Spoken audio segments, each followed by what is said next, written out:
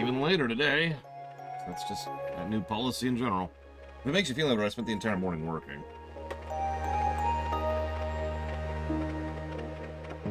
We're almost done revamping the golden number formula. So that's always nice. Alright, so... Right.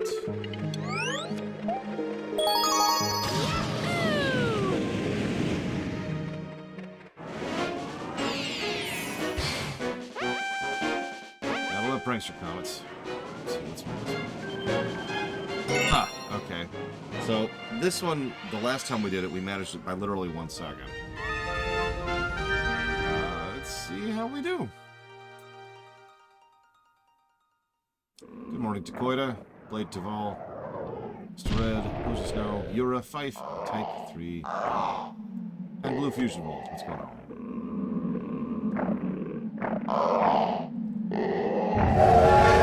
Yeah, no, it's accommodating for StarCraft 2 has honestly proven harder than I thought it would be.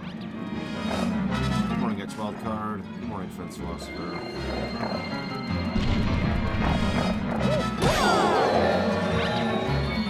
Hello, Talia. No, get up.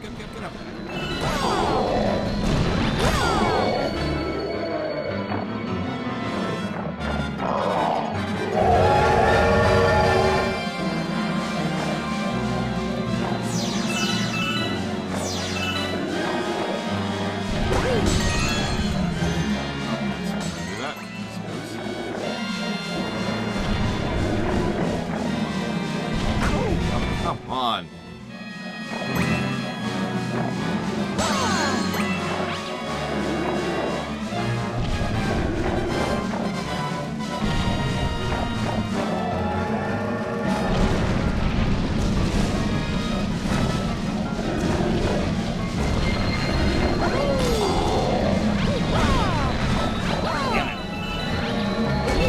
Damn it. I got this one more.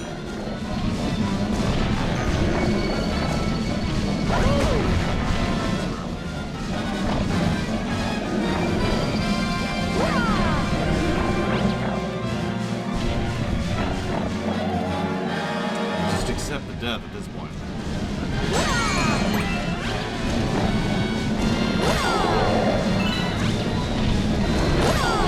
Or we can just do it. Good morning, Pika. Yeah, one of those common comments I get about Galaxy 2 is I can't believe this is a Wii game. And I should mention, this is like as Wii as it's getting. We're not using any upscaling, unlike on the DS. It's just the Wii. Now, Galaxy 1 had some upscaling when we were playing it on the Switch, but that's a little different. Good morning, Walker. Good morning, Water. Yeah. Oh. Yeah.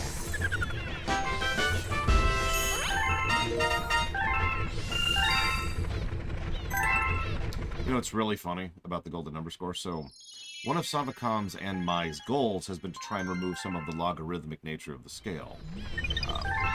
Which can only be done to a certain extent, because given the fact that we're using so many multipliers, that's kind of natural, is that there's going to be some kind of logarithmicness to the scale, right? Cool, whatever. But trying to remove as much of it as possible is a legitimate goal of ours, and it is something we're actually working on. The reason I bring all that up... yeah, exactly, Blue Snow. The reason I bring that up is there's still a question if it's still logarithmic, because StarCraft 2 is scoring so much higher than everything else. It's probably just the fact that it scored that well, but it is something we need to double check the math on.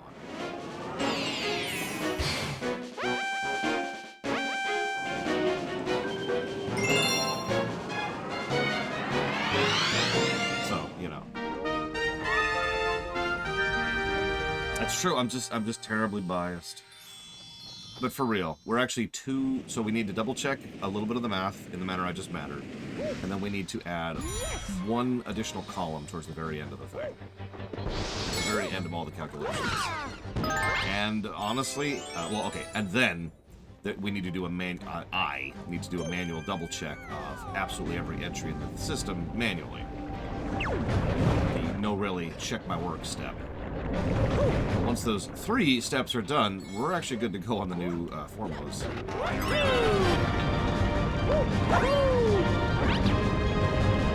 Act. So, one of the things I'm most impressed by about this game in particular is how much effort was put into the camera. And I should probably mention, we have next to no camera control. So what you're watching is just the camera.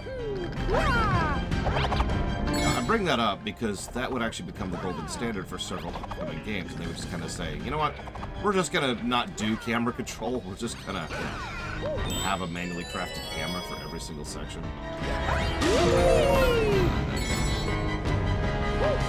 I mean, they do some good work with it. I have never tried honey lemon tea before that I'm aware of. I'm not a big fan of fruit tea. Too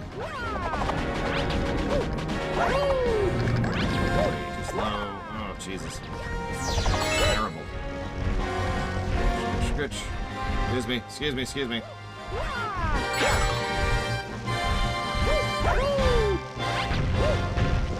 It might be because it's a loud song. Looks like Yura.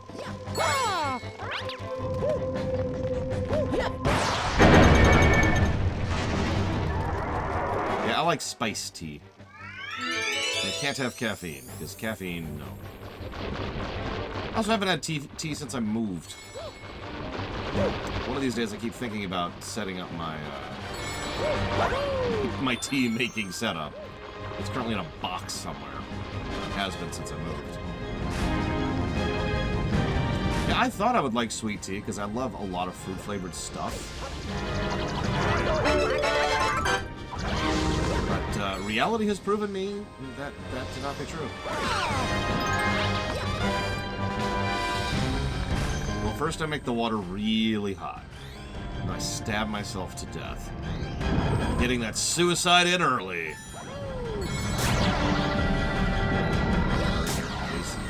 Hurry here, please. Can we hurry here, please?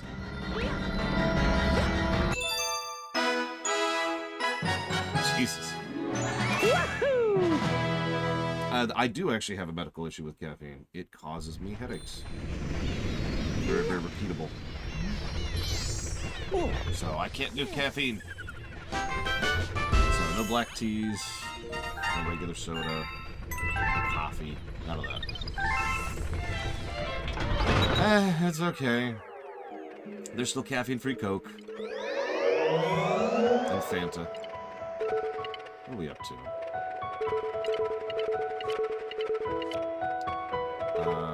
Oh, are we ready to move on to World 4? Did we already do this?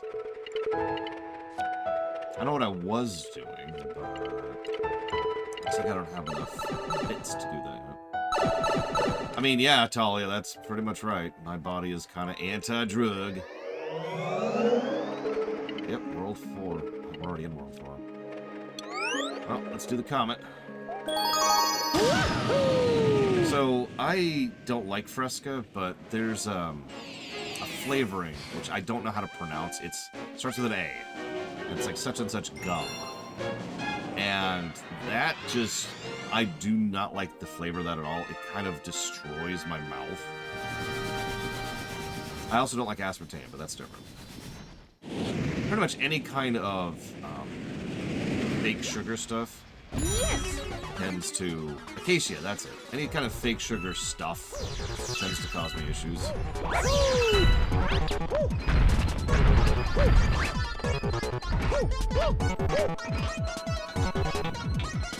Good, Mike Kamano. What's the bad news? Because you always start with the bad news.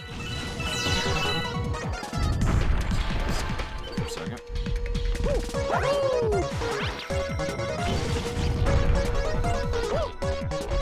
You know, my favorite thing about these stages is that with only a few exceptions, most of the speedrun stages are just a normal level of Mario.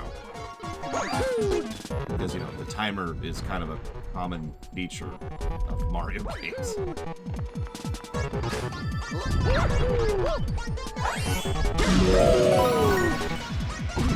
We're doing 3D Land next. 3D Land on the 3DS, and 3D World on the Wii U, and then we'll be functionally done with the 3D block. Then we're gonna go back in time a little bit to the Drek period, of course.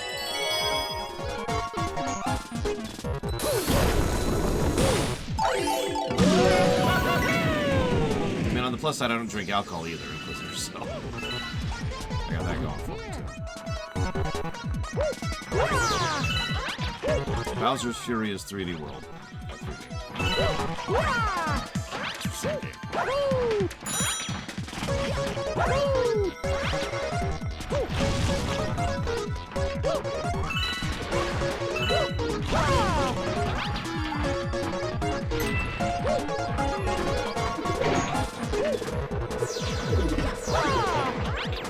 Almost didn't make that. Now the hard part. Why is everyone saying the game audio is louder today? Nothing to my knowledge has changed about the settings anywhere, so what's different today exactly? What have you done to my computer?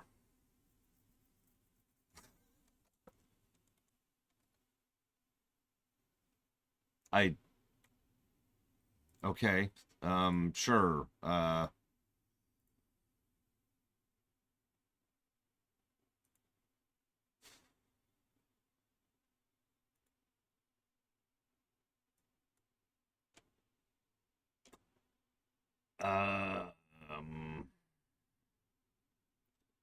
Is the audio ducking not working at all? Yeah, that might be it. Yeah, the problem is nothing's changed. There's no options here that have been altered. Let me double check the ducking really quick. Ducking's on.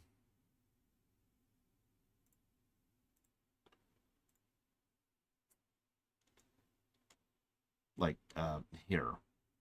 I can actually prove that the ducking's on.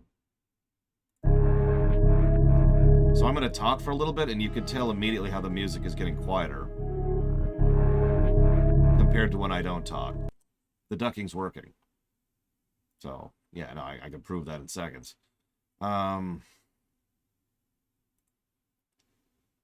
It's okay. So let's just go back to the game. And we're just going to keep talking. And it's still ducking. I can tell just by looking at it.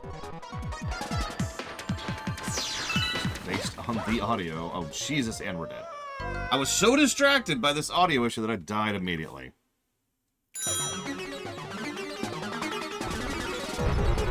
Sure.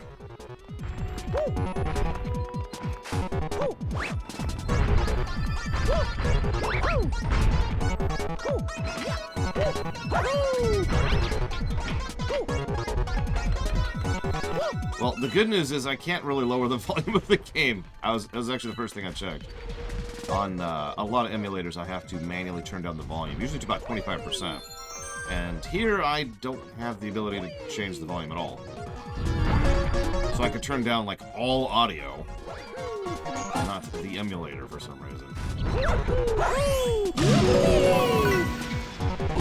I mean, not that I would ever use an emulator. Obs. That's just insanity talking right there. I mean, if you would release this game on the Switch, I would buy it, Nintendo. I'm just saying.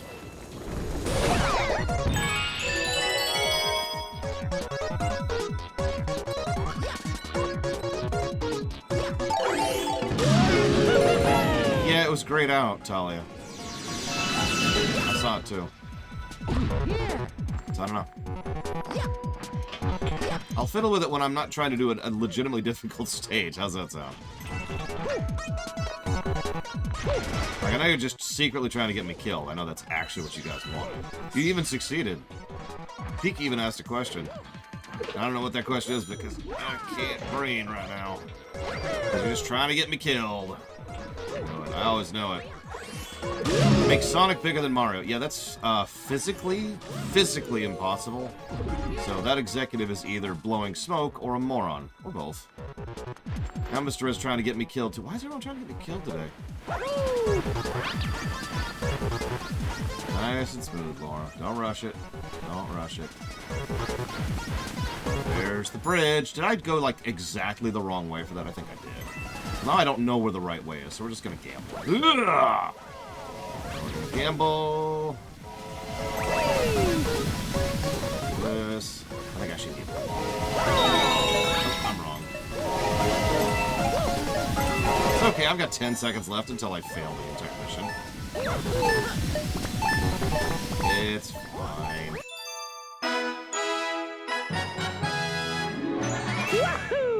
You failed! Alright, thank you, DirectD, very much. Always appreciate those subs. And it's already scrolled off the screen. Hang on, where's the screen? Actually, I have a thing in place to ban people who do that, Inquisitor, sir. So please don't do that. I don't want to ban you. And by which I mean I don't want the bot to ban you. Donation spamming is a real problem. BRPG block, Overlord, and the Kingdom Hearts block. You got it, DirectD. Thank you.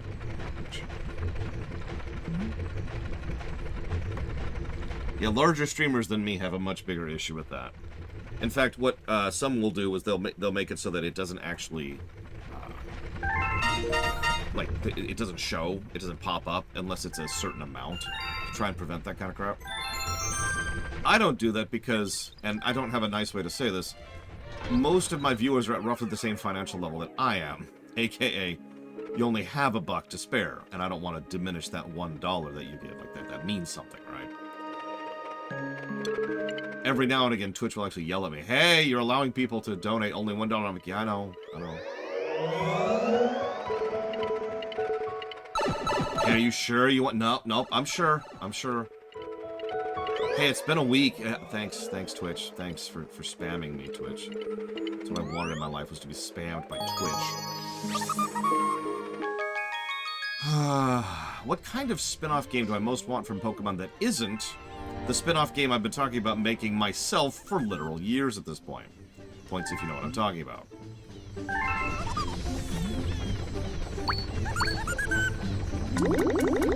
Let's see, so my second most wanted spin-off game. Yeah, no, the Gym Management Sim.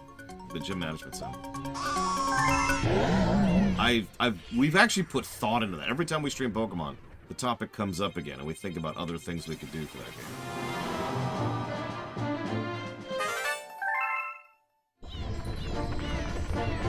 So...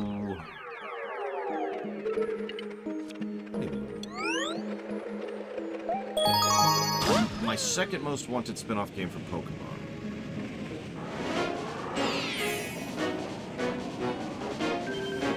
Honestly, platformer. Probably a puzzle platformer, but still platformer. You play as different Pokemon and different types of Pokemon. They have different move sets. And they can access different areas based on which one you're playing as. Boom. There you go. Good morning, Hazardous. Hope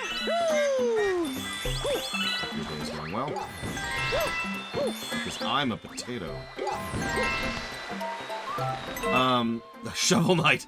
Oh my god, no. No, we are not doing Pokemon Shovel Knight.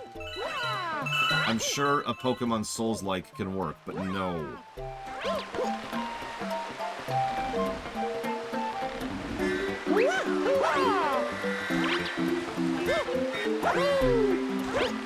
See, I was leaning towards Metroidvania, but I don't know, puzzle platform would probably be a lot easier to do. Damn it.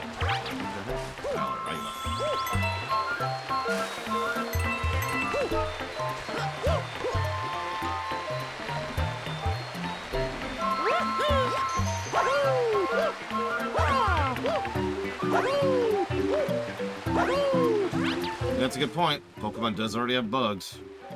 Hard to argue.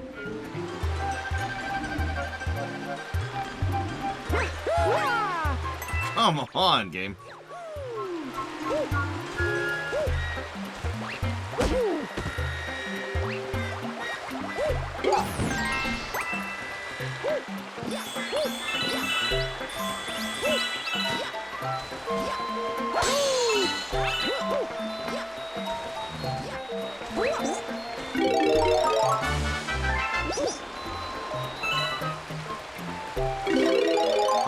they put the water right there. They knew. They knew. Alright, hang on. I need to see if that's the comet over there, because I don't want to redo this stage. To Google! That's not Google. Where's Google? Where'd Google go? Where's Google? We lost Google! The world is weirdly a better place.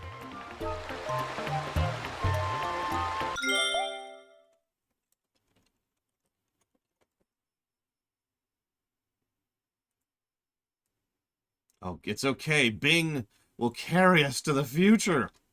Did you know that Bing is the premier?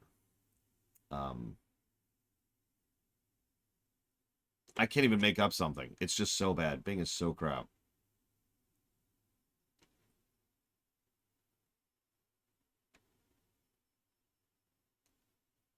Okay. Okay. Cool. We're cool. No, don't. Oh,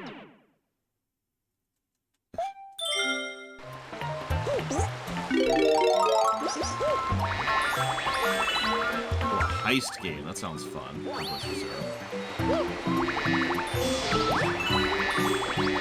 I like how they teach you about the bee here, just in the off chance you haven't played the first game, even though this game is so clearly made for people who played the first game. Not complaining, just pointing it out. Did you,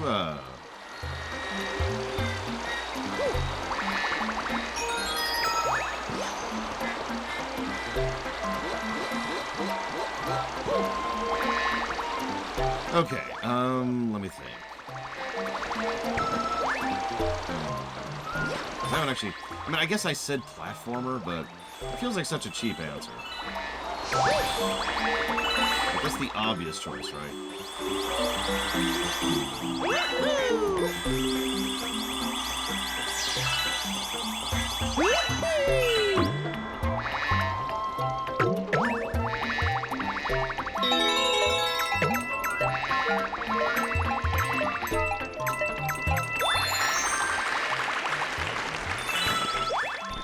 The most common visual theme?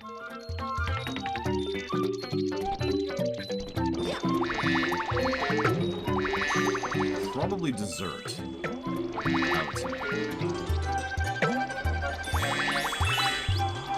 Oh, it's even in this game, and the previous one, and the previous one, and the previous one. Oh, nature? Oh, yeah, no, you're probably right. Nature is probably more prevalent than dessert. It's like, nature's in all of them.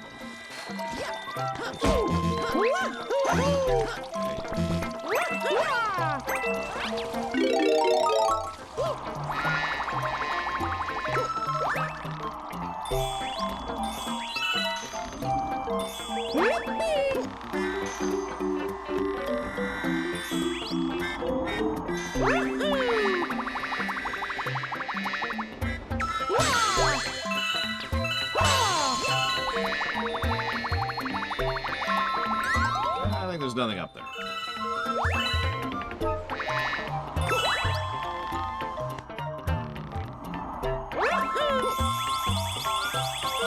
What about you guys? What would you do? I heard Inquisitor Sarah's. What would the rest of you do? Thank you. Given the chance to make a Pokemon spin-off game. Doesn't matter the genre. If anybody says dating sim, the FBI will be by in about 5 minutes.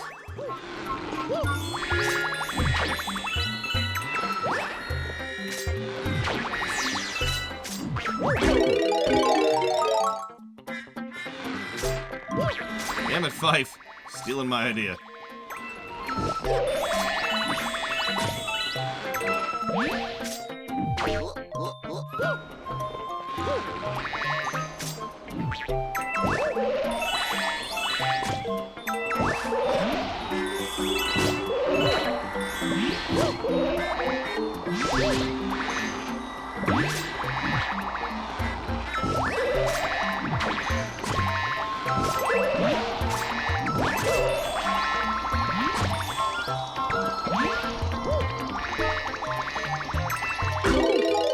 Yeah. A Pokemon 4X game?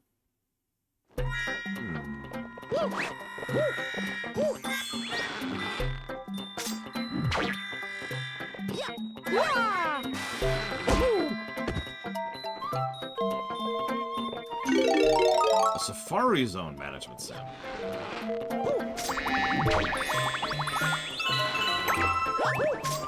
The great Pokemon Wars. So here's the question. Are they fought between Pokemon? Or are they fought between people, excuse me, humans, using Pokemon? Bonus question. Both. Wait, what Yakuza is coming out today?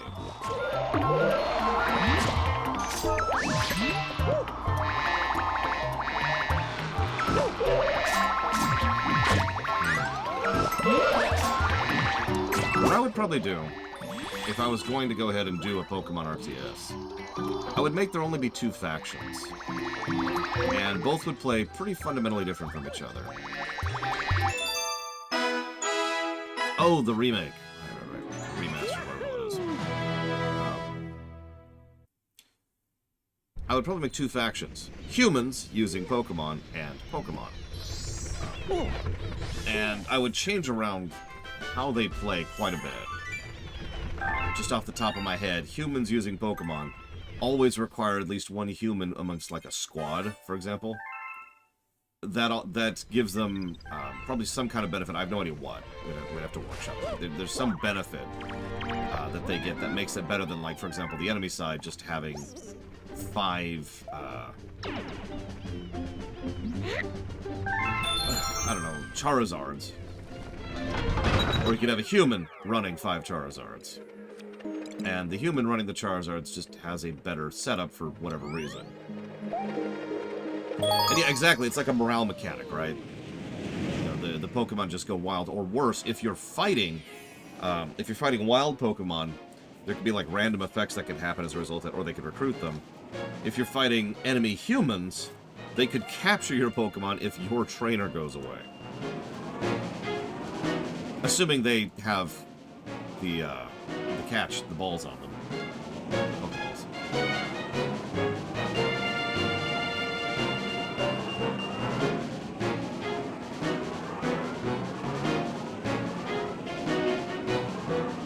Oh, wow.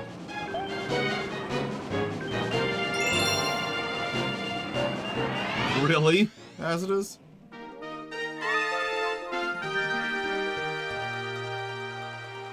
Oh, yeah, no, that actually makes perfect sense. I, myself, have actually seen ads on my phone. The only place I see ads anymore. That are clearly phishing scams or fraudulent or whatever.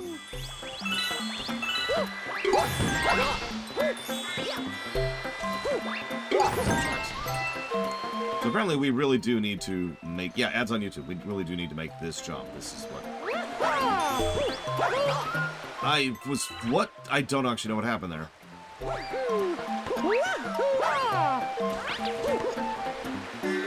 try it again.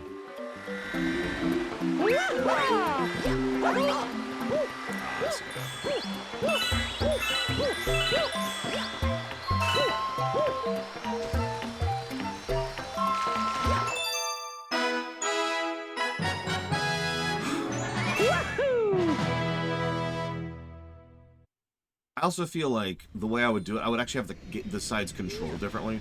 So let's say you're on the Pokemon side, you're on the Pokemon faction. You can't actually, like, focus fire. You can't target a specific enemy's troop. All you can do is a move, right? You can move in a direction and tell them, hey, go in this direction and hit and attack and all that fun stuff. But if you're on the human side, human faction, they can actually give more precise controls, like, I want you to attack that exact unit. Oh, come on, game. It's just like my real life gambling. The catch is there would have to be some kind of benefit to playing as the Pokemon faction to kind of offset that.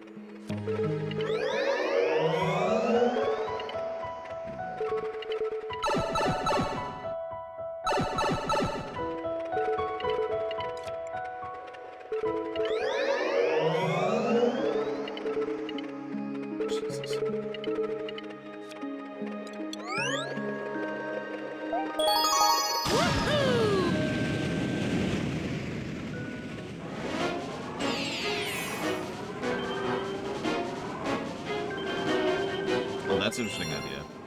I mean, that's kind of Swarm versus Micro at that point, right? Like, or Swarm versus... Micro versus Macro. Because you can use smaller units on the human side, but they cost more. And you can use larger quantities of units. It's quantity versus quality, right? It's not a bad idea. You don't want to hear the funny thing, Act? When I think about, like, game ideas like this, I don't even think about story. Nobody thinks about story. I mean, come on. It's only half money, okay?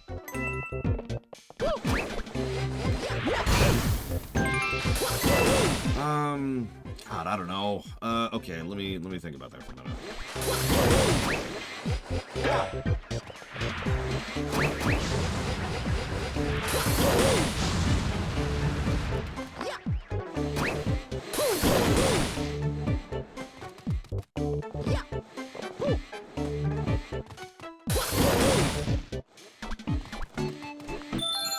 I mean, kinda, yeah, I'll tell you.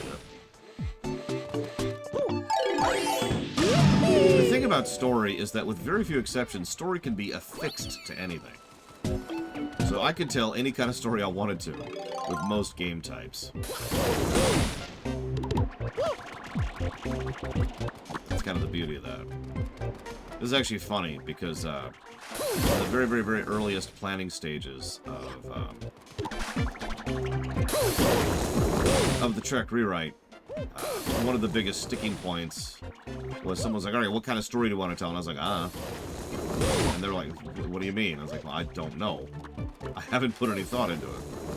Why not? And I pretty much gave the exact same answer I gave to you. I need to work out the technical details of what we can do before I think about what I want to do. That's kind of the same concept, right? You figure out the gameplay before you figure out the story, so you know what you can do with story. So it's actually this one. My bad.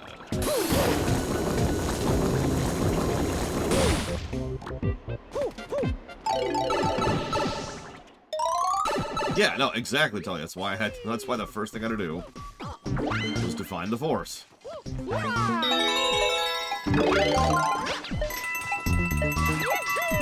It's why it's...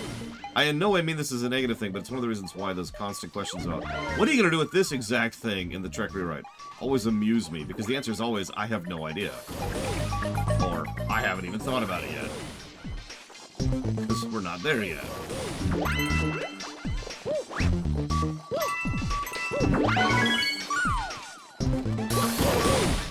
I love this stage.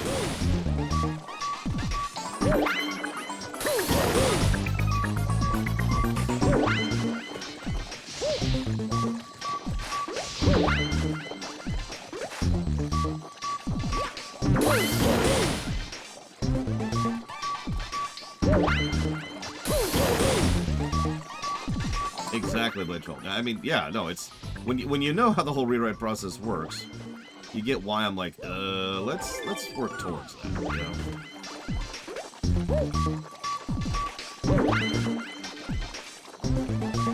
So, story.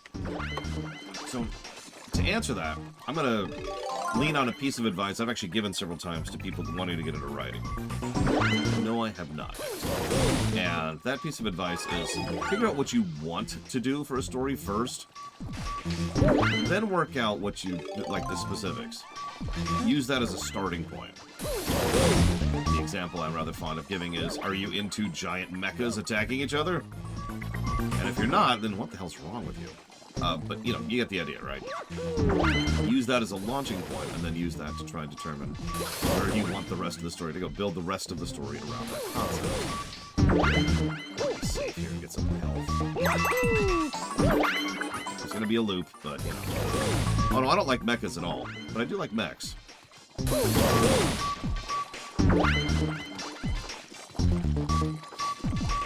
So, following my advice, what kind of story do I want to tell in Pokemon?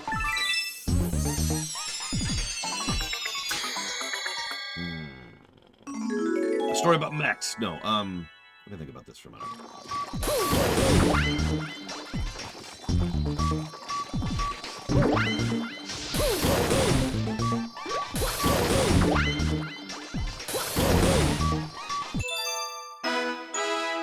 Pizza delivery on mechs. I mean, we've got a mech farming sim coming out soon, which I'm actually looking forward to, by the way.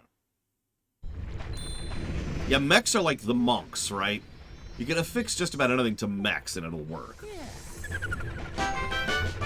Gun mech, pizza mech, fire mech, lich mech. Oh, that sounds cool, actually.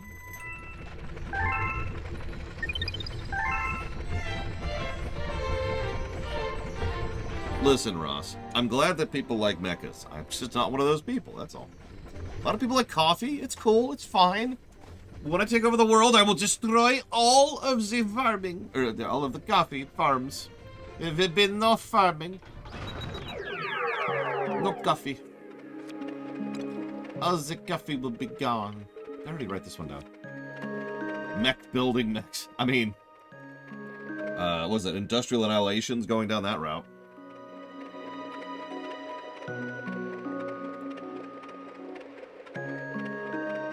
Tell you what, Ross. I, unironically, enjoy Voyager. It's true. I really do.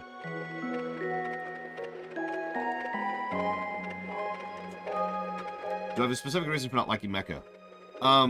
Several, actually. But the most obvious one is they look too humanoid. A mecha... So, I've actually talked about this before on camera. You've got power armor.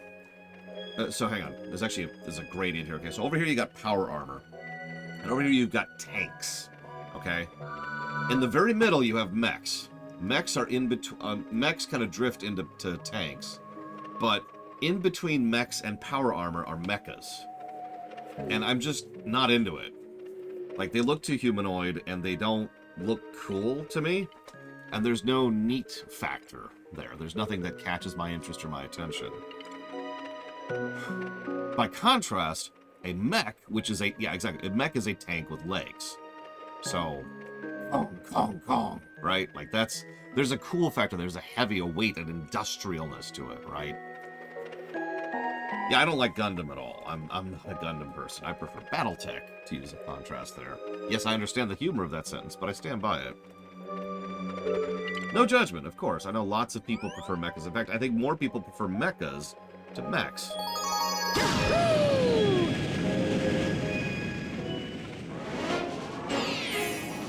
Being able to just kind of...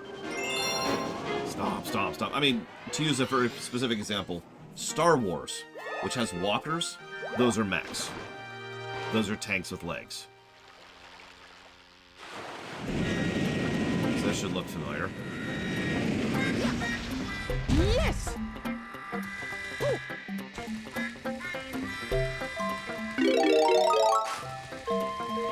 I mean, that makes perfect sense, Primark.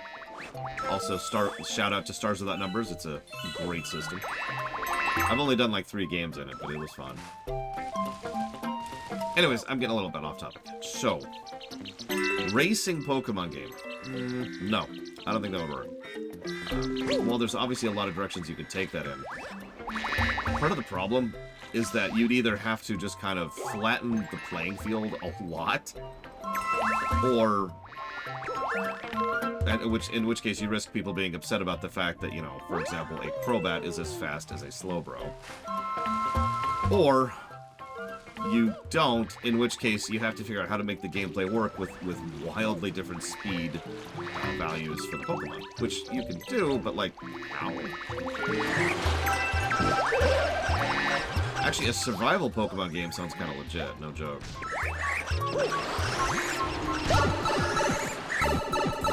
Alright. No whammy! How many do you think? How many lives do you think we're about to get here? Wow, we actually caught 1. Last time we got 0. And the time before that. And the time before that. But yeah, no, like what it sounds like to me is a Pokemon racing game would be Mario Kart with Pokemon as power-ups. Now, I'm not saying that's a bad idea. But, I don't know. You... Okay, I can't believe that didn't kill me.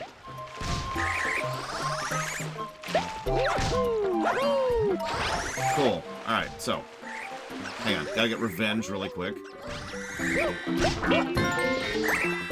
Hem.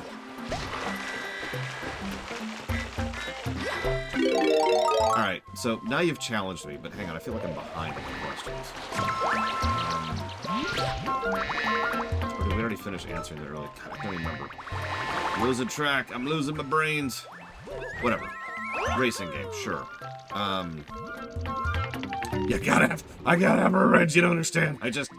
Come on, just someone do something bad to me so I can get revenge for her. Hear me out for a second. I've got it. Let's go ahead and do a racing game. Let's do it, X. But hear me out for a second. Rather than making it like just traditional racing of any kind, make there be a whole lot of completely different types of races. You've got, which is true in real life, you got drag racing, you've got your typical circle stuff, you've got rally courses, you've got obstacle courses, you've got competitive stuff, you've got bonker stuff, and just like each one has a different type of Pokemon that is qualified to play in that. And so that this kind of helps fix the balance issue. Because now all of the super quick Pokemon, they're doing the drag race, right? And then all of the Pokemon that are like, all the flyers, they're doing the obstacle course as they race through a specific area. You get the idea, right? I will admit I'm basically thinking of a Need for Speed game, I forget which one, which does the exact same thing.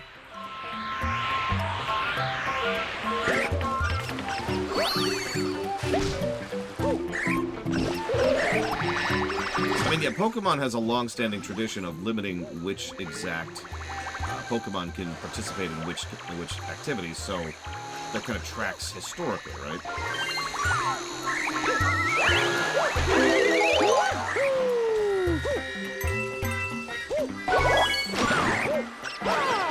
Revenge! Oh, wait, wrong guy. Sorry, buddy. Sorry. Now he's gonna have to get revenge against me. Perfect. Oh my god, and then we can build a revenge cycle, and then, like, have an infinite array of revenge. Would be great.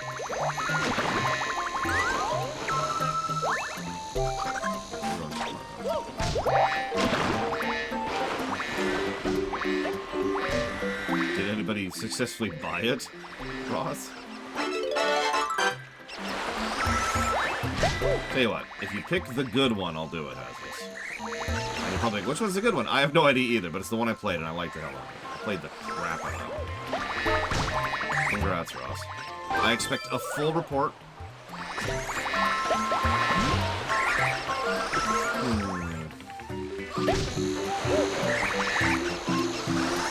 Any of you, especially you, X, since this is your question to begin with, you ever watched Formula 1? I suppose NASCAR also qualifies, but I'm more familiar with Formula 1.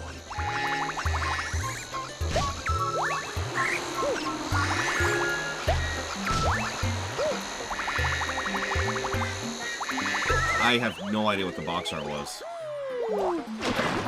Although, considering it was on Steam... Hang on, random thought. Okay, so in Formula 1, there's a lot of strategy that goes into how you set up your car based on the conditions of the track at the time. So we could do, like, weather effects, and we could do, like, temperature variances, depending on the time of day it's at, stuff like that. But that could change, like, rather than changing out your tires or changing out your tires at a specific time, you change out your Pokemon. And each one needs chance to rest and recoup and all that. And so, like, there's a bar on the upper, like they've got a stamina bar. Not a real stamina bar, but, they've got a how hard they can be pushed bar. And as long as they're resting, that bar is slowly refilling, right? And you swap out based on that. But, of course, swapping takes time. You could lose position while you're swapping. That's part of the strategy. All right, let's look into the N's. N for Nicaragua. Alright, good news. There's no Need for Speed games here at all. Perfect. What the hell did I play it on? Because I played it on PC.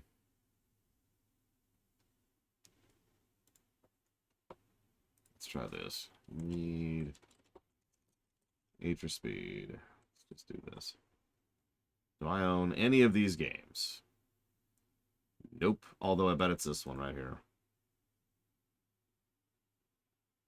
Yeah, I think it was Need for Speed Shift. I'm almost positive it was Need for Speed Shift, just looking at this. I mean, 3D, it's a racer. It's got to be 3D.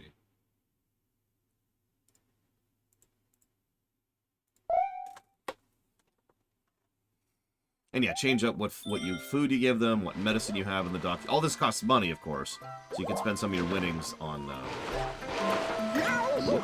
some of your winnings on getting better feed, getting better paddocks for your Pokemon to recover in.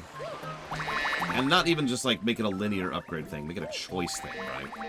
So rather than just, here's this paddock, which is better than the previous paddock, you can have this paddock, which allows them, this type of Pokemon to recover better. Or this Pokemon will have a higher chance of using a special ability when they're recovering it.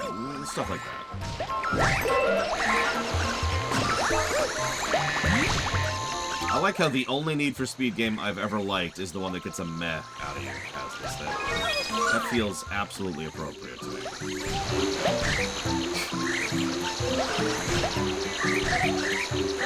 Sorry, Your Highness.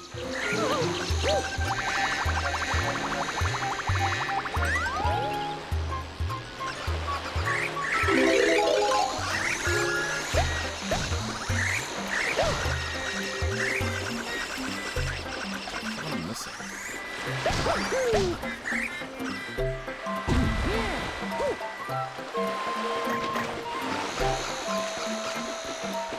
I don't know, that's a 2005 game. That is solidly in the middle of the streamability gap, as this.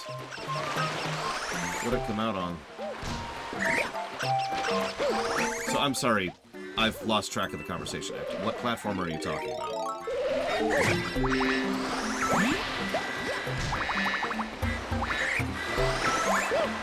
All three systems, right.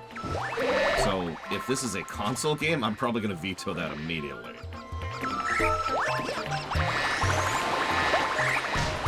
Because, yeah, GameCube and PS2 games tend to be rather expensive. Oh, the platformer! Right, 2D. I'm picturing 2D.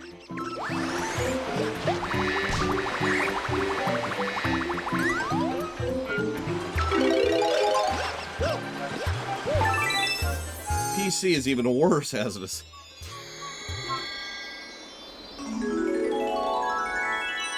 I mean, I guess we could do 3D, but I'd rather not, if I'm being honest.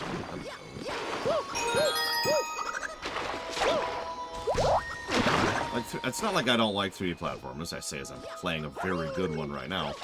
But A, 3D platformers are much harder to do properly. That's why there's so few of them that are actually good. And B, what I'm picturing in my head is much more Metroidvania, which in my opinion just works better in the 2D space. There are precious few exceptions to that. How much they charge in Europe? I guess I should check myself.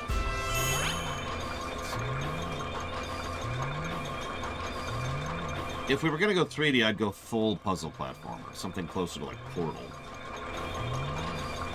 Okay, so what am I looking for? Most wanted. Need for speed. Most wanted. $90, $60 for renewed.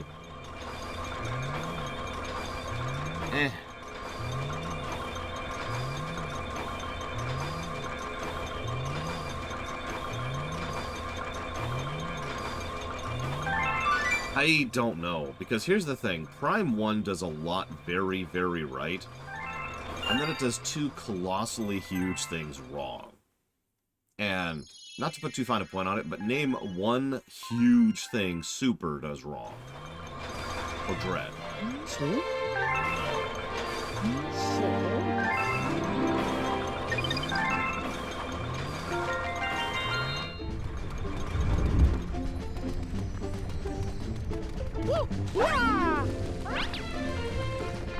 Yeah, I've actually put some thought into that, Ross. I'm probably not going to ding it for that when we get there.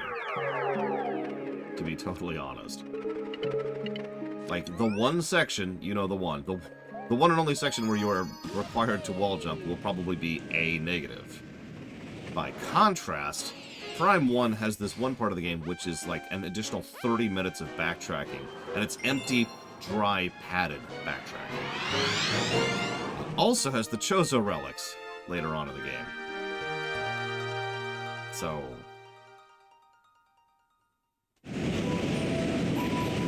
those are both... I don't think the Super Bomb thing is a negative. I know that because I didn't give a negative for it. Wahoo! Yeah, Prime 1 is really bad about backtracking. No nice way to put that. It's just, there's a lot of really backtracky sections of Prime 1, which is really funny, because one of my favorite games of all time, Paper Mario 2, has the exact same problem. Yeah, there we go. So maybe that was just a thing in the GameCube era. I mean, Lord knows we need to make sure that players are seeing just how long our games are thing is a thing. That certainly was back then. I don't remember Prime 2 as well, so I'm not sure how that'll score.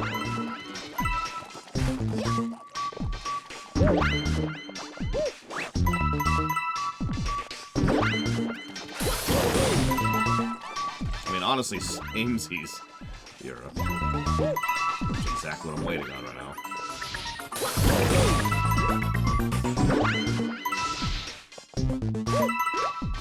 I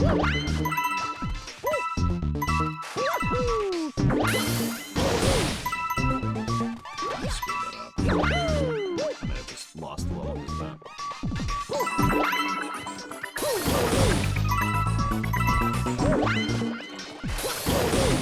I haven't decided yet, Ross. It's a short enough game that I might.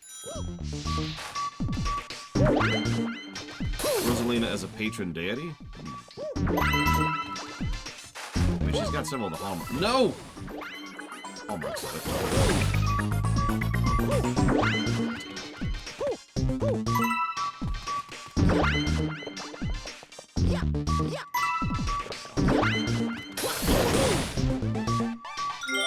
I'm sorry, my ear's itching really badly today. Get off.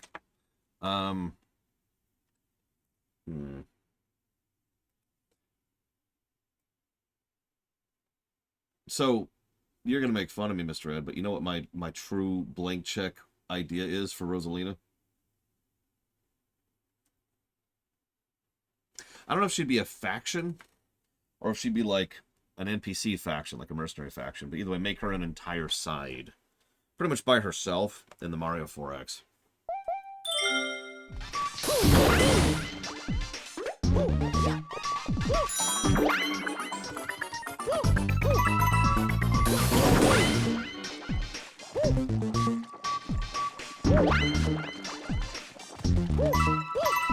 Oh, come on. Oh my god.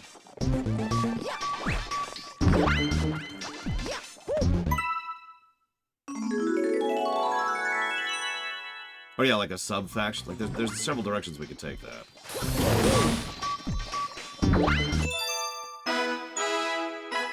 Good fortune, Bragon. And this is kind of inspired by what Inquisitor Sarah said, too. Like, make her, like, a major thing. Like, either make her we could actually make her an entire event chain, Crisis style. Like, the comet has arisen. Or the comet is arriving, right? And it kind of serves as an endgame crisis that this freaking comet is here. Considering how much it's going to change about everything.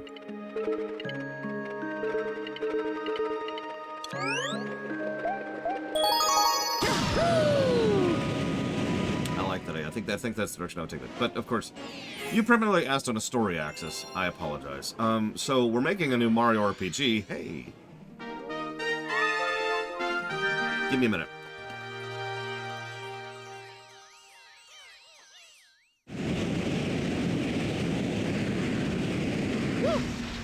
Yes!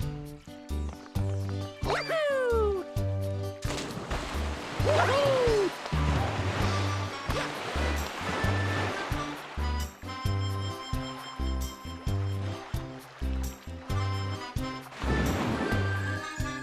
I mean, I'm not worried about having to do world building. I got this. Oh, you asked that earlier, Yura. Sorry. No. I'm not a big fan of frozen pizza. I'm not a huge fan of pizza in general, so I'm really picky. I also have dark, dark memories of the 50-cent pizza. Shoutouts to anybody who knows what I'm talking about. Whee!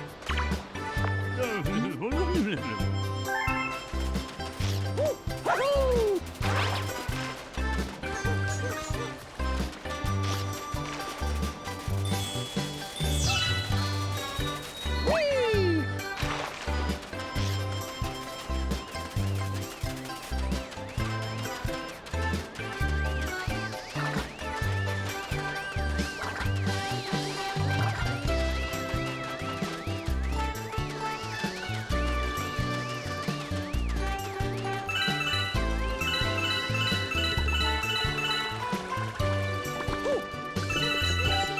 ironically, this level is based on the Sunshine callback in the DS game, which most people didn't even friggin' play.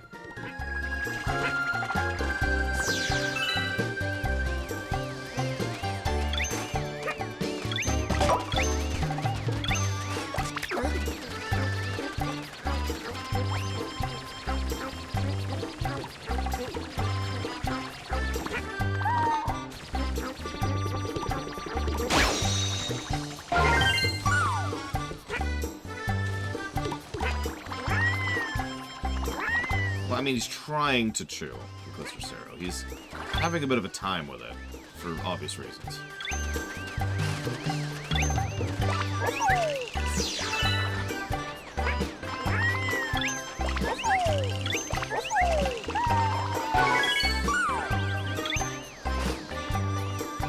No, Yura. Mario 64 on the DS, which we played last week, had a level that was an homage to Sunshine, which this level is based on.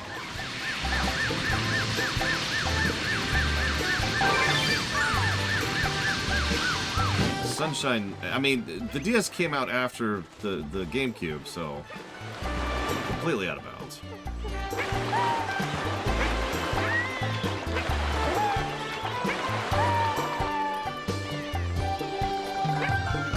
This way.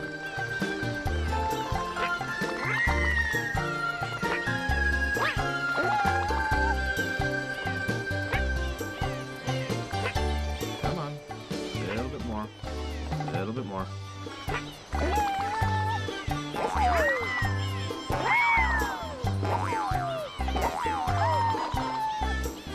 Oh, bull crap. Come on. There we go.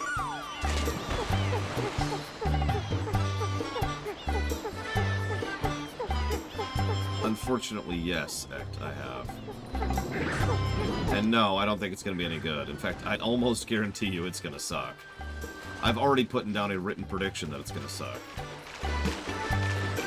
So you can quote me on that. It's going to suck. Alright, and I've got 3 reasons for that. Well, 4. 5? We'll have 5. Reason number 1. It's going to be live action. Now, what's really funny is I honestly think I could stop right there. I honestly think that's reason enough to think it's not going to be good. Reason number 2. Sony Pictures. Enough said. Again, I could just stop right there, but let's keep going.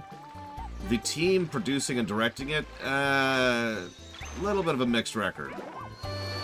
Little bit of a mixed record there.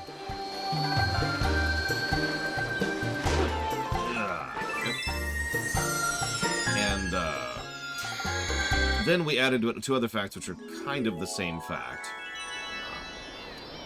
First is the fact that they don't have a casting yet. Which makes sense, especially considering the fact that right now there's an Actors Guild strike going on. Which leads me to, neatly, my last and final reason why it's probably going to suck. The Writers Guild strike. Which we are currently and will continue to see the effects of for, I'd say at least 3 years. Pretty much starting now, for how long it's been going on.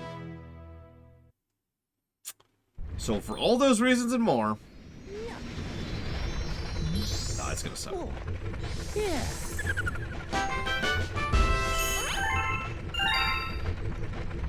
I suppose if I wanted to be cynical, I'd also mention that there's an unfortunate trend lately of farming nostalgia in order to get people in seats when it comes to films. Just straight up farming nostalgia. Not that there's anything inherently wrong with that, to be clear. But, I mean, you know what I mean, right? Member berries. There's a difference between, I gotta think of an example. There's a difference between the Lord of the Rings trilogy and the FNAF movie. There you go. Boom.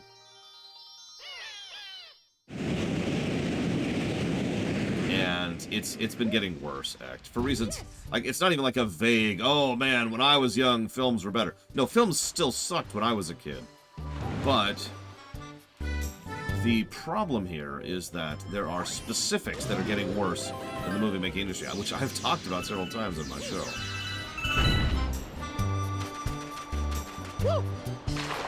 I suppose that's fair to quote it, but that's exactly my point, isn't it? It wasn't trying to be like, hey, remember this? It was just trying to be a good take on it, and honestly try to bring new people in to the concept. Let me state this firmly. Yeah, exactly, Blizzard Snow.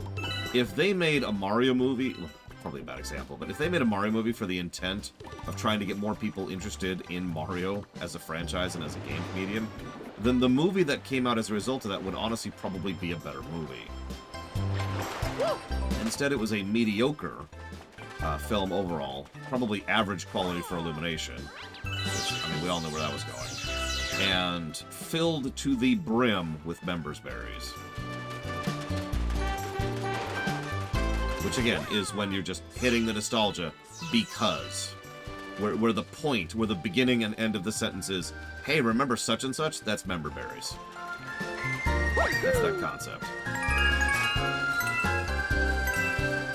They could have done so many interesting and fantastic things with the Mario movie. They had a wealth of storytelling devices to pull from.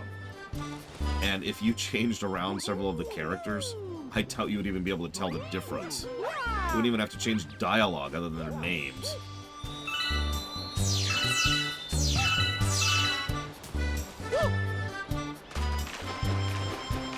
I'm probably speaking more harshly on it than I probably should, G-Juice, but at the same time, I defend that position, because the biggest insult I could give the Mario movie is it was very safe. It was designed to be the kind of film that took no risks and did nothing particularly good, but nothing particularly bad. It was just kind of there. It's the kind of film that I've honestly forgotten entire swaths of because they are extraordinarily unmemorable.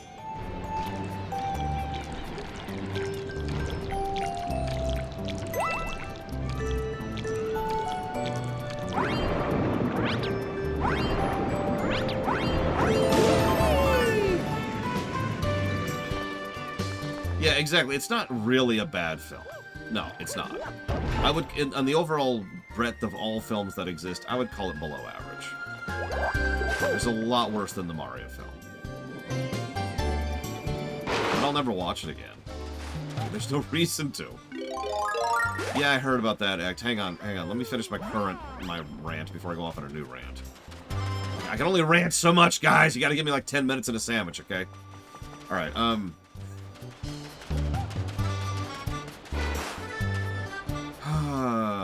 yeah, I know, right, Jade Fun. It's just...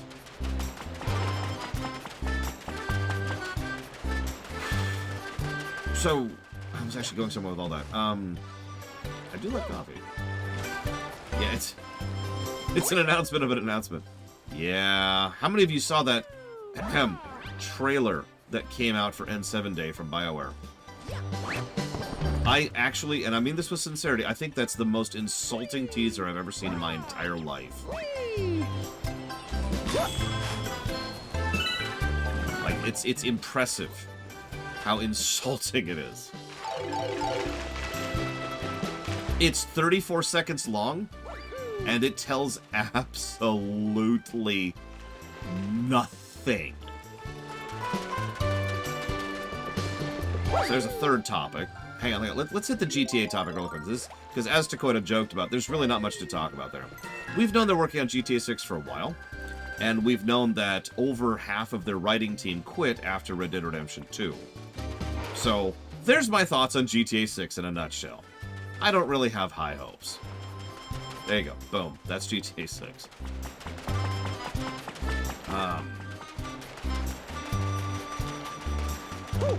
Except through this way.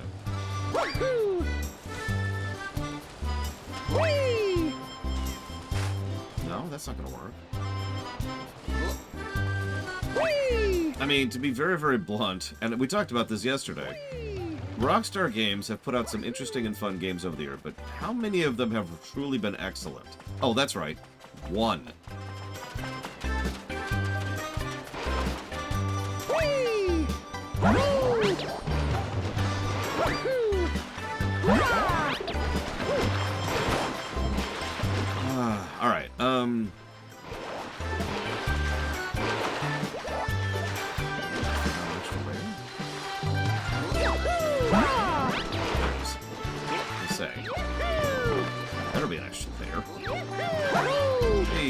kind of do the whole stage all over again.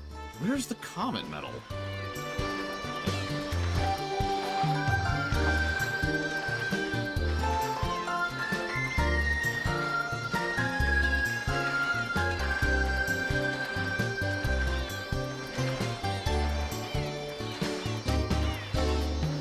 Give me a second. I'm actually losing track of topics because I'm trying to figure out what this stupid thing is.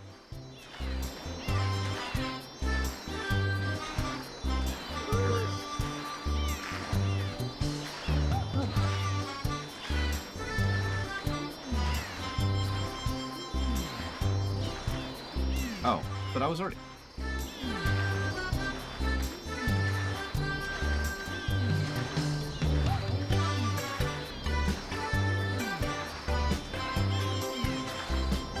Okay. Well, alright, let's see if we can go find it. Alright, back to topics. So movies suck.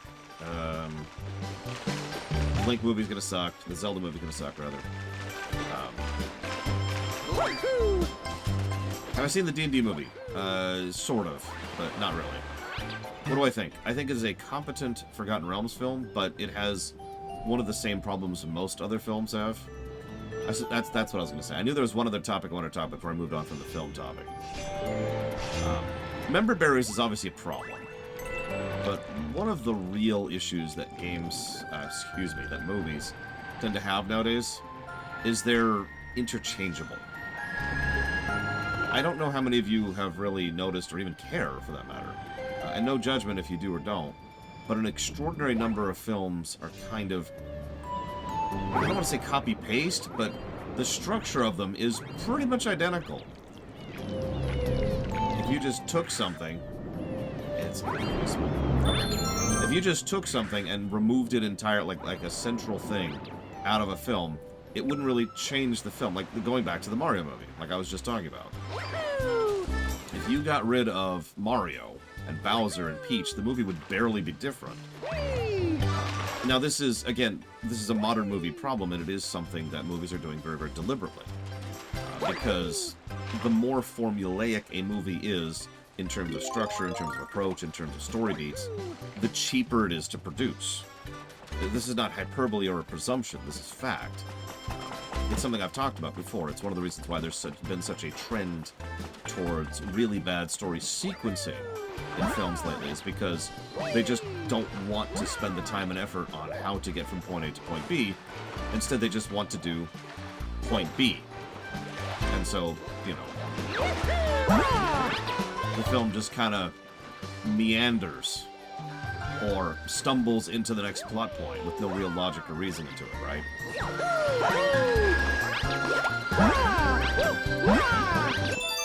I mean, even good films have this problem.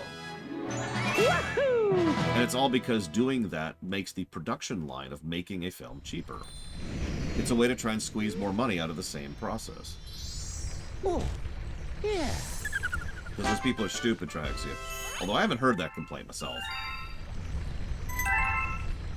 However, I do think Peach is too good in the film. And yes, I've secretly ousted myself as being a person who clearly hates females. Obviously. Just to get that out there. Because, no, the problem with Peach in the Mario film is she is too good. She is way, way, way too good at what she does, and she's good at everything. Peach is a total badass and always has been, but we need to let her be a total badass and earn it, as opposed to just kind of being a total badass. I know this is a kind of an esoteric example, but have you ever seen Die Hard? The first Die Hard. In the very, very first Die Hard, I can't remember his frickin' name, but the main character is a total badass. But he doesn't just win all the time effortlessly, and he's not constantly ahead of the enemy at every single step. He is struggling that entire film. John McClane, thank you. He is struggling the entire film. And that's kind of what makes it work. It's kind of what made him such a relatable action hero, is because he was a little bit more like us, and a little bit less like... I don't have a contrary example, but in Peach. Or Doom Guy, you know, that's actually a good example. Or Commando, much better example. In Commando don't mistake me, I enjoy Commando for what it is. But in Commando, Arnold Schwarzenegger's character is just death. He just kind of rolls over everything. That's his shtick. That's the point of the film. The action hero running over everything.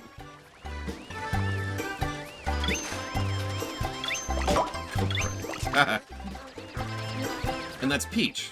Peach is Arnold Schwarzenegger from Commando. Think about it. She's never really challenged the entire film. And even when there's even specific moments, like towards the end of the film, when they're like, oh my god, she's got to go through this whole thing with Bowser because her people are being held hostage, but then she just kind of breaks out anyways without any real consequence to it because it was time for the next action sequence.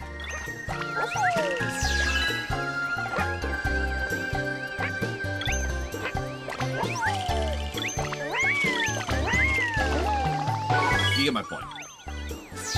Why is Mario there? That's a good freaking question. If I was to... I have a lot of complaints about the Mario film, as I'm making obvious right now.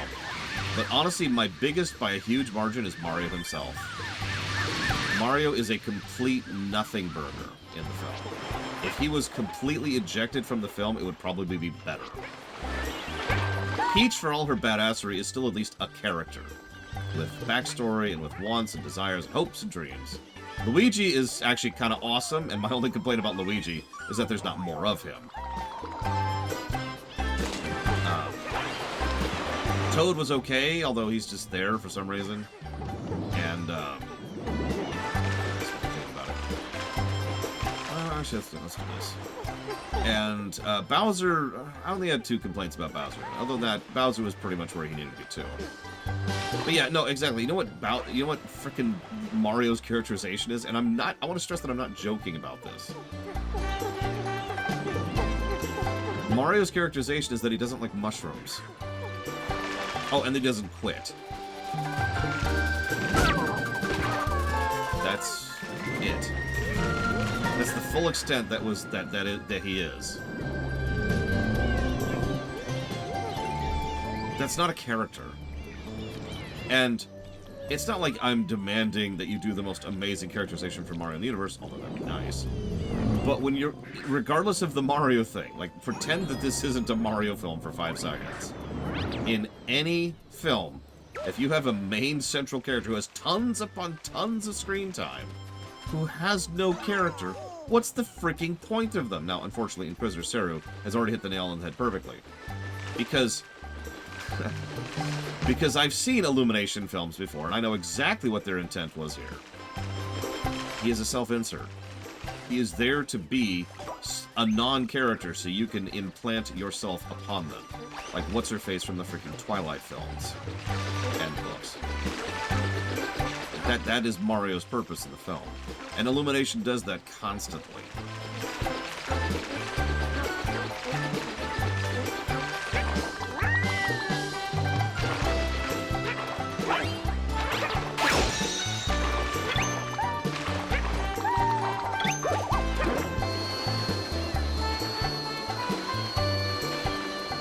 Again, it's not really a bad film, but it really, really is one of the most carbon copy, produced by committee, formulaic films I've seen in a very long time. And that was my biggest complaint about the Mario film. Yeah, extraordinarily milquetoast. Sorry, so, ending that topic. What was the next topic? God, I've actually forgotten now.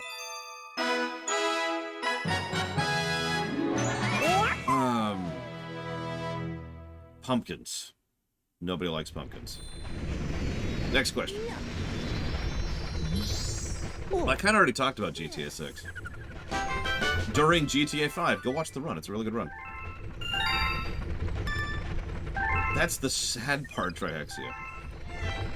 I mean, I mentioned that formulaic thing and how movies are kind of copy-paste. Have you noticed that almost every video game movie that's come out recently has just been another movie with video games copy-pasted over it? That applies to the D&D movie, too.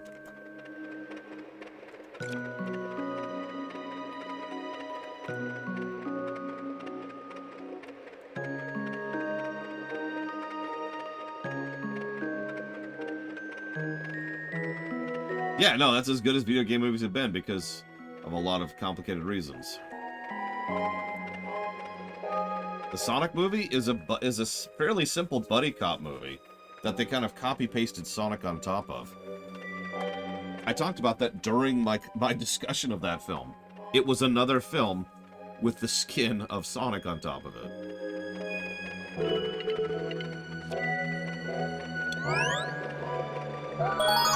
And I suppose I am actually complaining about that, if I'm being totally honest. Because... I suppose because it's kind of insulting. It's kind of insulting that the only way that filmmakers can find to make a video game film that's worth a damn is to make a film like just any one of the other films that they like to make. Like, this is a Tuesday, and then like okay, and let's make it about D&D, or let's make it about Mario, or let's make it about Zelda, let's make it about Sonic, or whatever.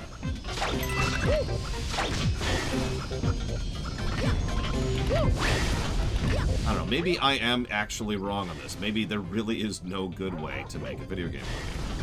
But I've got to believe there's at least the possibility of such a thing, right?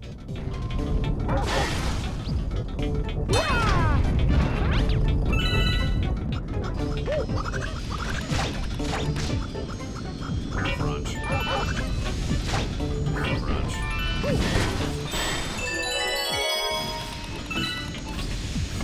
You know, I would actually agree with you on that, Huthor. I actually agree with you completely.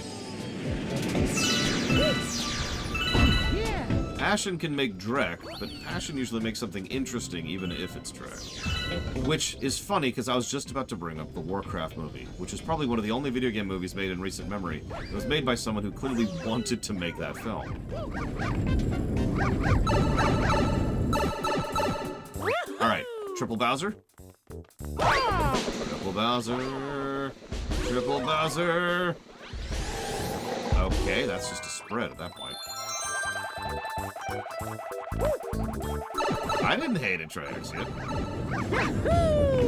Although I do agree with the common consensus that the Warcraft film was half of a great film and then half of a why am I watching this film?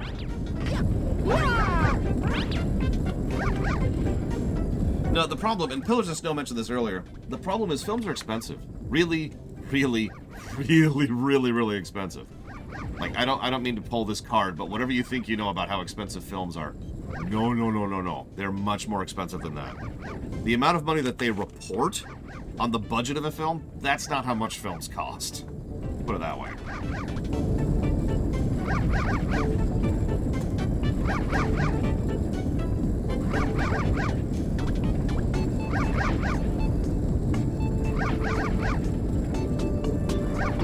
Alright, double checking something. So, yeah, no, I do legitimately think part of the problem is that movies are ludicrously expensive to make, and here we are. Now, you're probably thinking, well, how do you make movies cheaper to make? Well, first of all, we get rid of the insane amount of corruption and just junk of the entire industry. And honestly, that's probably job done, to be very blunt.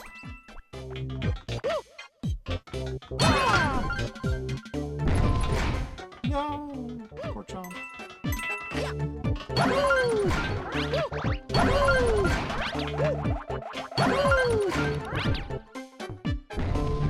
Yeah, if we could just get rid of these unions, they're just driving up the costs.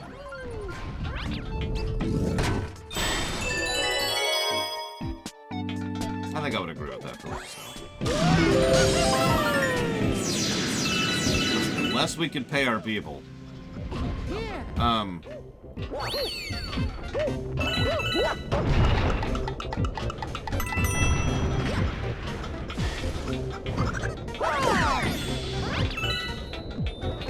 Part of the problem, too, how many of you really, really like AAA games?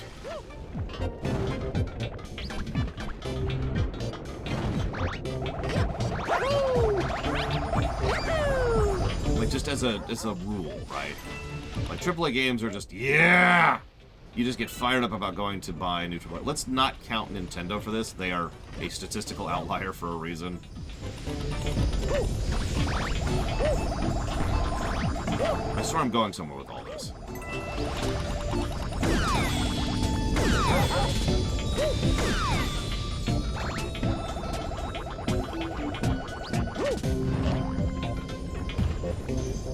Why not, Zaptaft?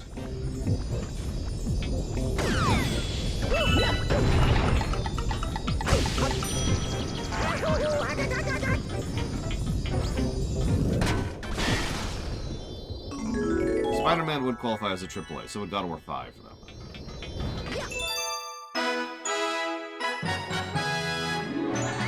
Now here's the deal. For those of you who are not interested or are not particularly interested in AAA titles, how many other games are there for you to get into in the AA and the indie space?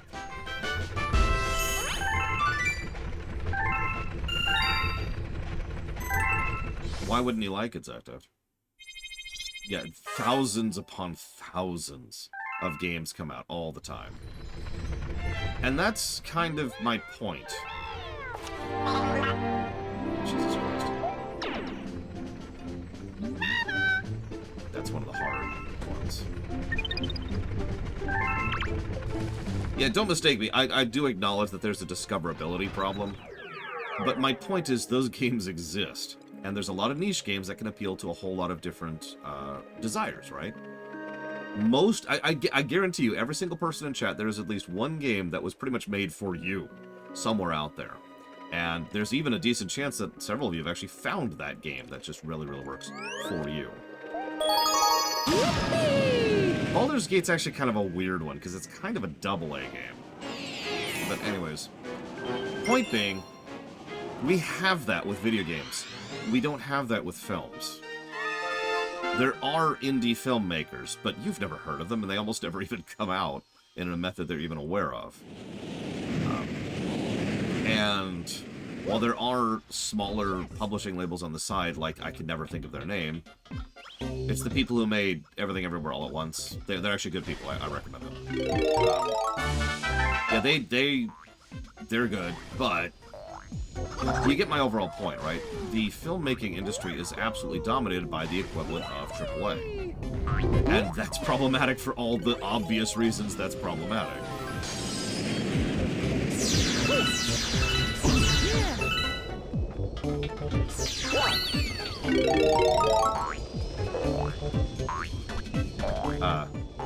Buddy, are you gonna move? Buddy? Buddy? Okay, I guess he's fine. I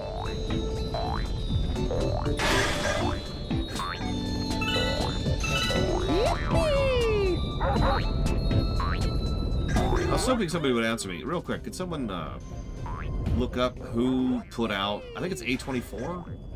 Who put out Everything Everywhere All at Once? The film.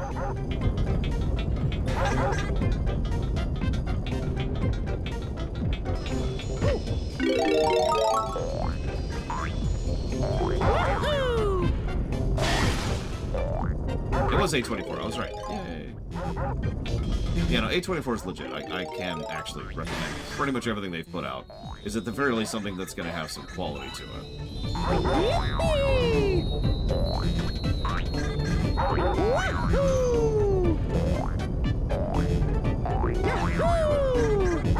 Damn it.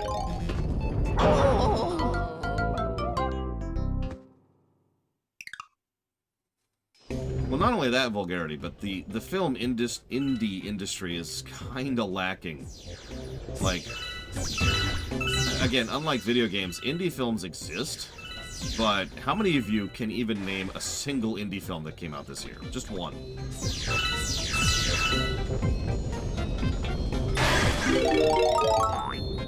Yeah, no, they basically all migrated to YouTube after the Indie Fan Fest just kind of died. And yeah, YouTube is its own little problematic thing, as I can tell you a lot about.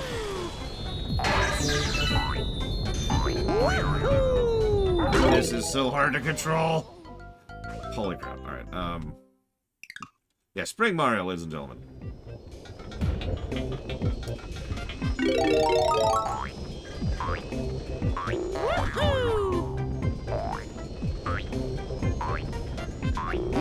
The worst worst part about Spring Mario? So I'm going to demonstrate the worst part about Spring Mario, and I do actually think this is a problem. I'm going to go ahead and hold down the jump button, okay? I am currently holding down the jump button. As you can tell, nothing is happening.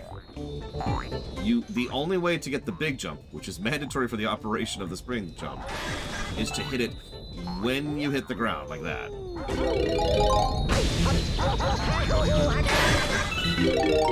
Now, that may not sound like a big deal, but the specific point at which you have to hit it is when you first touch the ground, not when you first finished your jump, if that makes any sense. And the timing of that is a lot tighter than it looks.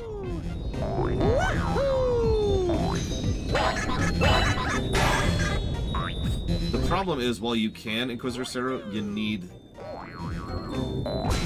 Oh god. You need the spring jump to actually get up at the end of the thing, to get up to the top of that little area thing there. Area thing! That's just a word now, okay?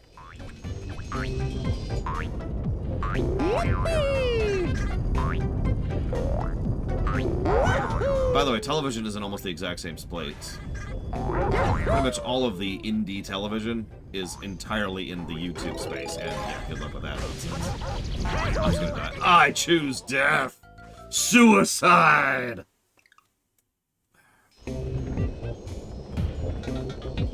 Alright, so anyways, you asked a question about Mateus Inquisitor Zero. I completely missed it earlier.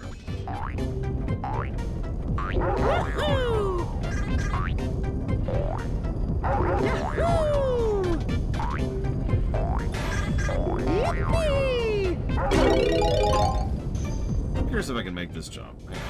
Let's do a test. So I know I can jump over those, but can I make this jump right here? Ugh. Okay, I can actually make that jump. Can I make this jump? Let's try it. Holy crap. Grimoire. Yeah. What's the Grimoire?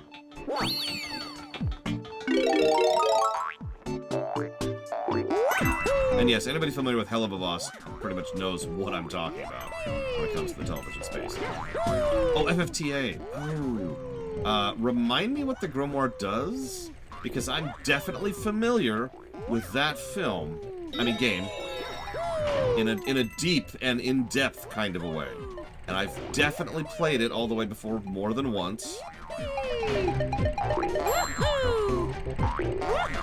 Definitely. I also definitely didn't hate the game so much that I vowed to never play it again, and in fact, it's still not on the list to this very day because of that. Anyways, I have no idea what you're talking about. I get that it's the book of Final Fantasy, which is pretty much problem number one with that game. What I don't understand is why that would be a bad thing if Mateus got a hold of it. Oh my god, this game!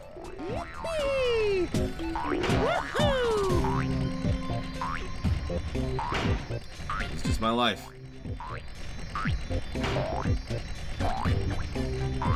Is anything related to Mateus a good thing?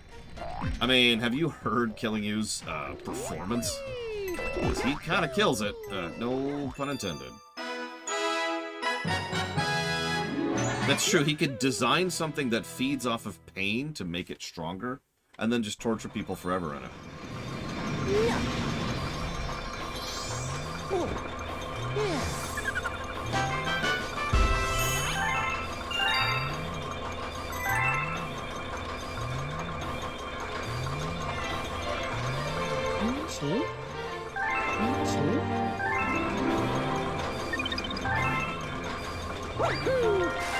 I'm done with that nonsense. Forever and ever. Let's go do that one other star that we just unlocked. What? You've been through a lot lately, huh? Maybe you should just take a break for a little while. Thanks. Thanks.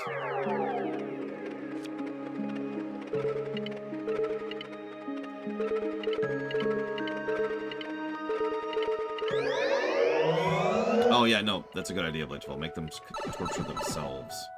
Makes a lot more sense. You will now whip yourself. But they can't do it when he's not there.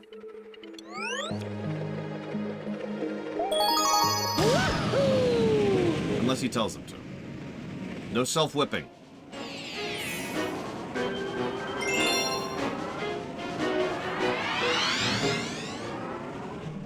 Because Luigi is a better character than Mario, Triaxia.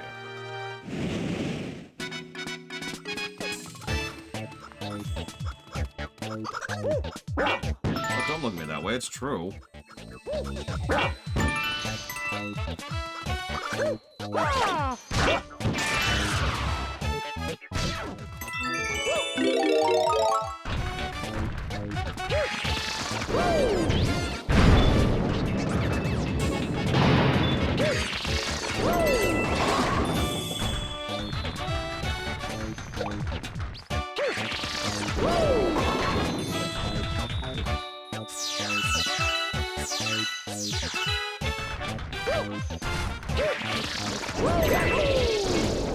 Two is a larger number than 0. Yeah, no, it's... All of their characters were established literally in 1992. That really hasn't changed since. I'm gonna look up something really quick here. Super quick.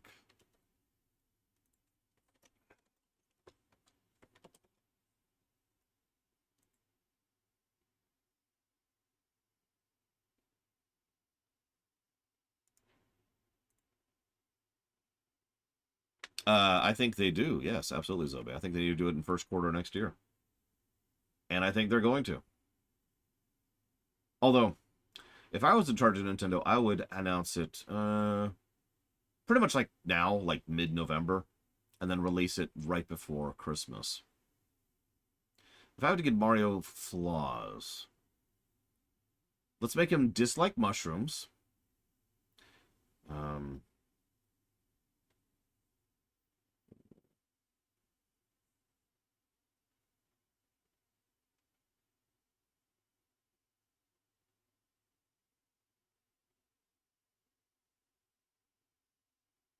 Okay.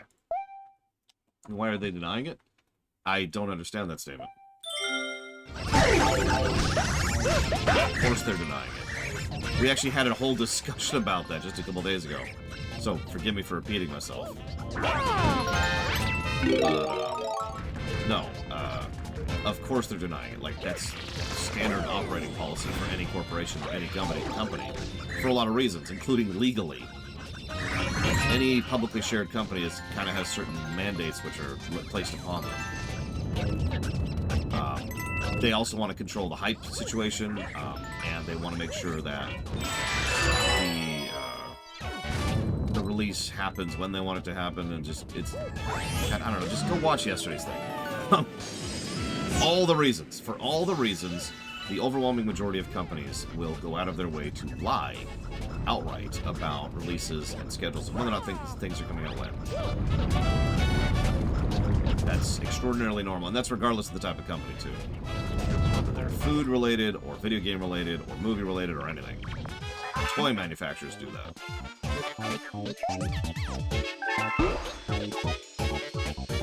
So, this guy wants to collect a Goomba. Sure.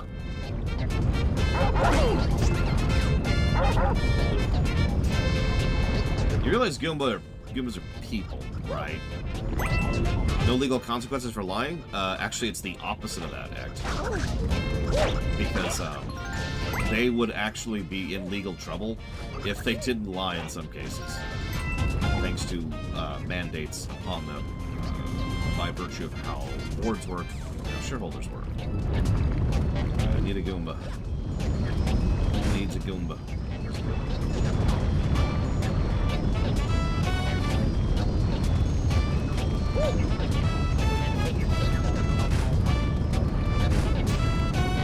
Yeah, those robots suck. I love the Goombas. Did I kill all the Goombas? Oh my god, I killed all the Goombas.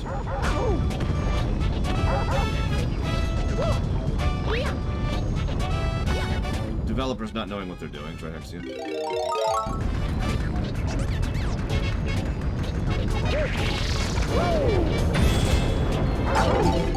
Oh, wow. Chomp beats rock. Who knew?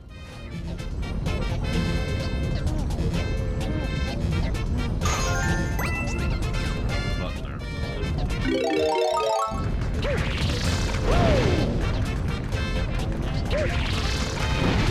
There we go. Okay. Come with me, Mr. Goomba. I need you to not die. Come on, come on, come on.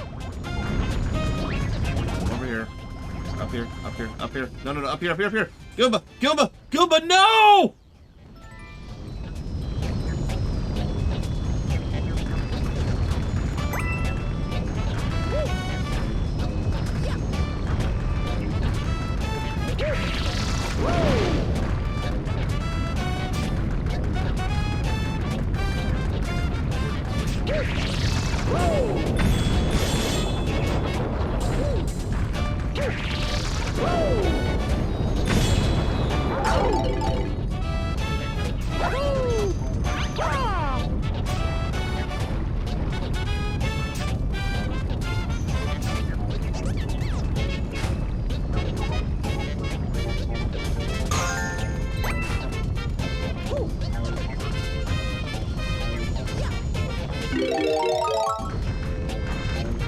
Yeah, Mortal Kombat 12 came out this year.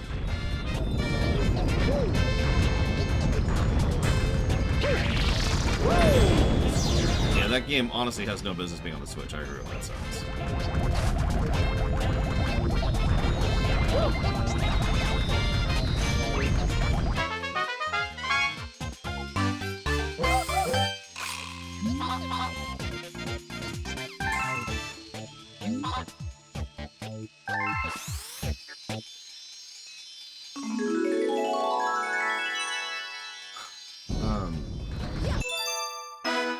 What was I gonna say? Completely lost my track of thought there. Lies and repeat. Oh yeah, flaws! That's what we're talking about. Flaws from Mario. So my first thought...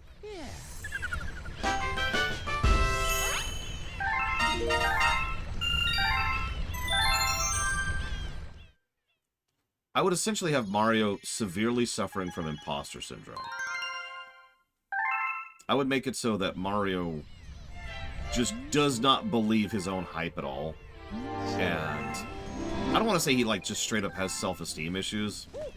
He just kind of goes about his business. But anytime someone tries to praise him or pull him up or whatever, he just kind of is like, no. No, that's not me. You've done all these great things. I had a lot of help with that. What about that one time? No, that was Luigi who did that. Yeah, drag him down a little bit, you know? I have his cane. Sure, but no, I was thinking more like O'Brien. Make him a bit more of an everyman, because it's freaking Mario. He probably should be an everyman.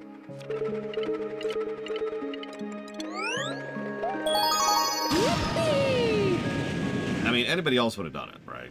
Anybody else would have done the same thing.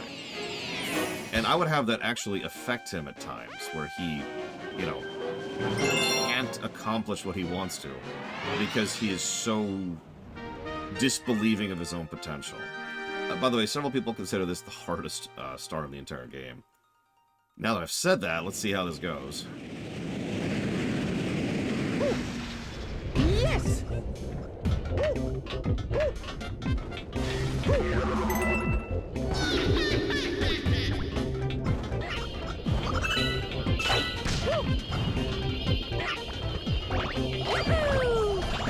No, I would make Keiko, excuse me, I would make Pauline hyper successful. I mean, she's the mayor of her own town, for God's sakes. And she runs a successful community and has strong support amongst her people and blah, blah, blah. Like, she's the turbo successful one, right? And actually, I would have Mario be really supportive of her. And she's pretty much always busy because of the fact... Nope, too early. Because of the fact that she's, you know, running things, managing an entire city, practically by herself.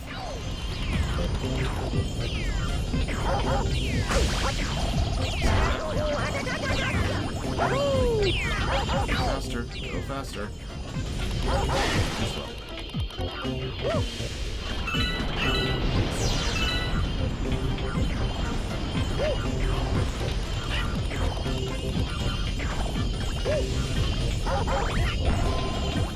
The best part about that is if we actually absolutely had to do the third act, conflict thing, instead of it being like Mario and Luigi being like, we're done.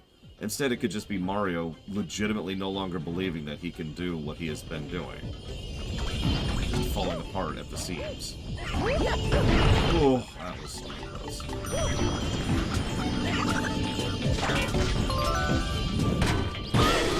GG.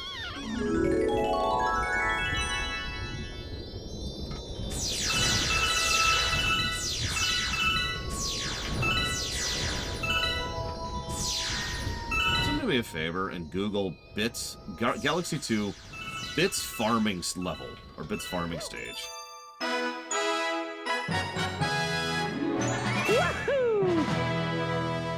But yeah, I wouldn't say even humility, just lack of self-confidence. I mean, yeah, obviously humility. Oh, yeah. Jesus, Fife. I'm like, hey, Fife, and Fife's like, you! Do you even have access to Sling Pod yet?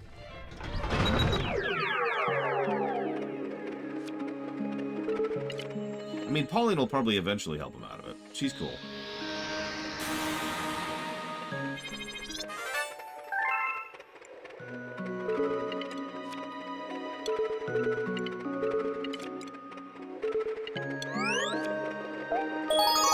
I do like mutual support. I agree with that.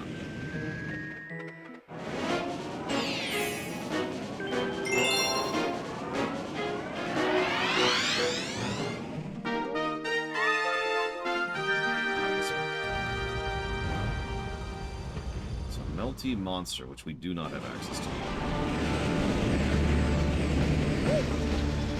Yes!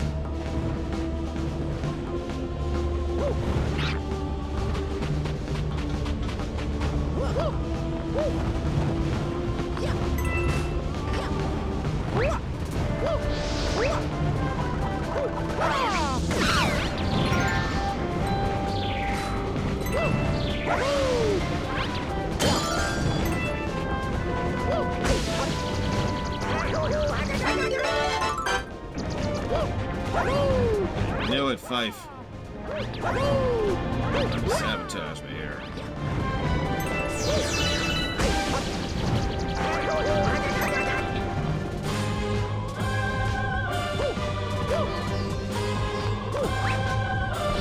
I mean, admittedly, in like a Mario rewrite situation, I would make Bowser not evil. So I don't think I would have him play on that personally. Now, one of the actual villains, sure. But not Bowser. If anything, I actually think Bowser would completely relate to Mario. Bowser strikes me as the kind of guy who overcompensates. He's not actually that confident, you know? 1 HP, to use my own terminology.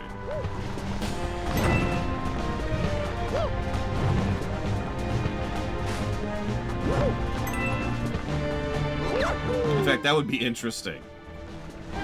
You know, villain 37, doesn't even matter which, Smithy, shows up and is like, "Bwahaha, you can't do anything. What kind of a pathetic mess are you?" And just something that's actually well written that I can't think of while I'm in the middle of doing a Mario Galaxy 2 stage.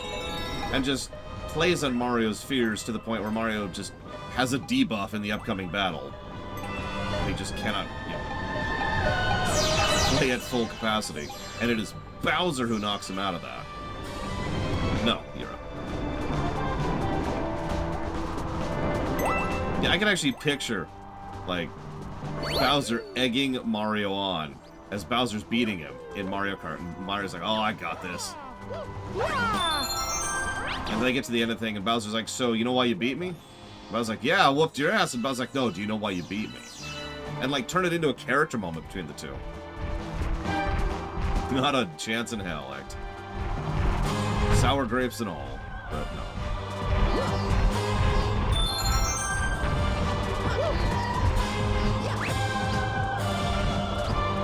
exactly Federation Builder. Why do you think he puts his own iconography all over everything? It's like, yeah, I'm awesome. I'm awesome.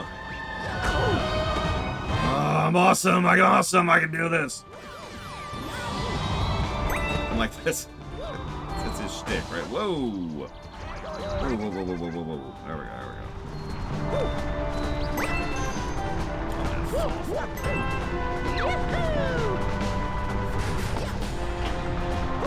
We've had a lot of really evil villains over the years, but honestly, Fawful might be the worst. Like, in terms of evil, I mean.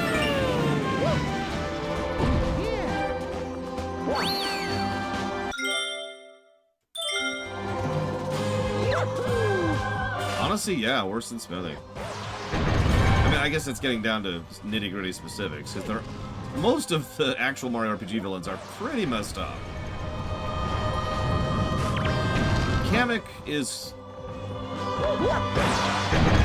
not really characterized.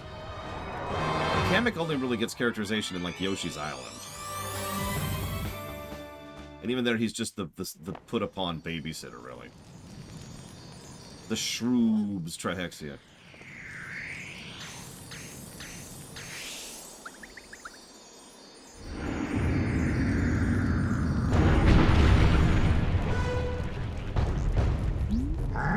What? It's you? Well, I expect as much from my arch-nemesis. Your time is up, Mario.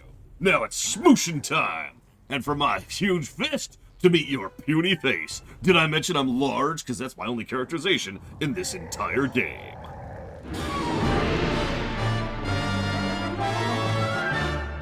Oh, Talia's head. I might start trying to speed up a little bit. We've been doing all the option stuff as we go. We've been sweeping. I don't know, I haven't decided yet.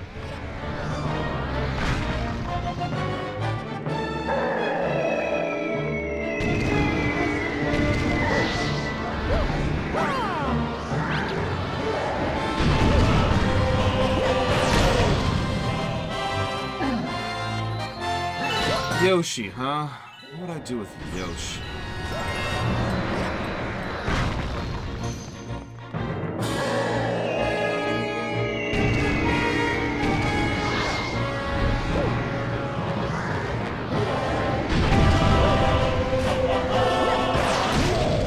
Right in the eye.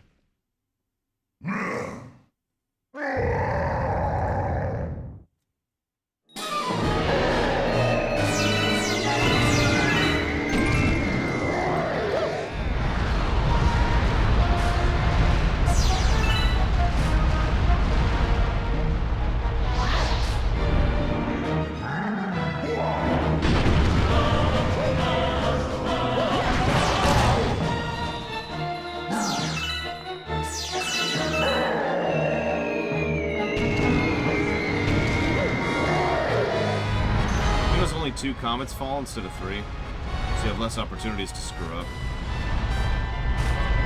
In addition to the shockwaves, it's one of the major changes for this particular fight.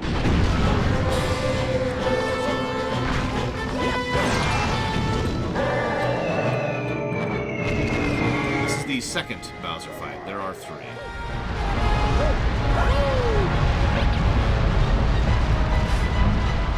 By the way, Savicom, I don't want to bother you, but did you happen to see my message?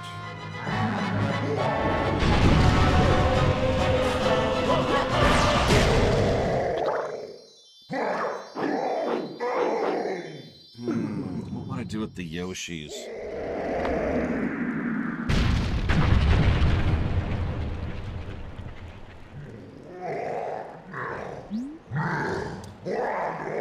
Whatever. My master plan is too far along now, Mario. You can't stop me. And did you see my message on Discord? So, the problem with the Yoshis... So, I like interpreting vague stuff and generating story from it after I did an entire movie based on Final Fantasy I. But that means you have to work with what's already there on the page, so to speak. The only thing on the page for the Yoshis is that they eat things. Like anything. Including people. I don't want to make the Yoshis a group of cannibals.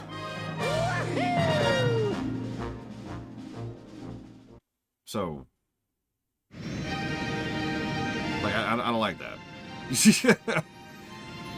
And getting rid of they eat people is going to take some work, right? Like, it has to be replaced with something. Like, eating and eggs is kind of their shtick. Oh. No, Inquisitor Seru, I refuse to allow you to engage in a discussion. How dare? Literally Hitler. Oh my god, Savacon. Yeah, no, I spent pretty much my entire morning working on that. And kind of going over most of it with a fine-tooth comb. And making sure that it was where it should be. And it mostly is, which is why I came up with the oversight idea.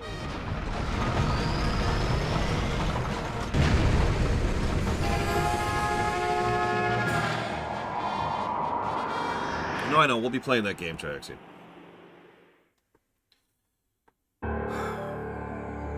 Music's starting to become a banger. We're not quite there yet, but we're getting good.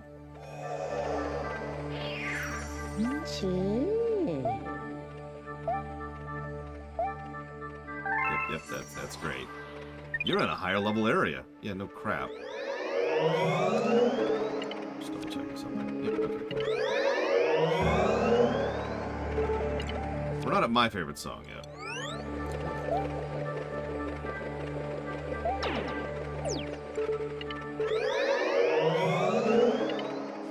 Bowser's Gravity Gauntlet. I need to write this stuff down.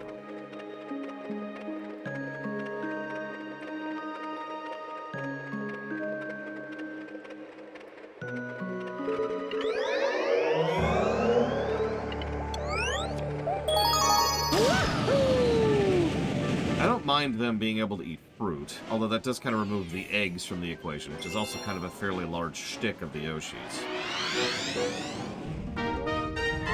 No, Melkorblade. You'll notice I stopped voice acting him.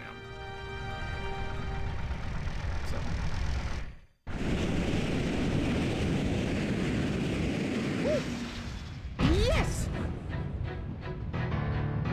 Okay, this might actually be my favorite song in Galaxy 2. I actually forgot about this song until I heard it just now.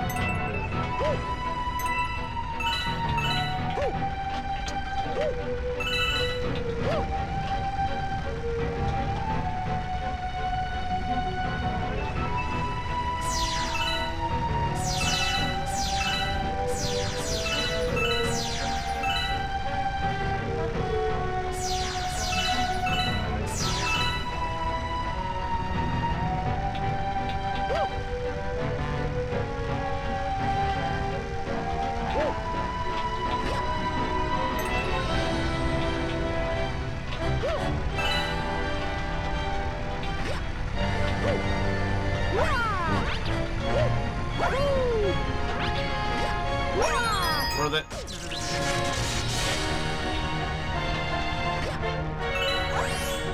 I love that concept, by the way. A cylindrical stage.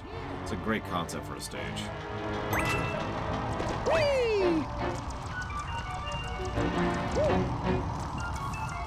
Now we're gonna play with it even more. Check this out. Over here. This way, this way. Nope, not too far, too far.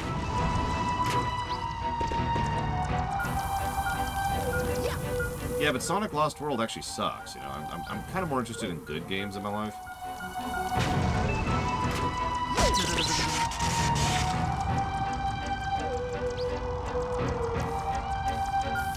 Speaking of games that were directly inspired by Mario Galaxy.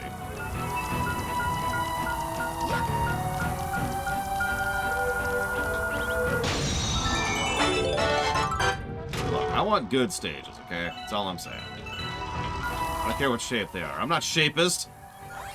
I don't know what the Square Mafia's been telling you. It's all a pack of lies.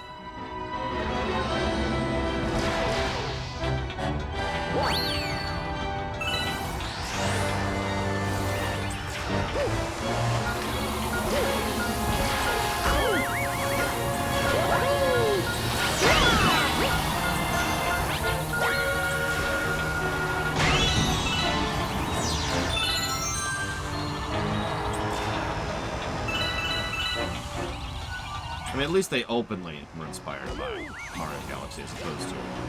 Oh no, we totally did this on our own.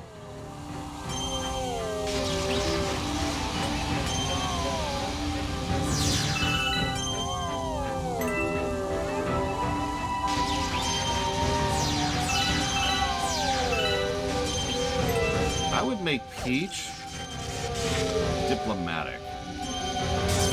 Not a really good leader, but a much better diplomat. It's actually what I already have in mind for her when it comes to her traits in the 4X game that I'm totally going to build someday. She's the diplomacy faction. Trade deals, coordinations, interactions, working other factions against each other, that's her shtick.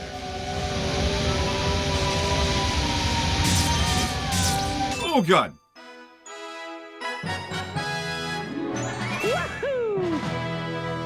So here's my idea. The eggs aren't eggs, they just call them that because shrug. So what Yoshis do is they only eat like plants. They're predominantly herbivores, right? So they eat plants and fruits and stuff like that. But they do also have the ability to, like magically, because this is Mario, they have the ability to just kind of produce an egg which they can throw at people. And they've got different types of eggs they can produce, which is based heavily on Yoshi's Island, for those of you who are not aware of that. Cool. We can skip all these stages and get straight to the end, by the way. We're not going to, but we could. Anyways, so there you go. They don't eat people. They still have eggs. And they have multiple types of eggs, so they've got a varied kit. Done. There's Yoshi's. Now, going into culture and stuff, that would take some more thought than I have put into immediately.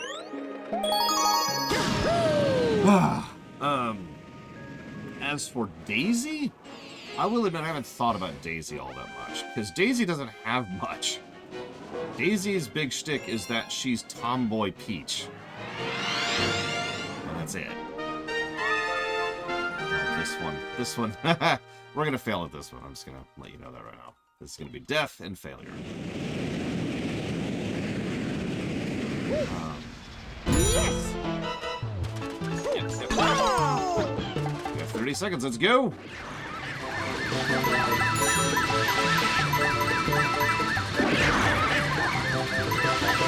So... squiggity.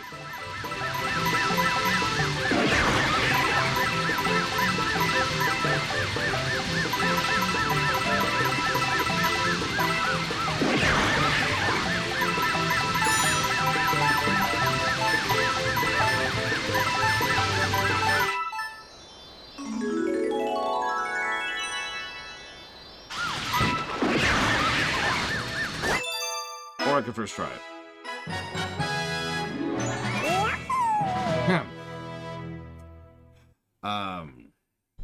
Actually, now that you say that out loud, I like Daisy being the inverse of Peach. So Peach is a faction. Mushroom Kingdom, big on diplomacy, big on interacting with other worlds, trade deals, high reputation with other factions, etc., right? They have the diplomacy boost in EU4, right? But then Daisy is a unit. She's a hero unit. Either as an agent or as a military hero unit. And she gets out there right up in the field, and she stomps, right? And she causes all kinds of... she's just really, really strong. Like, she's freaking the fire guy, the fire demon I was playing as in Warhammer 3, which I can't think of the name of right now. Like, that's her.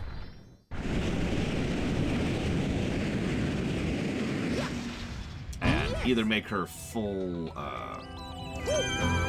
mercenary style, or if we give her own kingdom, again, make her focused on wanting to do things individually as a unit rather than as a faction. Again, pretty much just like Scarbrand.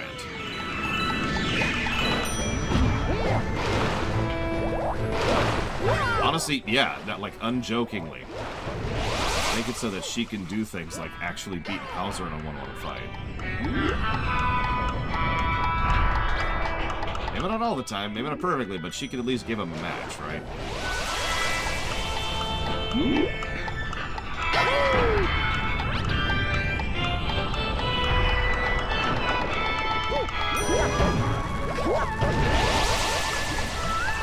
So hang on, so Wario... Oh, Jesus, I don't know. See what we can do.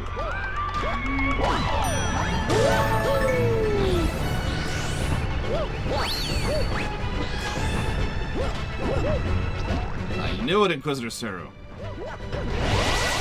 Stealing my stuffs.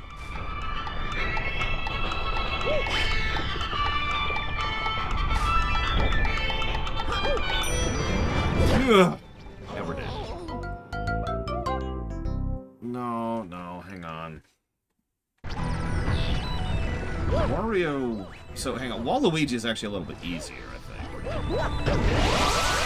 Because Waluigi is a lot more focused on the sports side of things, just in general. And so, leaning into that kind of makes sense to me. Oh, Jesus. Okay. So, you were mentioning the cultural idea, Takoya. Maybe make that Waluigi's big shtick, is that he's probably a minor faction, but his faction has really good boost to tourism, right? And he can host events which boost morale and bring in extra income and just all kinds of fun little stuff like that. Like, give him a really robust mission tree compared to a lot of the other characters. Now, Wario, that's a little bit trickier, because Wario's only really got a couple of character traits, even in his own games. And I hesitate to just turn him into the money faction. Even though most 4X games have a money faction. So it's not like there's a precedence.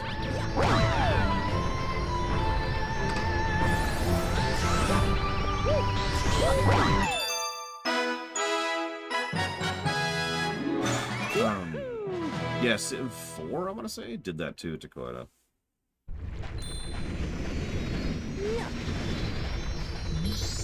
Oh, yeah. Yeah, see, that's kind of what I was thinking. Like, as weird as it may sound, I like the idea of Wario being an event/non-faction character. Like, I'm down with Waluigi having his own faction, because I think that we could work with that. Wario, he should be over there, and I like the idea of him giving missions, and offering bargains. Like, if you're familiar with the, like, the roaming, there's like a research, and a money, and like a resource ship that roams around in Stellaris, and periodically they come in range, and you can contact them, and they offer you deals. Something in a similar vein to that, right? And they probably offer, like, basic deals, which are fine, and then they offer, you know, really lucrative deals, which are questionable and are probably going to get you in trouble somewhere or lower your rep with another faction, or, you know, there's some kind of detriment to make up for that. Let's do this. These are all really, really good levels. We might finally be at the point of triple positive stages here.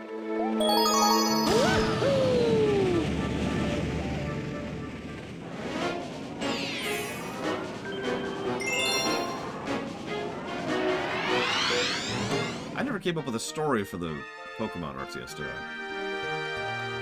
Right, because then we got started talking about mechs.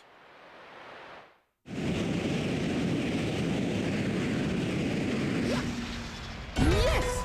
No, Rosalina's an endgame crisis. I'm not even joking about that. That just fits her so well.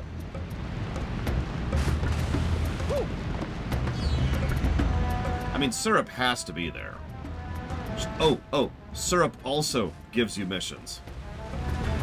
Taking and accepting her missions don't make Wario's go away, and vice versa, so they're not mutually exclusive. But, like, you could, like, have an internal rep meter, or even a visible rep meter, that, like, you're more Wario or you're more Syrup, and the more you are one, the more lopsided the deals you get from the other. When I say lopsided, I mean more benefits, but more detriments. So you could deliberately raise your Syrup rep to get really, really beneficial deals with Wario that will be very costly. Yeah,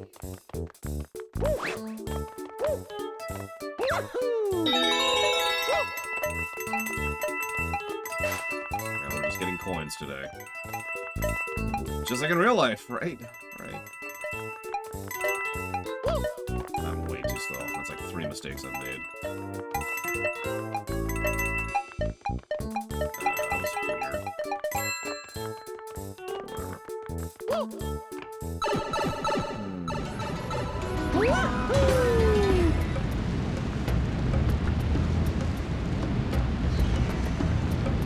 Woo!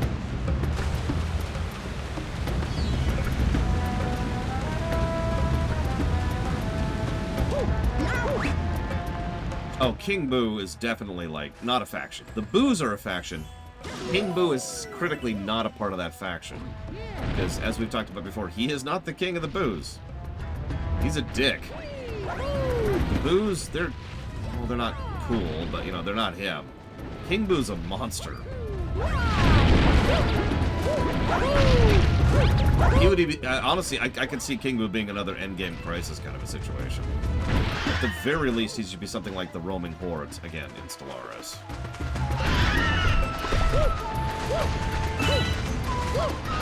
Yeah, I know, right? It's true, though. King Boo is not actually the king of the Boo people. He's just a really big Boo who... He's got a thing for crowns, you know? I'm telling you, I've been building this game in my head for years now.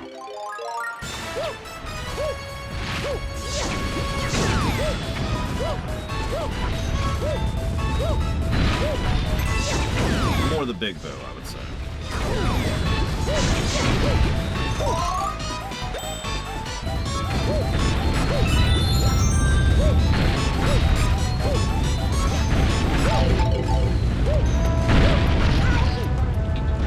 Chill for a second.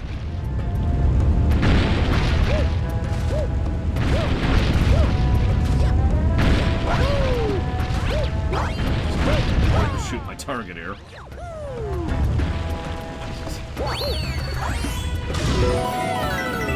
I don't think the Boos give enough of a damn to bother in Wizard Zero. I've said it before and I'll say it again. The Boos are more like Fae than anything else. So I imagine the Boos don't care enough to really bother.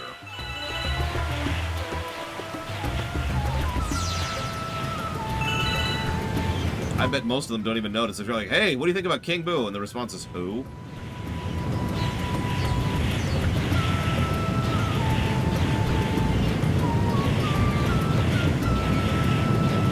What do you think about your king telling you to do something?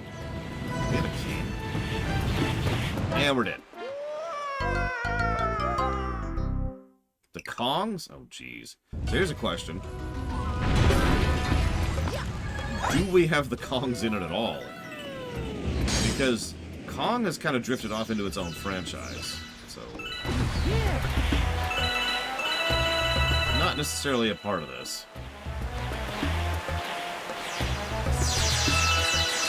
We do other stuff with Kongs. Yeah, exactly. If we're gonna do a Kong thing, there'd be like a DLC faction.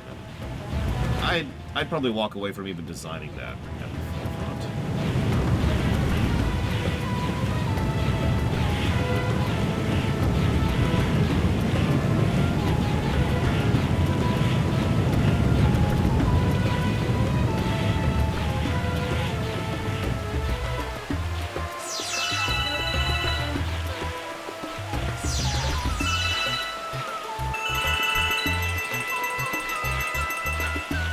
Oh, God, right at the end. Right at the end.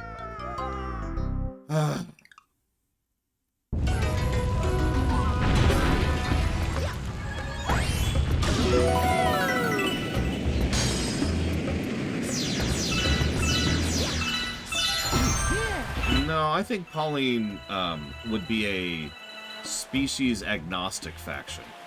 In fact, I would say that's one of her traits, is that Pauline can have any type of population in her cities and no detriment for it.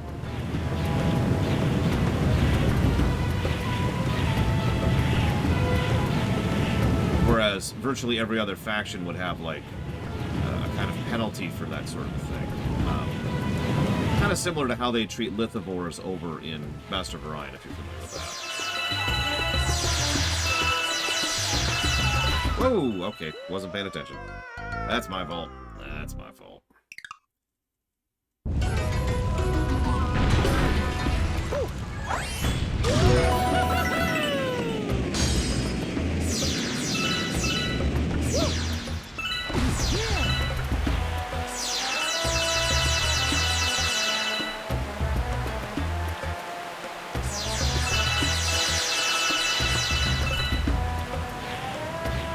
stop trying to collect stuff. I'm just going to concentrate on the screen. No, Shy Guys are their own faction. In fact, Bowser's I would also imagine the Koopas as being a separate faction from Bowser. Probably, you know, pro-Goombas and Koopas and other Bowser traditional species as their pops. But still, Koopas have their own thing.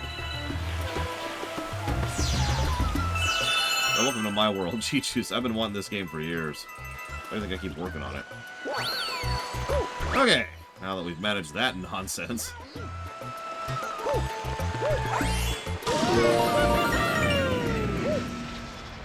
Yeah. Oh, this fight. No, Mario would be human.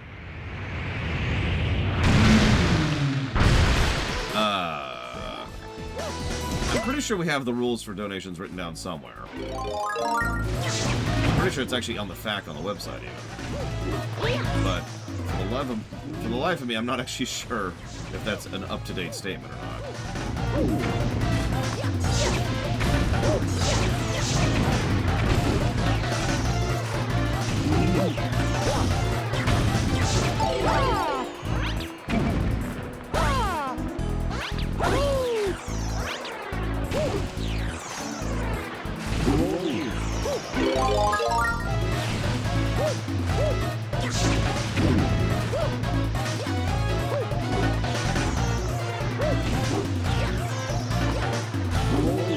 But you know what? Here, let me just tell you. So, you can donate money to the show, which is cool.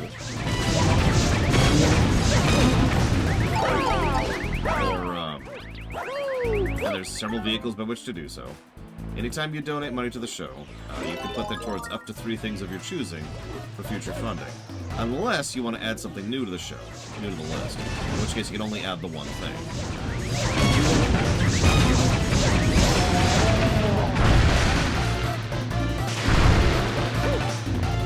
There's one other caveat, and that's that if you want to put things towards dealer's choice, those can only go towards a single target as opposed to a triple.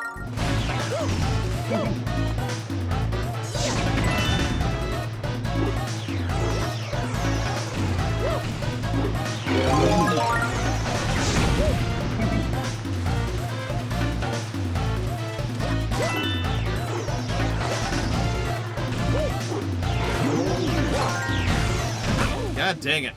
No, no, no, no, no, no, no, no, no.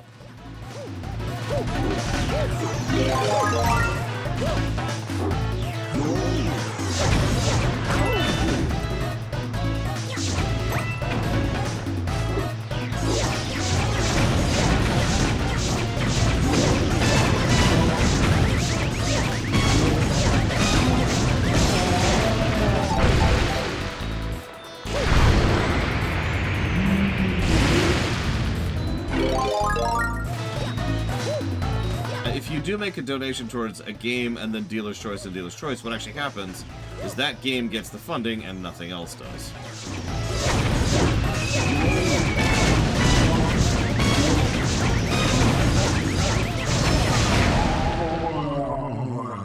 Or if you do game, dealer's choice, then 2 games get the funding. Stuff like that. I say, don't make me jump up there. I got pretty tough legs, but they ain't that strong.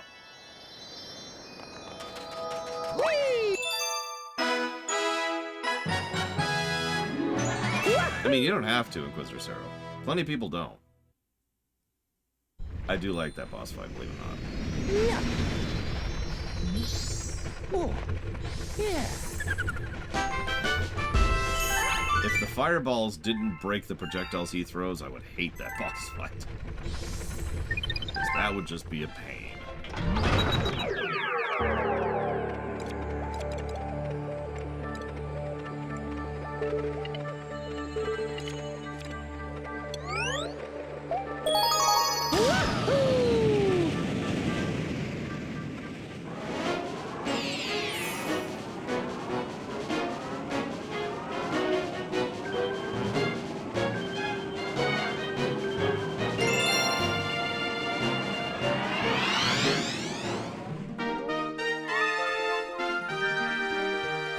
Shy Guys' biggest shtick would be the fact that they have tons and tons and tons of hyper-specialized units.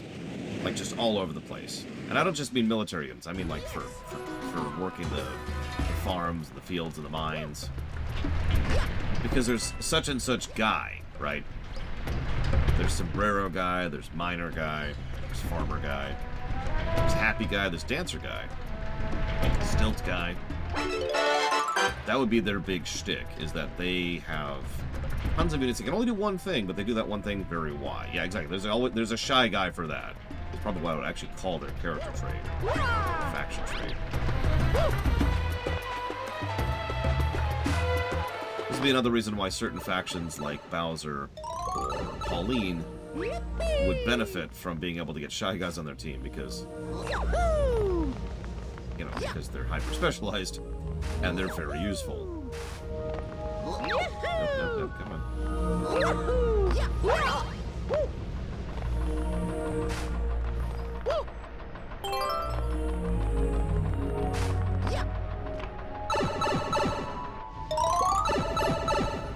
Yeah, it's not even close to what I wanted, but I'll take it, because now we're over here. Just need to adjust reality a little bit.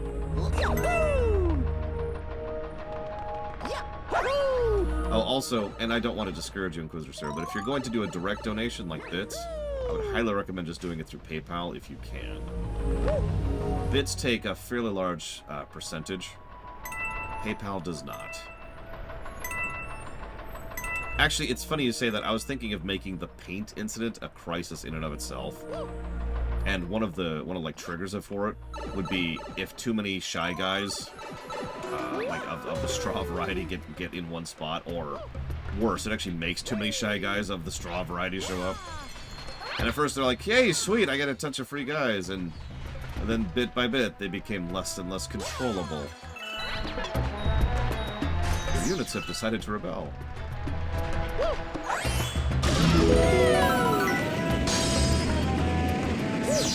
It does, but it costs you substantially more in Inquisitor, which is why I generally recommend that. So this is a fun level. So the platform just goes directly forwards. Anything in the way destroys the blocks you're on, but they regenerate seconds later. Probably one of the more unique takes on the auto-scroller that I've seen lately.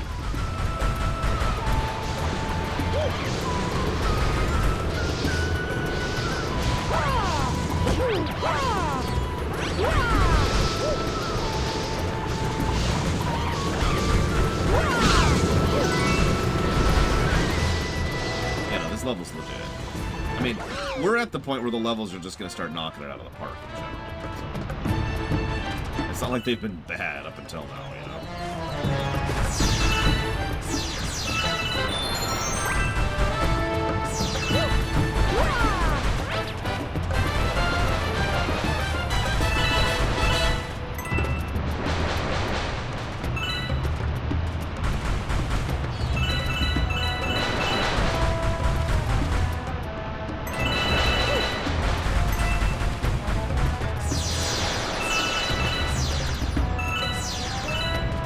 This is when things get fun, because he follows you. So you kind of have a degree of control over where the chomp's gonna go. And you notice the ship slows down as we get closer. So that's cool. Oh, we got this. We got this.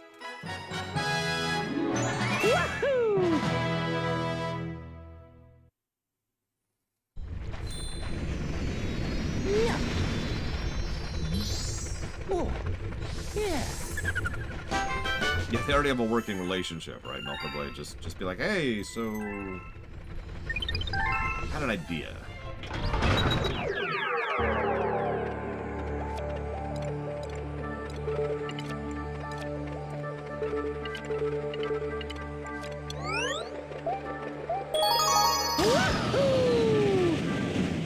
Story for a Pokemon RTS.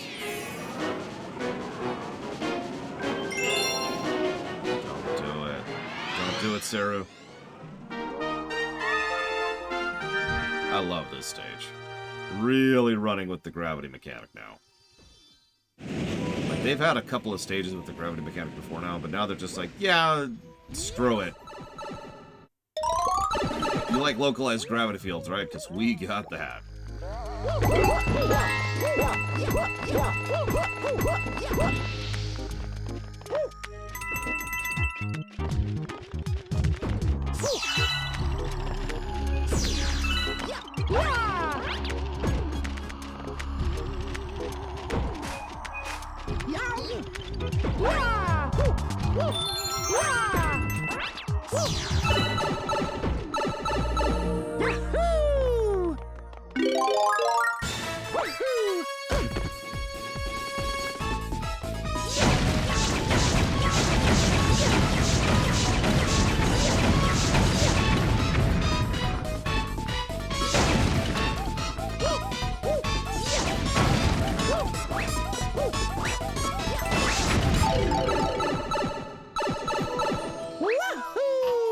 Behold, the nightmare returns.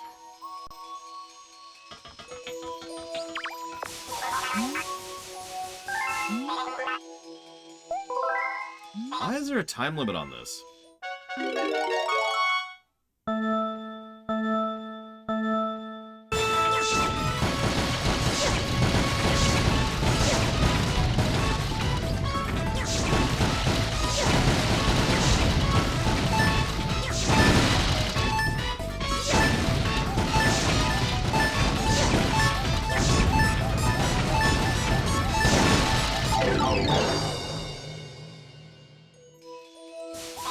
You really don't have to, Inquisitor Zero. I appreciate the thought, but you really don't have to. I'll tell you what, I'll take a drink if I ever succeed at this. His supervisor's coming back. I know it. Hey, Nexus of Concordia. How's your day going?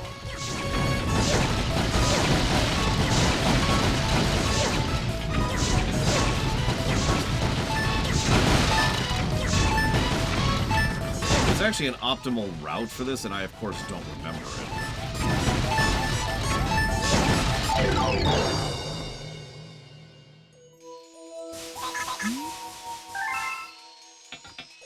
At least they don't kill you each time, and you can start over quickly, but god, this frickin' stage. What, that they're announcing a GTA 6 game later? Yeah, I was even asked to comment on it earlier. Maybe we could try it? You were right last time. We gotta aim them a little bit weird, because we only get 2 rows of each. Apparently missed some.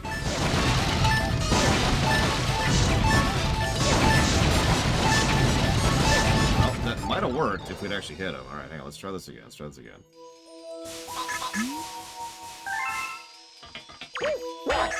You mind actually talking to him instead of jumping? Is that a thing you can do? No, we only have 2 buttons. Why do you only have 2 buttons? Well, because this is the Wiimote, and we didn't know how to do... The Wiimote is one of the worst Nintendo controllers ever made, I'm just saying.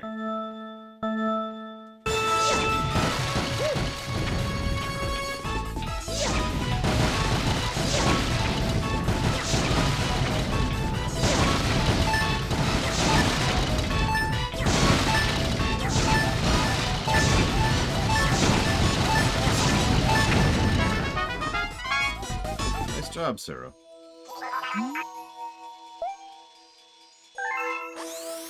Still only 2 seconds to spare if you were paying attention.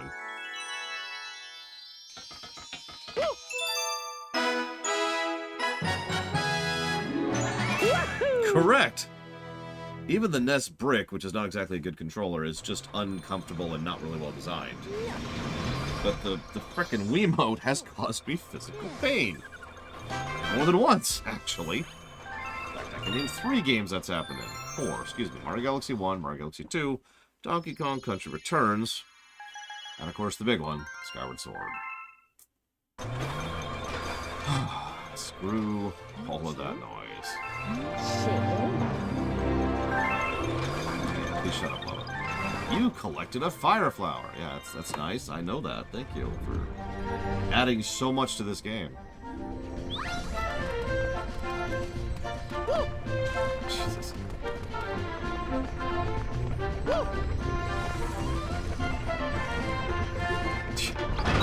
Don't believe the hype.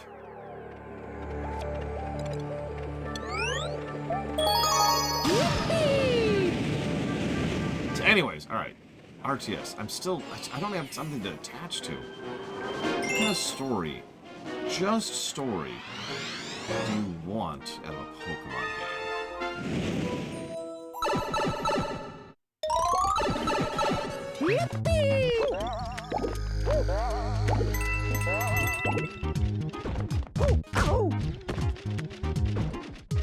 Revenge! Thank you, Goomba, for attacking me, that I might seek glorious revenge upon you.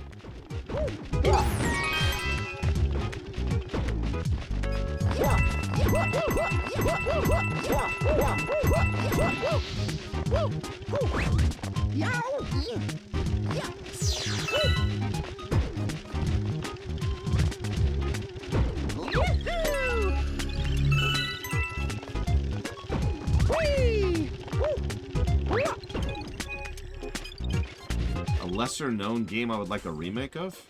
Lufia 2.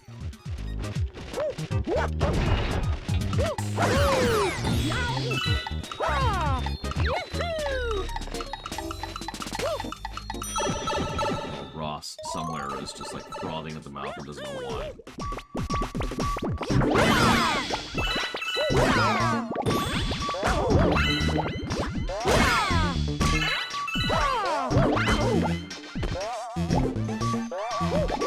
Oh my god. That was interesting.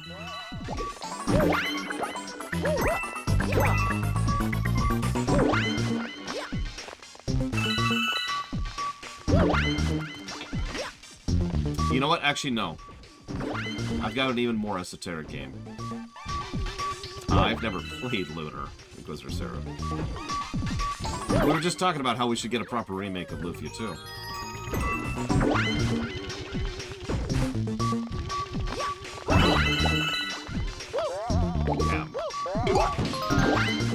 No, for real though. Actually, I do have a better pick than Lufia for like a wish list for a remake.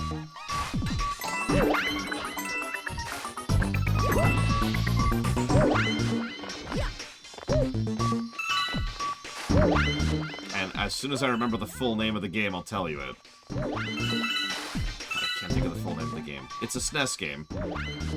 Nobody's ever heard of it. I've streamed it like 3 times in my life at this point.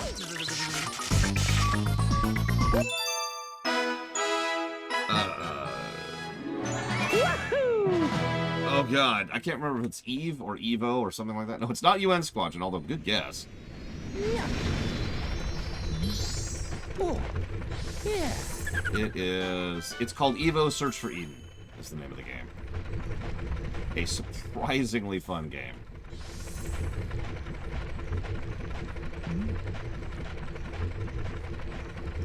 That is actually terrible. If we were to review Evo Search for Eden, that game would be a net negative game. Guaranteed. But there's enough core interesting elements there that I think with some polishing passes and quality of life fixes, you know, in other words, exactly what a proper remake is supposed to do, it could turn from garbage into awesome. Even the story is bonkers, but could be interesting if it was actually presented.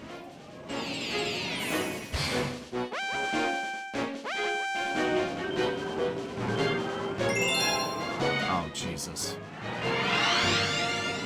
Cool. Let's do this with 1 health. Bingo, Sarura.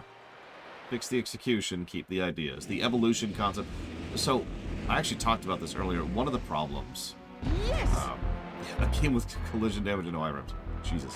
One of the ideas is you gain evolution points, experience, by killing stuff, eating stuff, and then you can use that to improve your body parts. The problem is the design behind the specifics of those body parts is very uneven.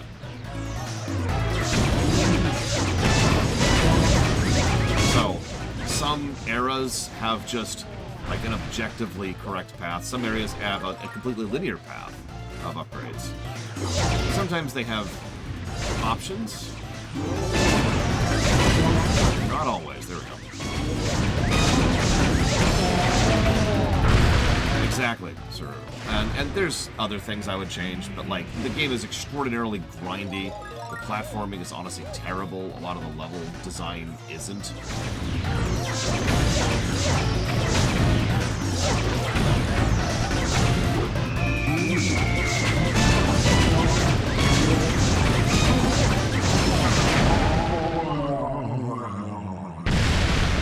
You get the idea, right? I mean, let's lean into the spore concept, you know what I mean? Let's allow you to really make your own creature. I would probably add some branching pathing, too, because most of the levels look like they have branching paths, but actually don't. Stuff like that, you know? And really lean into the narrative, because the narrative is actually kind of a unique and interesting idea. I shouldn't say unique. Wrong word. It's an interesting idea I don't see very often. I'm not going to spoil it for you, but it's crazy. We'll review it during this NES block. But it's insane.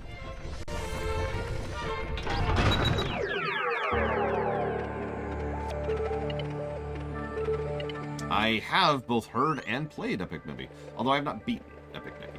ActRaiser Remake. I haven't played the remake. How is it? I don't know anybody who's played it.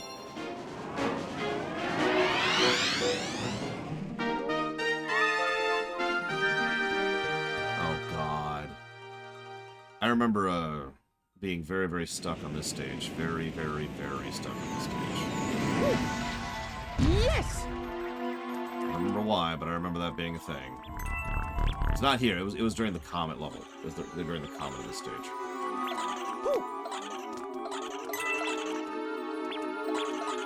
By the way, listen to the sound effect of the doors opening.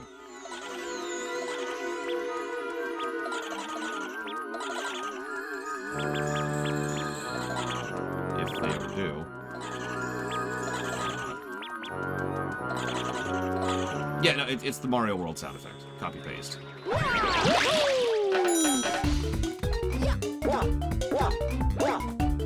This is my life now. I am a professional pumpkin jumper.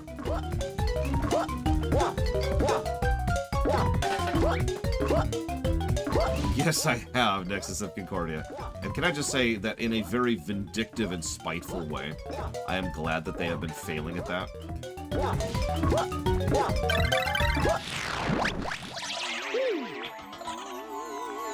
I'll admit it. It is vindictive and spiteful, and I don't care. Screw them. Screw them in the ear.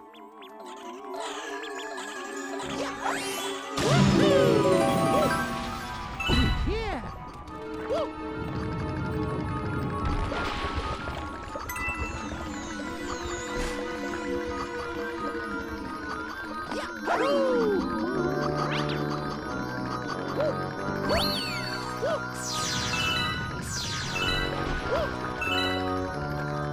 Yeah, when me and Gary were doing this stage, the comment of this stage caused us a great deal of grief.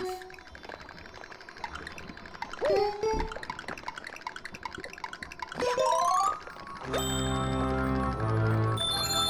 don't even remember what the comment was, but it was a pain. I remember that.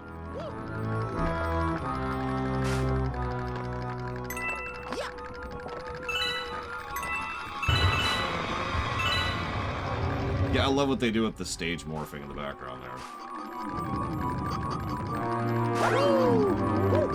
See the commie image is worrying me. Oh, there it is.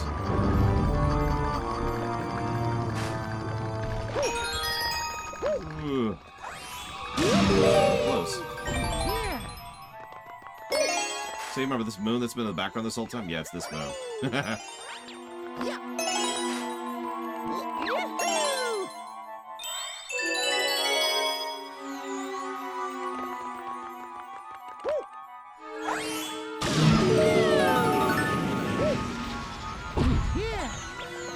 This is just inventive. You're probably thinking, what's inventive? Well, that.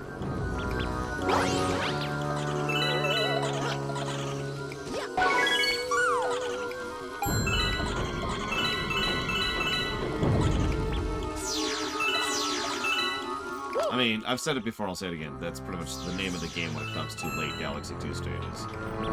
We had ideas. Actually, I'm pretty sure they literally borrowed this tech from Paper Mario 2. Could be wrong. Not 100%.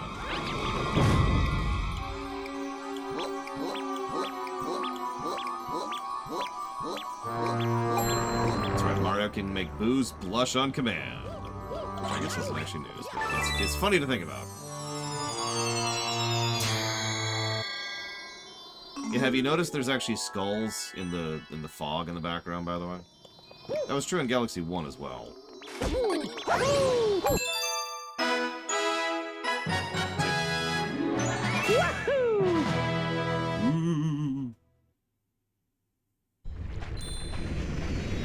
Yeah. Oh, yeah.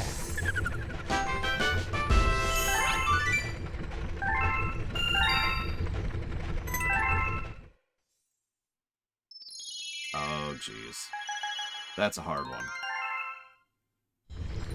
Let's see how we do.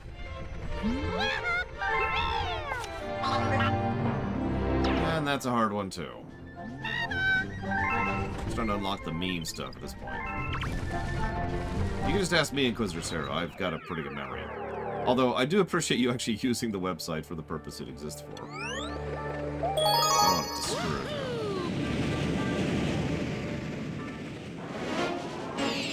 you. ROM hacks. Depends. Is the answer. Case by case. Never start a business. Yeah. It's been a long haul. Yes. I don't know. I think it was net positive.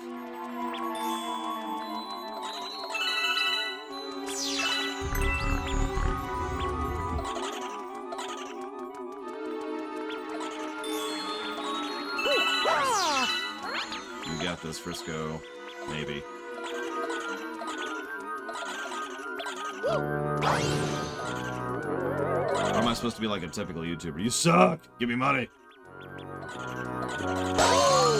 The only people who don't suck are those who give me money, so give me money! Give me money! Give me money! Is that the Parallel Worlds one, Inquisitor Sarah? Just give me money! No, don't, please don't. I'm not actually sure.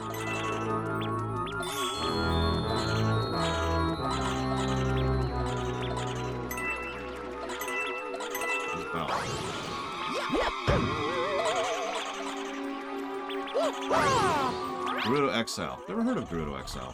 I'll put it down as a tentative, but I reserve the right to veto it, but because I've never heard of it, I would have to look into it. Yippee! Oh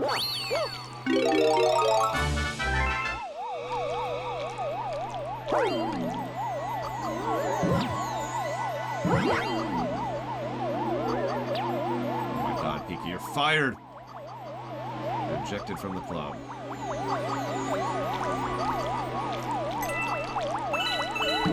You need your gamer card.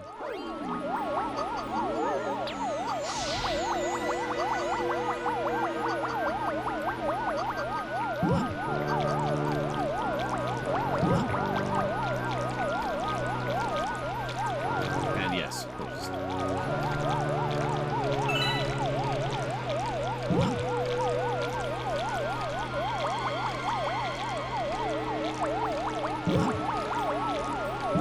Your lower credit score just went down a point. Oh no, there's an idea. Let's implement even more mechanics for funding stuff. I'm joking.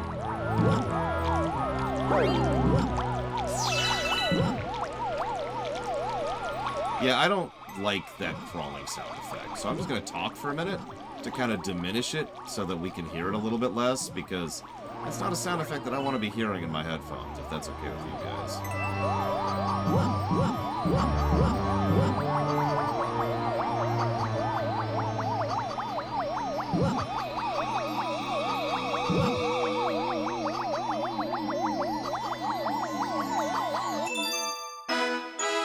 Probably Suru. Hi, Colgrim. So by memory, what JRPG would I play that I've said has the best overall gameplay? JRPG. has the best gameplay.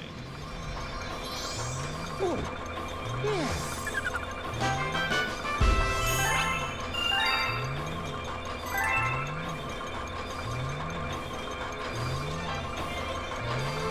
Two. Sure.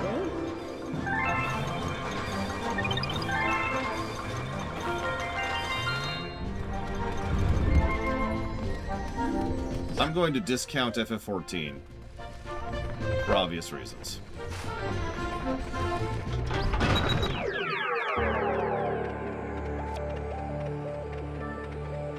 Yeah, let's leave MMOs out of this.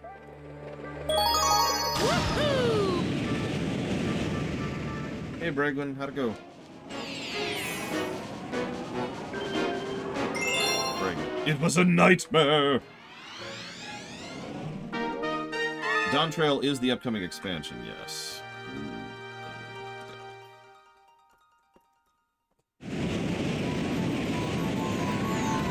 No, I'd say the ogres count as JRPGs.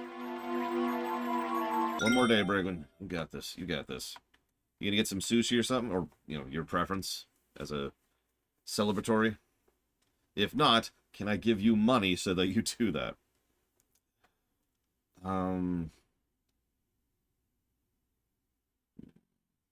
I mean, they're tactical JRPGs, but I mean, so is Final Fantasy Tactics, right? So doesn't that count?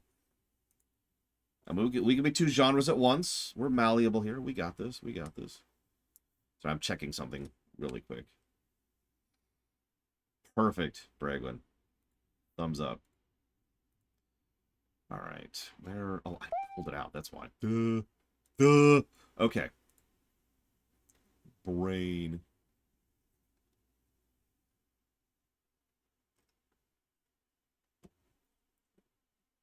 Okay, let me talk out some of the options. Final Fantasy VI, Final Fantasy VII, Final Fantasy V, Final Fantasy X-2.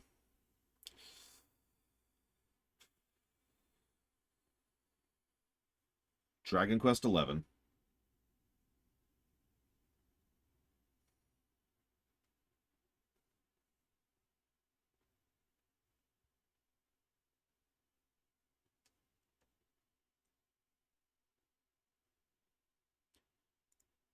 I think I'd stop there. I think that's a good, like, those are the top in terms of just gameplay for me. I'd have to really think of which ones. Chrono Trigger, I'd have to really think of which one of those would actually kill it on the gameplay side of things. Me too, Pillars. Obviously, I haven't played FF16, so I can't even comment on that one.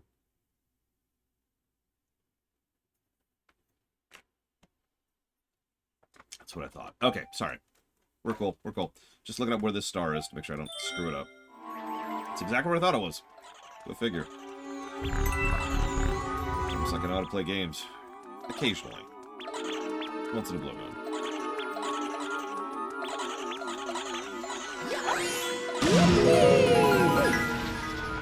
Yeah. Quest 64. Hell yeah. Bring on the pain mode. I mean, some people really like pain. Those people like Quest 64. No judgment, you know, it's cool. We're cool. I mean, okay, a little bit of judgment. A little bit. Could Hyrule handle a Dragon Quest bid bad showing up?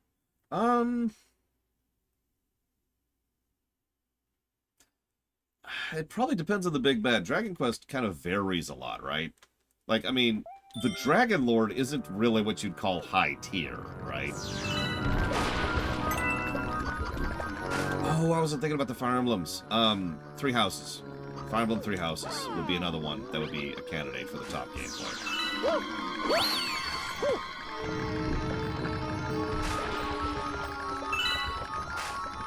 I think they can handle Zoma. Honestly, I think they can handle most of the older ones, but by the time you get to, like, 7 or 9, or 8, actually, the villains just get a little bit too high tier for them to handle on their own. Unless we get some kind of empowerment going, like you say, getting Ganondorf involved, or just really leaning on the Triforce. Or both.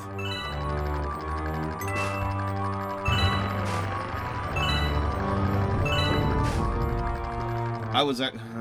Yeah, 1,000-year doors. God damn it, there's actually a decent...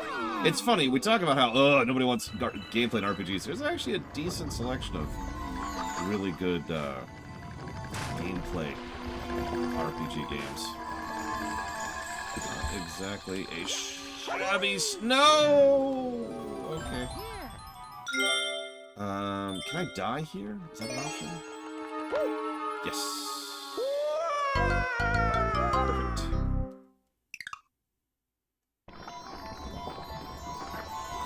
I mean, I've said it before and I'll say it again. The boos are frickin' Fae, right? So I think it's just kind of one of the rules of the Fae. They have to look away when you're looking right at them. Like that, doesn't that track? Or is that just me? Am I stupid? Just tell me honestly. Exposit upon my stupidity. It's okay. I understand.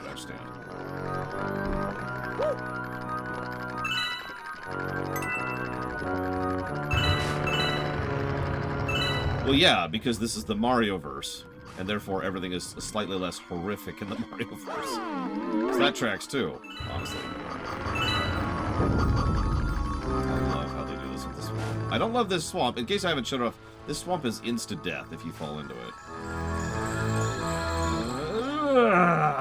Okay, we made it. Now the hard part.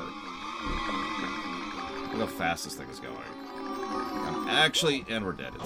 Jesus Christ. Okay, hang on. My foot is caught in my own cable. There we go. Okay. 8, 2, 3, 8, 15. But yeah, the way they've pretty much always approached the boos since they started getting characterization, which is in the comic, just like everything else, is that they are low-level pranksters and tricksters, not something really threatening.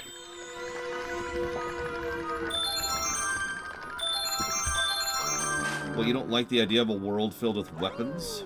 Huh, Poor Blade? If I might add on to that for just a second. One of the common concepts is that some people are like, you can't have horrifying stuff in something that's not horrifying. And some people say, you have to have horrifying stuff in something that's not horrifying. I am, of course, on neither of these factions, because I prefer you to be site-specific about that kind of thing. If you're going to have something horrifying, you're really going to work at it, I think, instead of just doing it, right? Point in case, if you want Pokemon to be horrifying, don't just make there be some kind of war or whatever. That's lazy mode, right?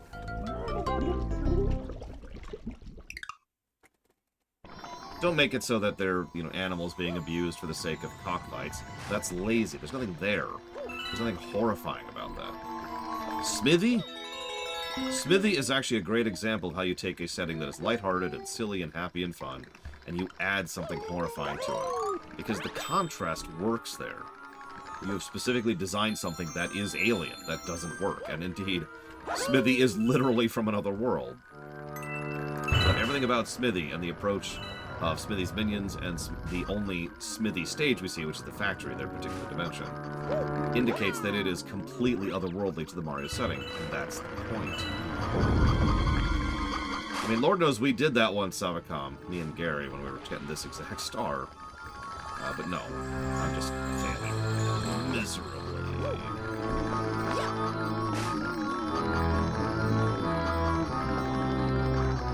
So yeah, I'm totally down with something like Smithy existing within the Marioverse, because proper horror, right?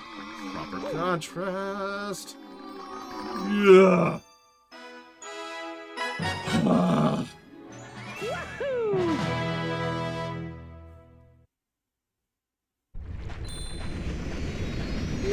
Yes, Zelda is a dark setting, but Zelda isn't...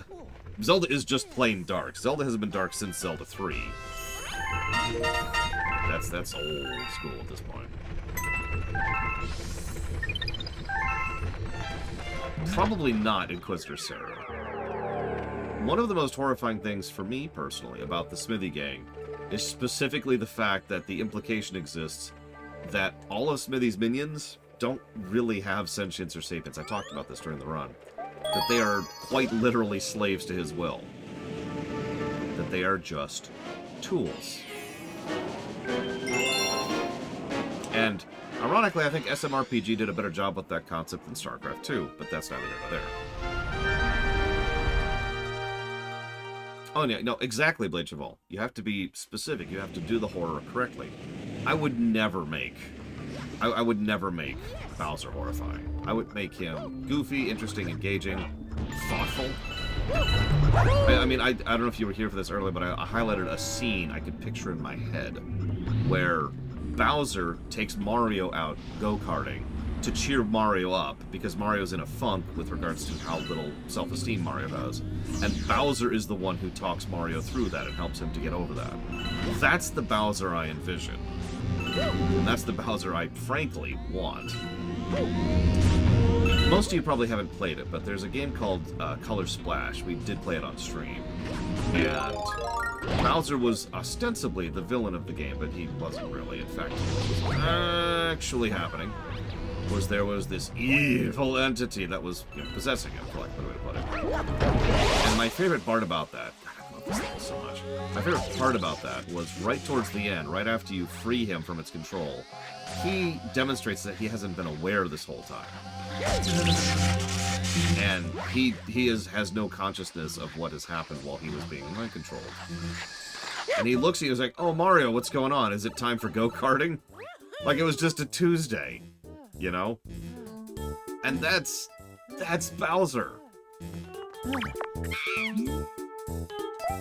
Alright, let's do this. Yeah, exactly, Melkor Blade. I mean, let's go back to SMRPG. For those of you who haven't played that, this is a minor spoiler.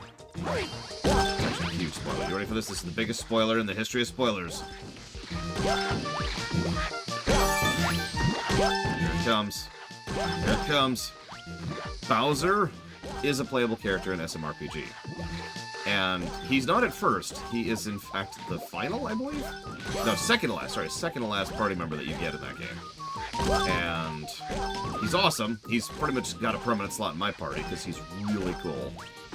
And I'm gonna fail at this because I suck at everything. I like sucking at everything. Oh, jeez.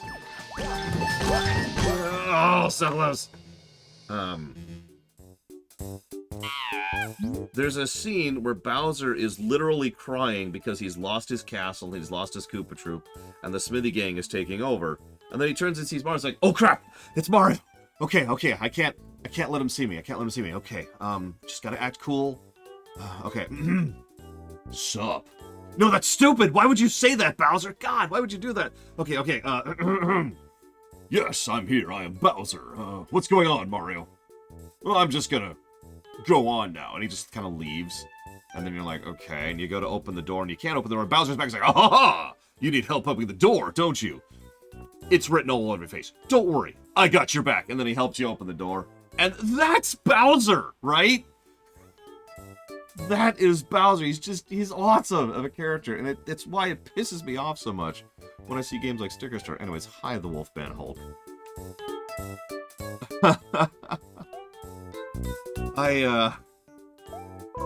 Hi, thank you for popping in. Thank you for saying hi. Thank you for sharing.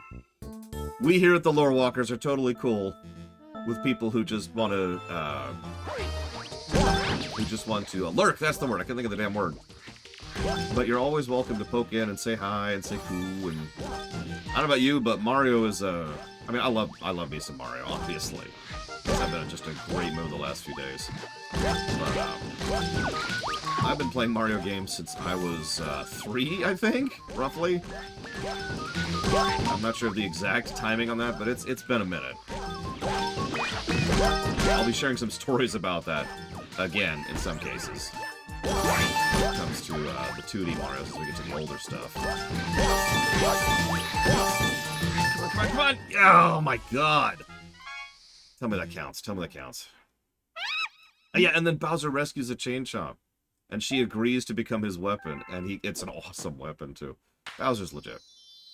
Okay, so what you need to do, Saru, is if you scroll down on the stream... Are you on your phone?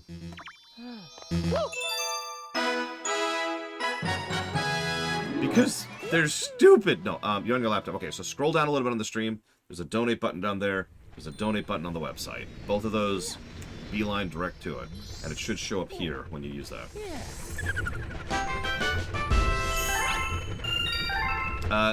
Don't add Sticker Star to the list. I know it sounds like a strange statement, but just don't do it. We have 77 Power Stars. I will add Sticker Star to the list when I feel mentally comfortable with reviewing that god-awful game. Because I do actually want to review Sticker Star someday, but let's leave that in the someday territory. Let's leave that in the awful games block, shall we?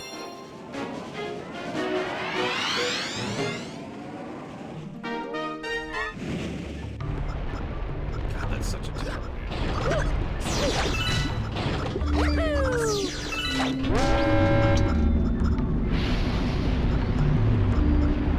No bets, Savacom. I don't take easy bets. King DDD is almost never actually a villain. The difference is King DDD is usually not portrayed as a villain in the main games. Whereas in the main Mario games, Bowser usually has no character at all. Other than, I've kidnapped the princess! Like in this very game we're playing right now. I'm huge, and I've got a big appetite. Like that, there you go, that's Bowser's characterization in this game. Look at this stage.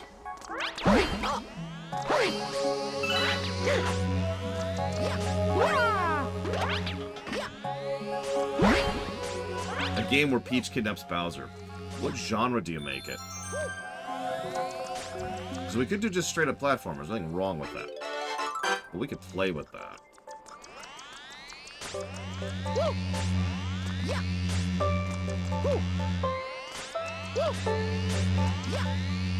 Dating sim. Hang on, I need to go ban Savacom from my chat really quick. I'll be right back.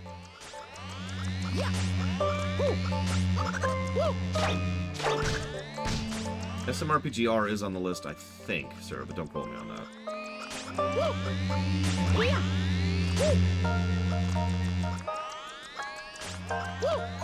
First-person platformer.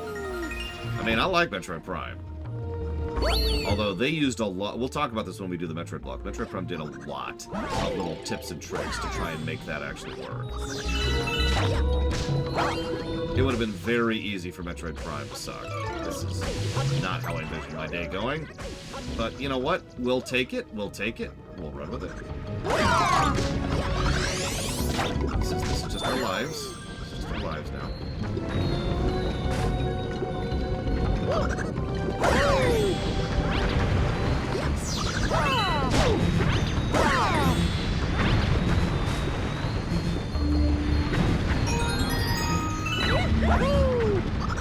No, and we're dead. Oh, wait, and we're dead. Okay, now we're dead.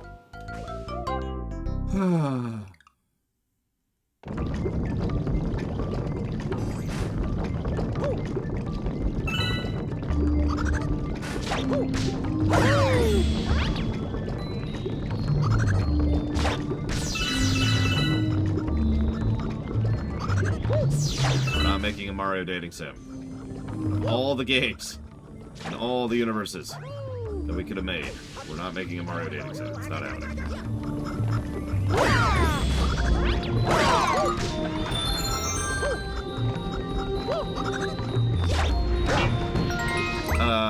We did review all three Paper Marios. Well, all three, listen.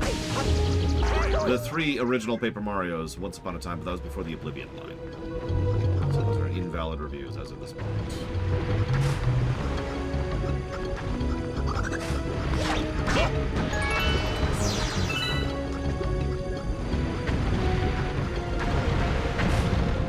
I mean, Booster was unironically awesome. Also where the SMRPG started to get bad. Not with Booster himself, Booster was awesome, but I mean, you notice how the quality of SMRPG just kind of nosedives the moment Booster leaves the screen? I know that's really common in an extraordinarily not large number of games, but SMRPG is not that great of a game for a huge chunk of it. We talked about that during our review of it.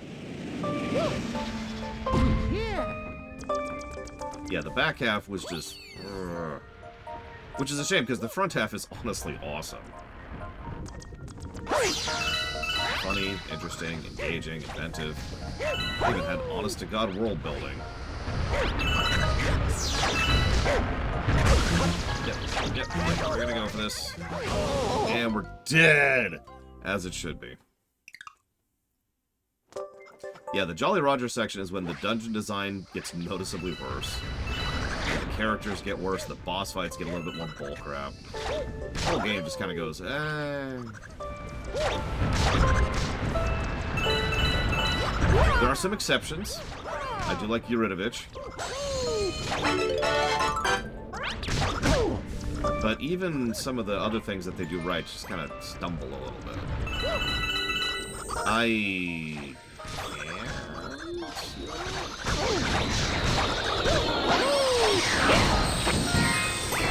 guess the answer to your question is yes.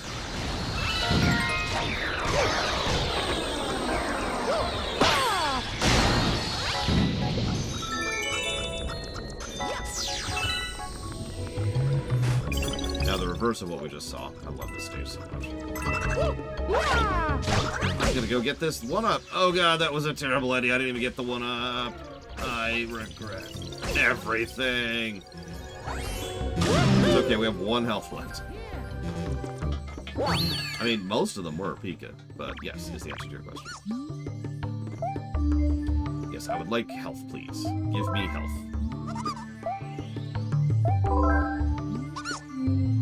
Yes, Sunshine Syndrome. I like the alliteration of it.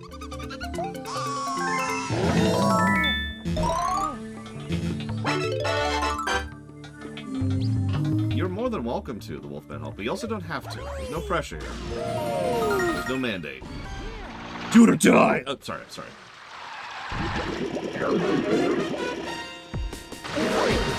Probably Trihexia. I mean, you can't tell me Peach doesn't have her own room with her own setup and her own stuff in Bowser's Castle. You can't tell me that.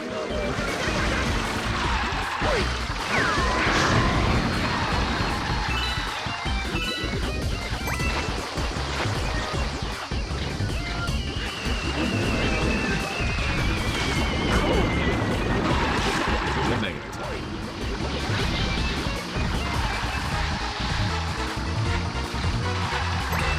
Oh my god, it shows this is like a Cactuar. It's an Octo-Cactuar.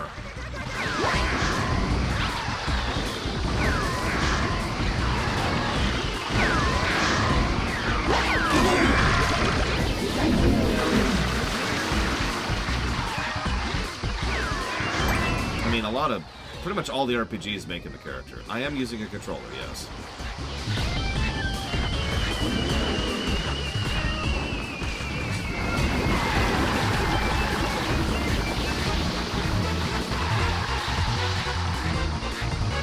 Okay, that's too much money, Christmas.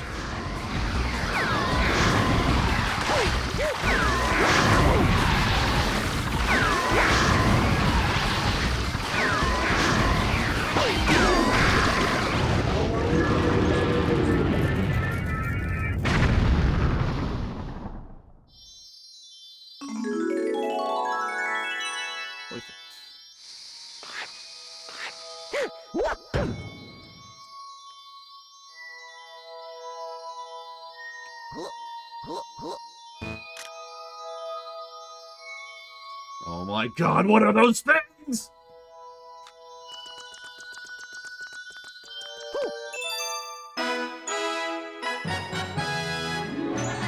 Thank you, Mr. Syrup.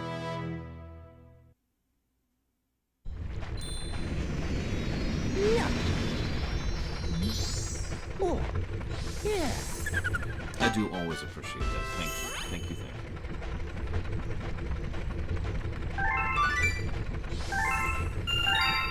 I gotta go. See what you put it towards.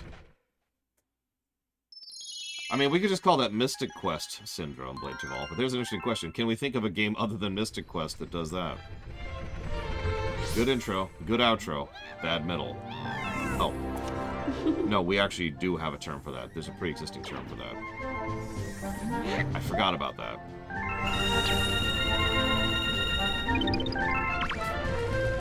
Kingdom Hearts Syndrome. Kingdom Hearts games almost always do exactly that. Nail it on the intro, nail it on the outro. Whole lot of wasted padding in the middle.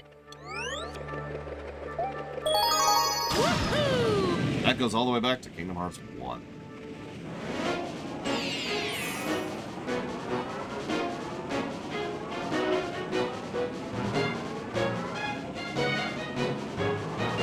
Alright, so let's see. So you're putting this... Is it your 7? That conversion rate, man. Alright, so this is going towards Tactics Ogre, Breath of Fire 4, and FFT PSP. Thank you again, sir. I do appreciate the support. You really did not have to.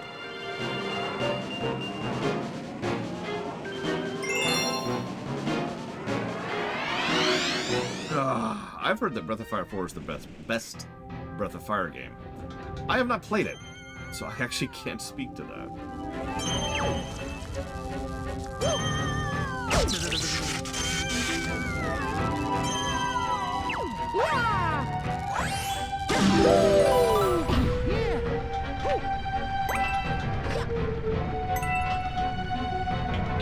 True, those just now, very true.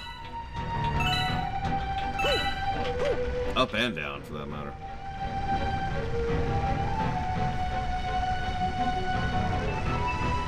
Listen, I know I'm a terrible streamer, Inquisitor. You don't have to tell me. I hear it every day of my life. I love the idea here. I love what they do with this cylindrical stuff. I know I said it before, I don't care! Look, if I'm not allowed to gush about Mario frickin' Galaxy, we have a problem.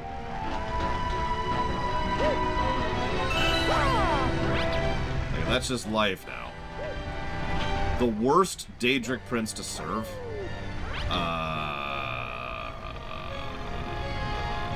Sure. So that's actually going to be a judgment call from you, based on what you consider to be worst, because they're all pretty terrible.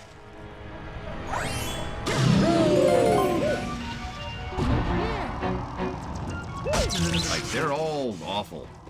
Yeah, my first thought was actually Molag Bal. He's... yeah. Yeah, Periite, if we even count her, which I guess we do. She's not great.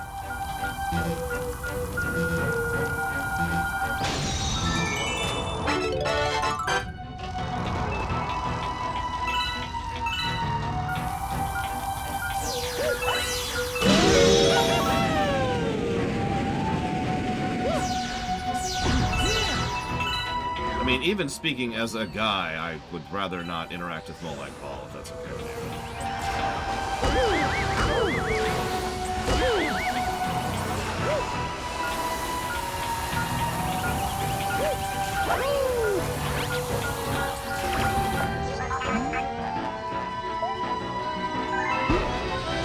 What do you want?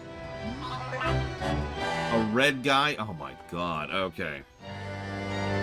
I mean, Sheogorath, in myth, actually turned someone, like, ripped someone apart and turned them into music. So, yeah, that's entirely feasible.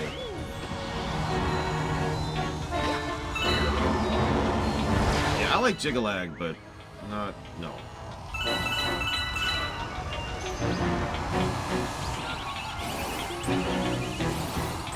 Yeah, he invented music by ripping someone into shreds and then using their body parts as the first instruments. Again, that's a myth. I don't believe that, but, you know my opinion on a lot of the myth of Elder Scrolls.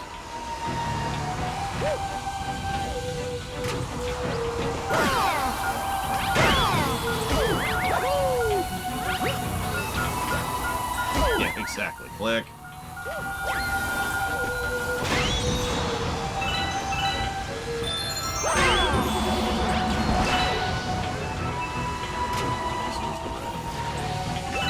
We got red. Here you go. Come here.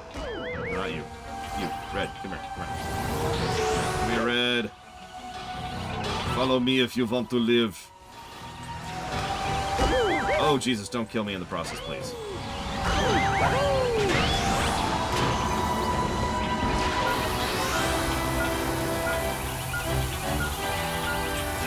Please, please.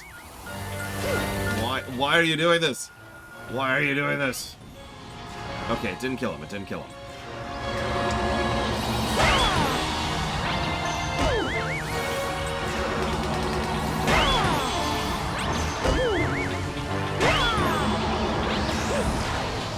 Over here. Over here. Oh no, you got me. I'm completely helpless and defenseless. If only you were here to take advantage of that. Oh my god.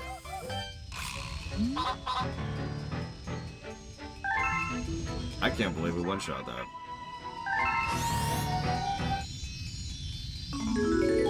Is there a good Daedric Prince? No. Meridia is as close as it gets, but Meridia is not good.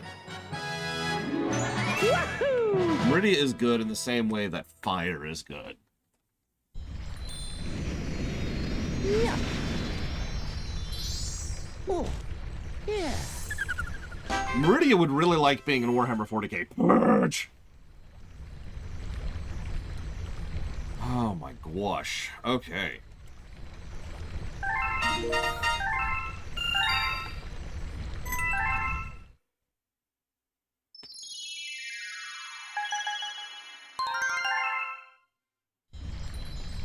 Yes, Bladeful, and she really likes purging things.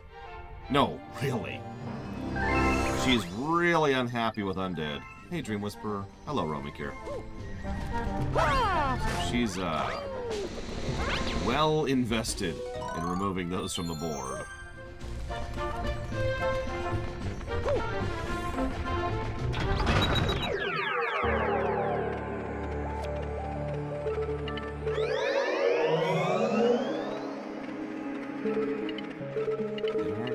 Damn it, Inquisitor Cero. I thought we talked about this. Oh my god, I still don't have enough bits.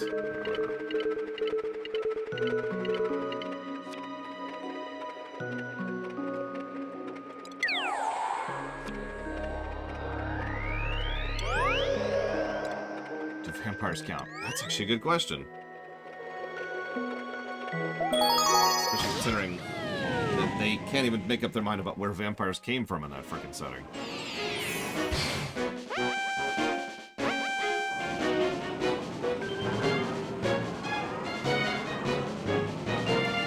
That is the most common myth, Pika, but you know Elder Scrolls lore. They cannot make up their mind on things. Okay, Inquisitor, we talked about this. We talked about this. No givey money.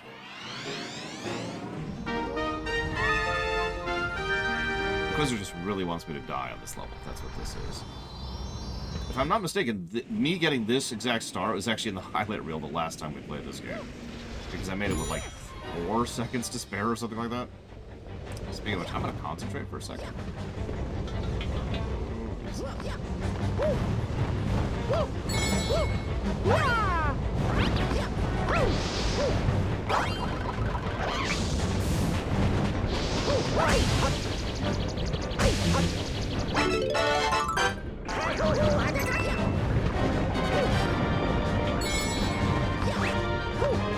Yeah, no, this is a hell of a star. This is actually probably one of the harder clock power-up stars, where you start off with an extraordinarily small number of time. Strange. And you have to do the pickups in order to have time to do anything. Helped by the fact that it's already a hard stage. Well,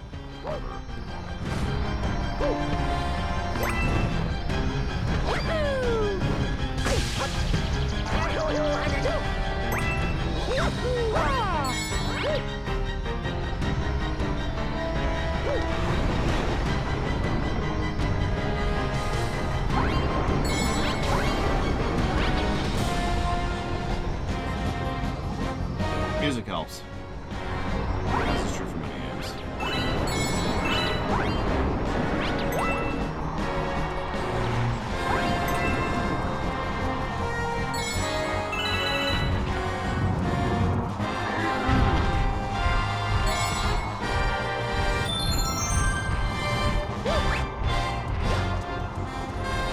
The ultimate insult.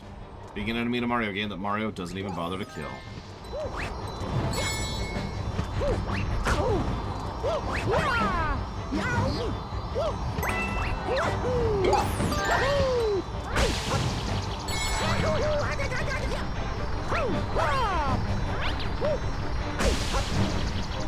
Okay, that's actually bad. Around, please. Thank you.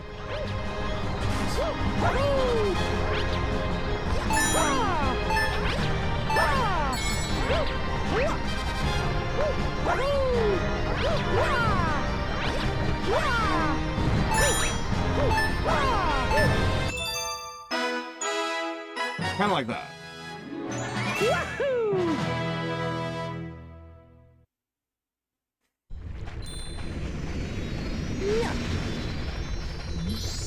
Oh, yeah.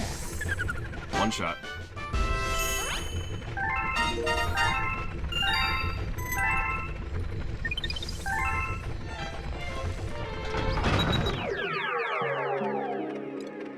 Can you share it without spoiling, Roman Cure?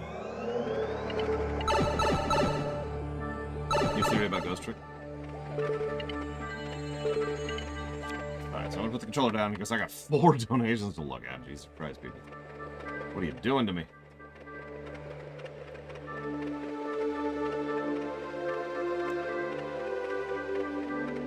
So let's see. So we've got Inquisitor Seru. Ah, that's the ROM pack. Alright, so I'm gonna look into that. The Gerudo Exile. That's what it's called. Thank you, Inquisitor Seru. I mean, no, okay. Then please do not share Roman Cure for spoilery-related reasons. It's alright. Is it actually on the list? Okay. So I'm going to tentatively say no to SMRPG-R, Inquisitor Seru. Let me explain why, in case you haven't heard me say it. It might be a different enough version of the game to qualify for a separate review, but we've already reviewed SMRPG. If it's just a remaster with a couple of additional features, having said that, if it is sufficient, cool. So I'm gonna put out some feelers on that. Sesmic. And thank you, Dream Whisperer.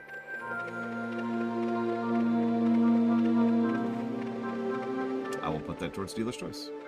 And since we're here, I'm so sorry, Trihexia.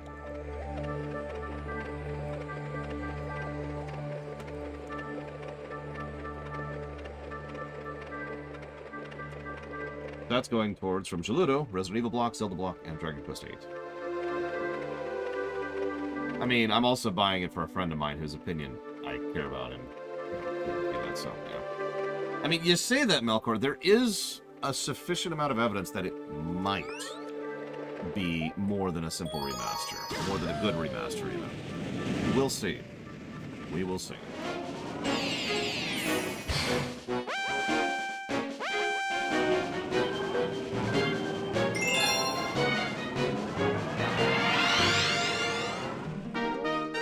Oh, this one. I'm gonna die. I'm gonna die.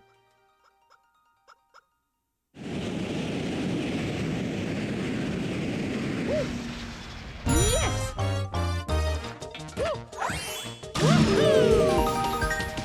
Yeah!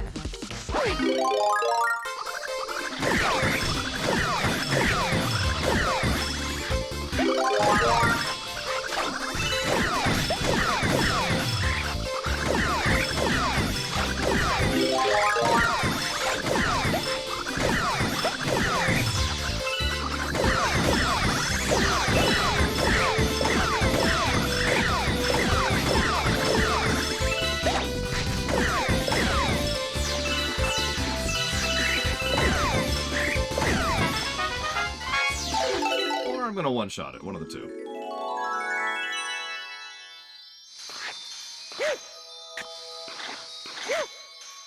Now I can't get the star. There we go.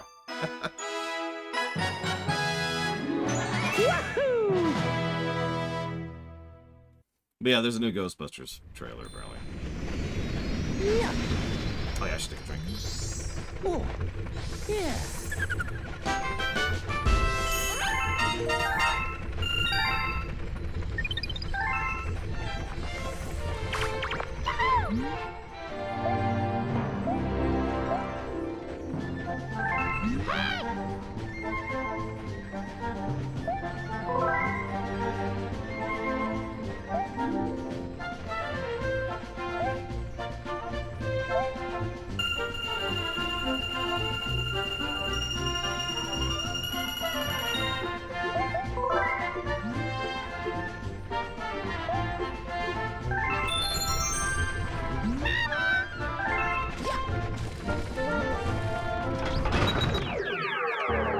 Hey, Melikor.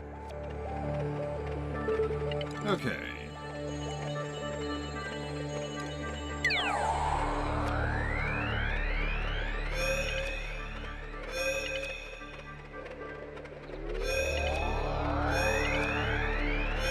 Completely swept, completely swept. 2 more there.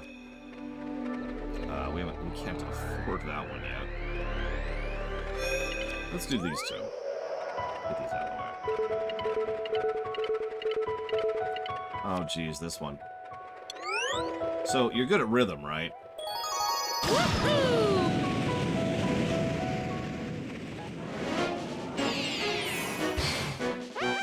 Artifact design, Celtic Bat. They eventually get rid of the live system.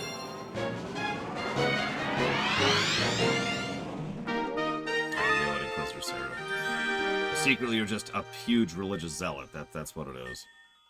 You think we should all follow donuts. But yeah, so this is this stage.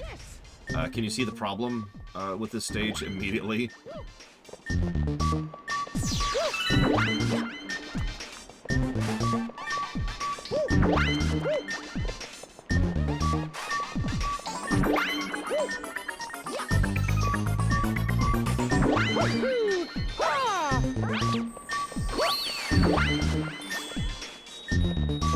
I mean, it's still on to the beat, but that speed is something else. And we're dead. Because that, yeah, so the fact that I did the spin was actually an accident. If you do the spin, you've pretty much screwed up your timing immediately.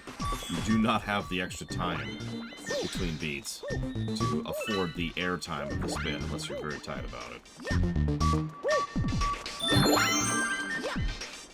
No, almost made that.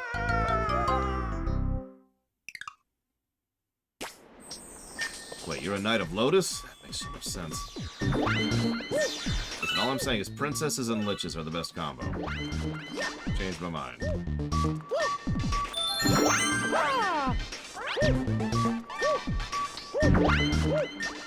Shoot. Oh, okay, we recovered there.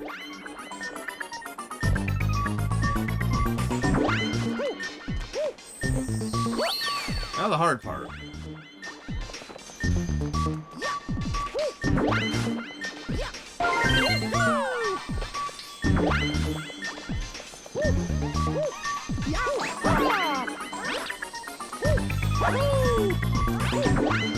Hi. Notice they have completely removed the enemies here, because that's just officially not the point at this point. We don't need enemies here.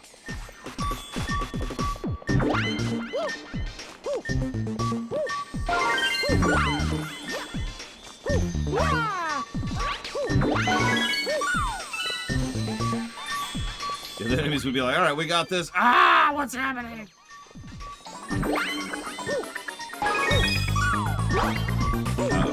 I got lost in my position, but that's okay, because I can totally recover. Oh my god. Hi.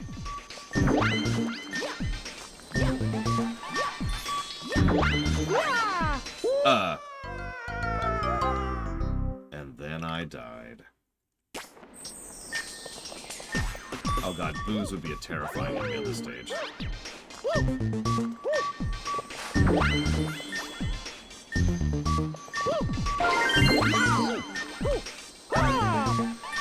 And we're dead. We might be here a minute.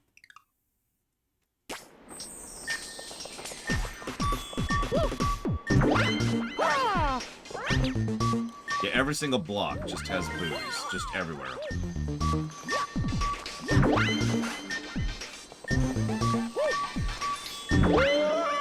Damn it. I squiggity.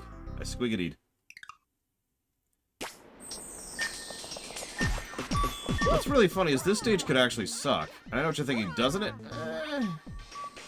Imagine for a moment if there was no mid-mission checkpoint, for example. Or imagine if they didn't give you solid platforms. Or imagine if there were enemies here.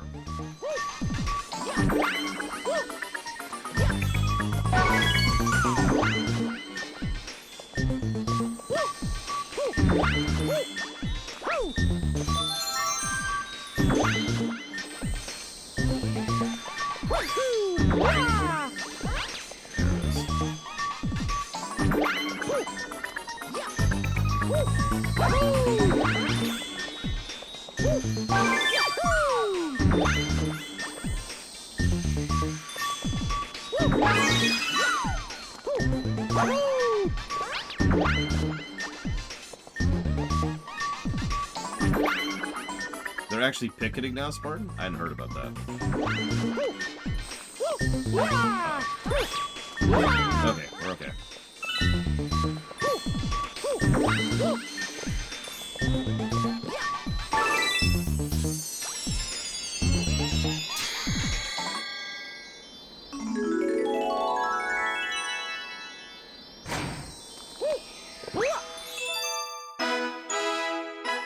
Right, 7 day.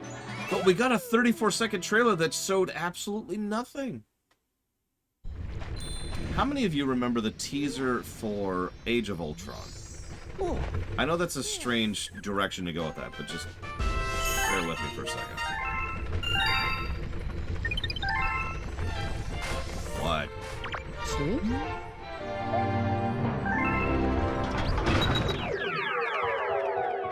Oh, that's another thing.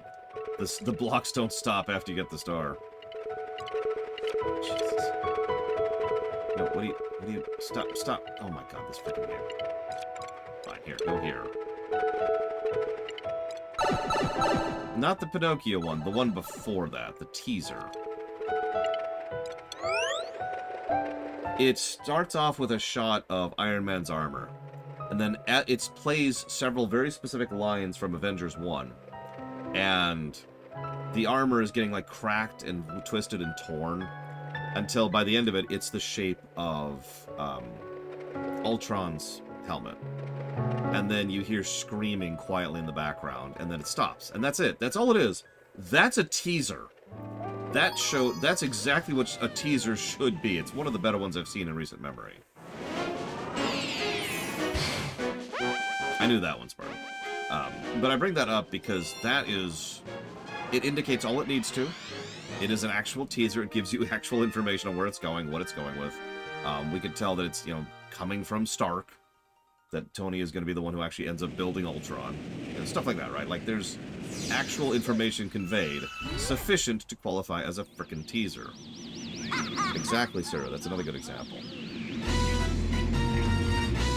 And I bring all that up because what we saw yesterday was not a teaser. What we saw yesterday indicates absolutely nothing other than the fact that there's someone who is a part of the N7 program who is doing something. And that's it! That's not a teaser. That's right up there with, we're going to have an announcement later this year.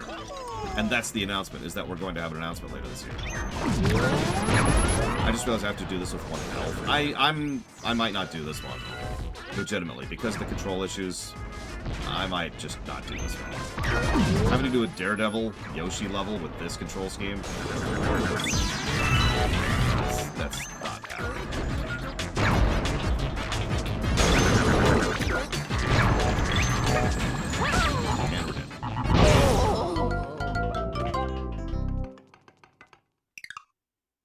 Yep, there's something that is happening. That's all we can tell. It might be related to Mass Effect. Even that, I'm not 100% sure of, given how little information they gave us.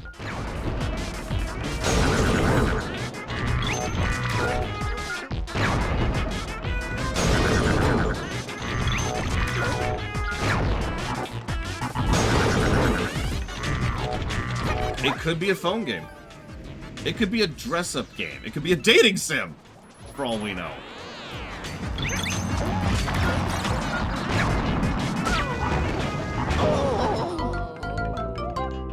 I didn't think it would stall me for a second.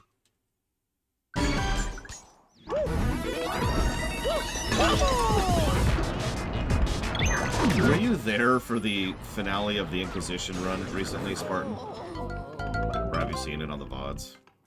It's right, it could be microtransactions. They're selling cosmetics for the Legendary Edition. Who knows? We don't. I bring it up because I really do wonder if BioWare was never actually a good developer.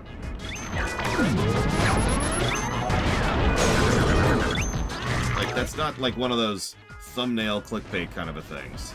I'm really actually curious if that's really true, because I've reviewed their games at this point in my life. Pretty much all of them.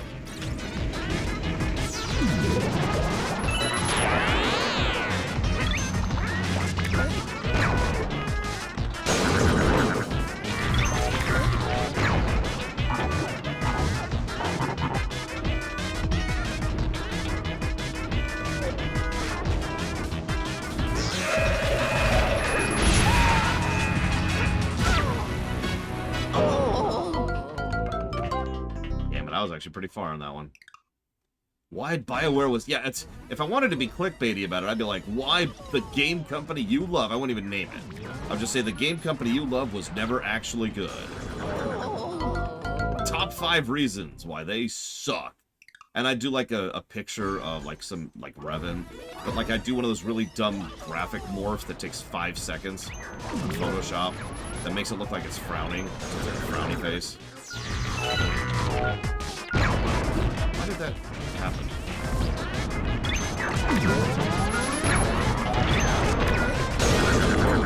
I guarantee you, it would be one of my most watched videos I ever did.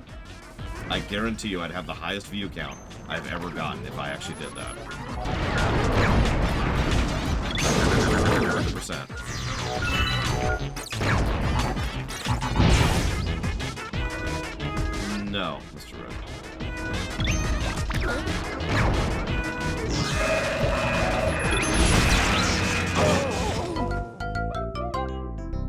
I don't understand the question, Pika. I'm sorry. What is Kingdom Hearts 2 4? I'm gonna give this 5 more tries. I'm gonna walk away from this, because this control scheme is... I mean, this is not nearly as rough of a boss as it should be, but I'm playing this on a PS3. You know? So I'm doing this thing, and it's rough. So. Might be our line with regards to progression. We might have to just kind of push for the end of the game now.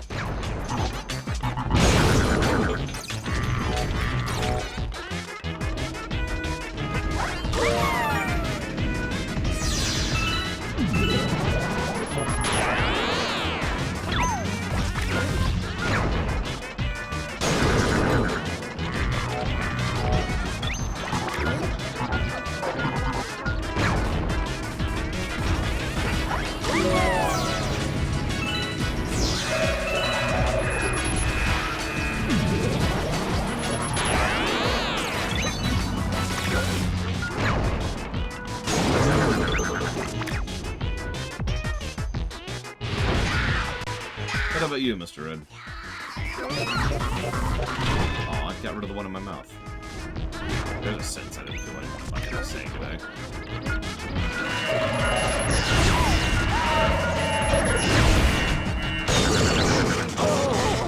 I'm gonna save state just to push through this, if that's okay with you guys. No, I'm not throwing up the cheat flag.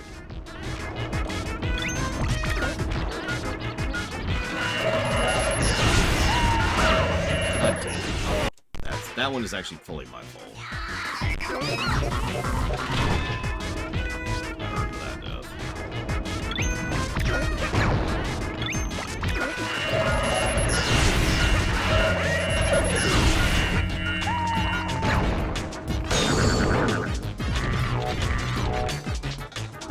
The only reason I'm cheating is because of essentially something that's not the game's fault or even my fault. I am emulating this game, therefore I'm throwing up the cheat flag to compensate for the fact that the control scheme is literally wrong. Yes, Pika. So that's not really cheating. That's just trying to get back to, you know, where the game actually should be. It's the same reason why I didn't give a negative for the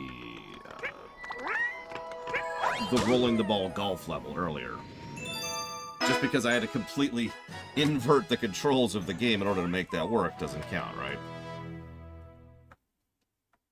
Yeah, exactly. Go to the snow.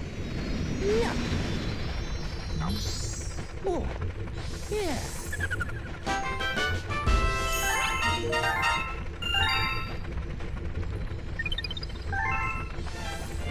What? So. If you had a player or two to assist you, go to hell. Directly to hell, preferably. Swept. Swept. Swept.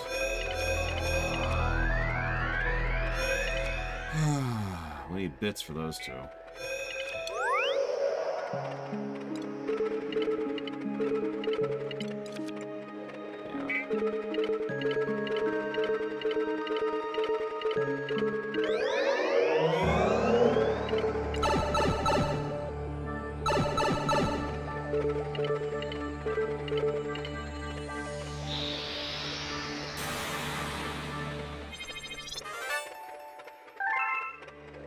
Oh my god, you did, Inquisitor. How dare you!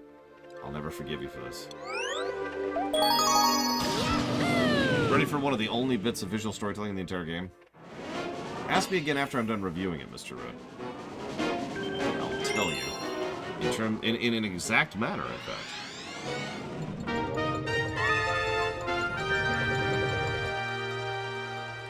Oh god, this fight. Sorry, the Comet version of this fight. So, a little bit of debris from the machine we just blew up. I'll never forgive you for this. And I can't even say it right because I've just got so much sushi in my mouth. How dare you? I'm like crying from happiness. How dare you do this to me? Oh, right.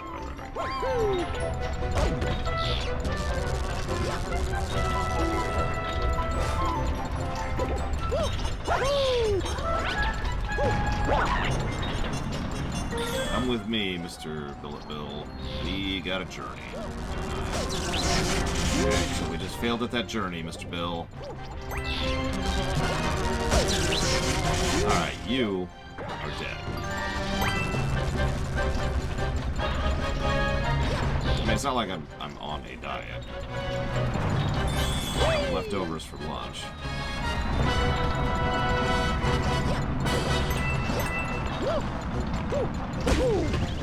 Right there. Right there.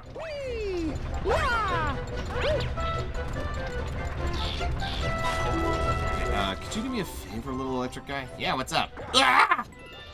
Thanks. Appreciate you.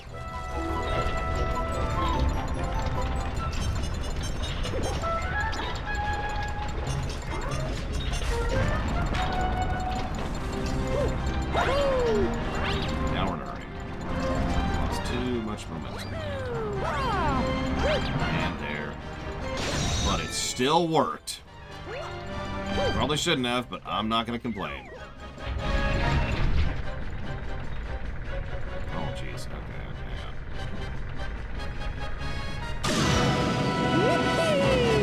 I mean, generally speaking, yeah, sushi is pretty legit. It's one of the few foods I can eat when I'm sick, because it's... so the sicker I get, the healthier the food I eat has to be. Otherwise, it just makes me feel nauseous, right? Sushi is one of the few foods I can eat pretty much all the time. Yeah, no limitations there.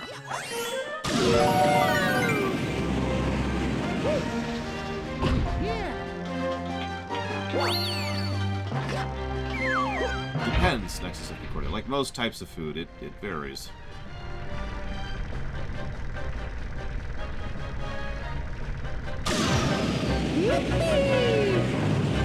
Raw fish, Ross. That's the best part.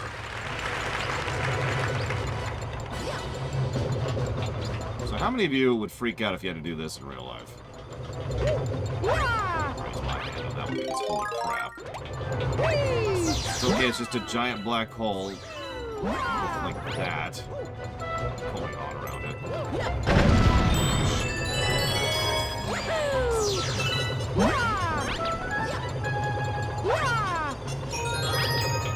Ugh. Hi. Okay, I've got good news and bad news. You're getting paid a ton of money, but all that money goes to no one if you die, and no life insurance. You have to live. Yeah. This is probably the only boss in the entire game I don't consider to be a particularly good boss fight. I might be biased because of the Daredevil version of this fight, though. Yep.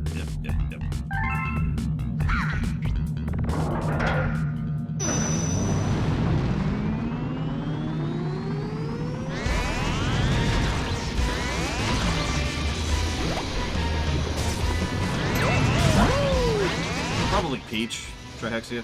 Remember, she's the diplomat, right? So she comes up with the idea that everyone could do for fun. She probably came up with go-karting, too.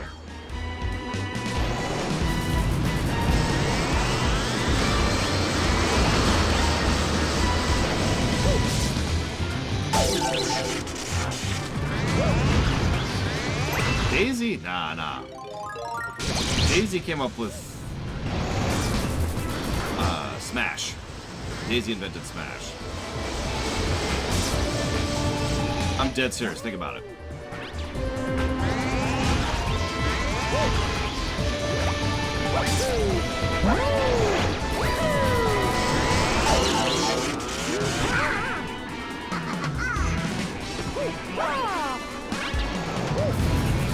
Well, then again, Waluigi probably came up with, you know, tennis. And golf, actually.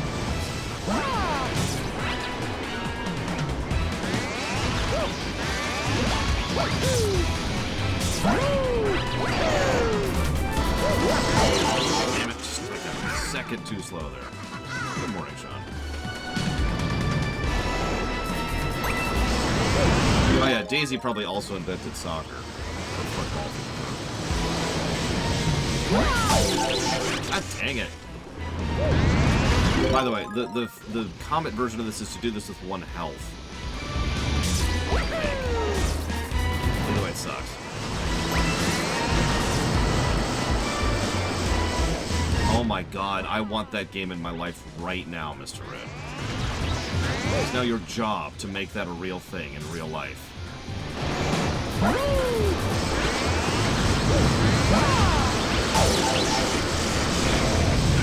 Then again, I've talked before about how much I would prefer Kingdom Hearts if it was Nintendo properties instead of Disney ones.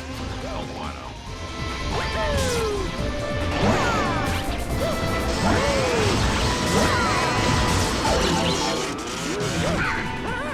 Damn it! What am I doing wrong? So, who do you join? Mushroom Kingdom? Which is the Eastern Kingdoms, obviously. Or the Koopa Patrol. The Koop Patrol. Smithy Gang? I mean, if you think about it, there's actually a lot of major large-scale villains in the Mario setting, which could work as a Burning Legion parallel. But the problem is the Burning Legions, they're the big bads, right, of the whole setting. So there's not really an equivalent of that in the Marioverse.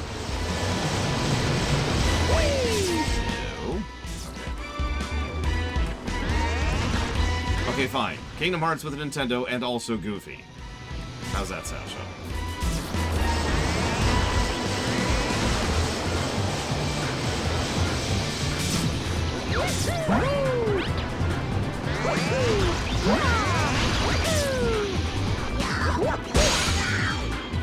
That's best. Hey, yada. So now the fight gets much harder. Now I can move. And that is the difference between a mecha and a mech. Any questions?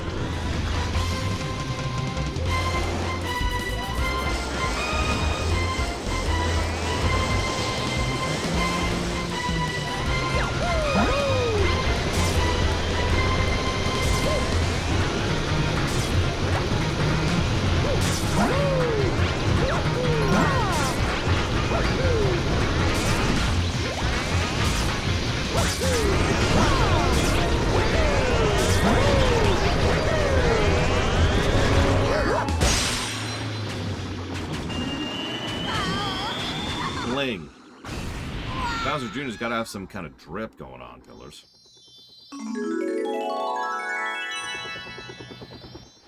Come on. Woohoo! He's a prince.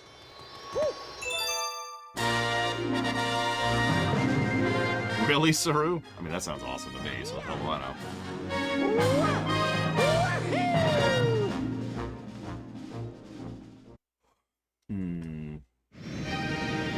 Who would be the Forsaken? And we could just use the Dries, assuming that's a whole faction. Because the Forsaken aren't a species, they're a mutation of a species, and that's the Dries in general, right? So you could be like a Dry Koopa or a Dry Goomba or whatever. Oh, You know, that's actually an interesting point, Saru.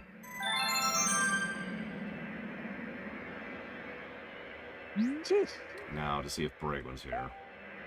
cheese. The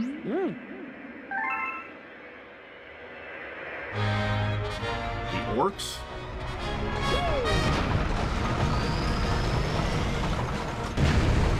See, I feel like the Tauren would actually be the Koopas. But the problem is, that's like narratively. I love this song. Sorry. Say. Looks like Braegwyn is not. Ah, Melty Monster. We can finally farm bits.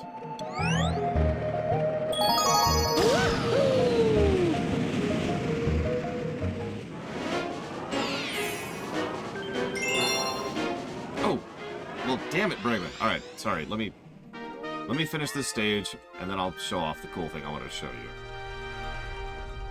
I'm a Ouija. I'm a hawk. If that makes you feel any better, yeah. Yes. All right, so where are we farming bits here exactly?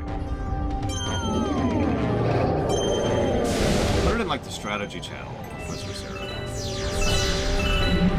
Oh, I bet you I know where. Okay, that's a cute little tidbit. Did you? I've never noticed that before. Oh, it's the second start. Thank you, Olympics. Their ears wiggle before they attack. Points if you even get that. That's cool that they do that.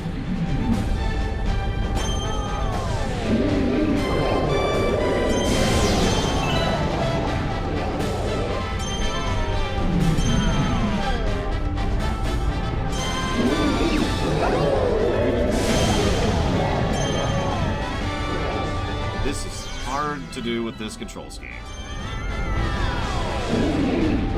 Whatever! Oh, Jesus.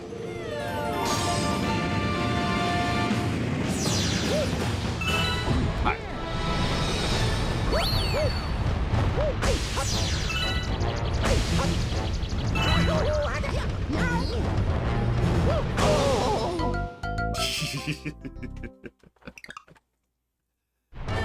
Paper Mario MMO? I mean, okay, real talk. I'm down with the Paper Mario, but the problem with Nintendo is they keep seeming to think that what we really want with Paper Mario is paper, and not the R-frickin' part of the equation.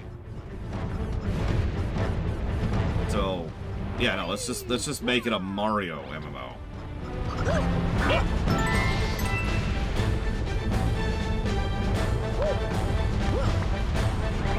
What do we call it? World of Mushrooms? No. It has to be something simple that people can immediately intuit is a thing. Classes? I feel like basing classes on power-ups is the right way to go there. Like there would be a Fire Flower class. Or maybe just a flower class, actually. Because we've got the Fire Flower, we got the Frost Flower. And I feel like there's a third one I'm forgetting that doesn't show up very often. There would be a Mushroom class, obviously.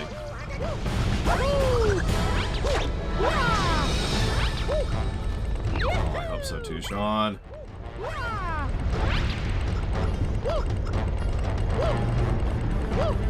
The Mushroom class would be like big, mini, and then huge, consequently.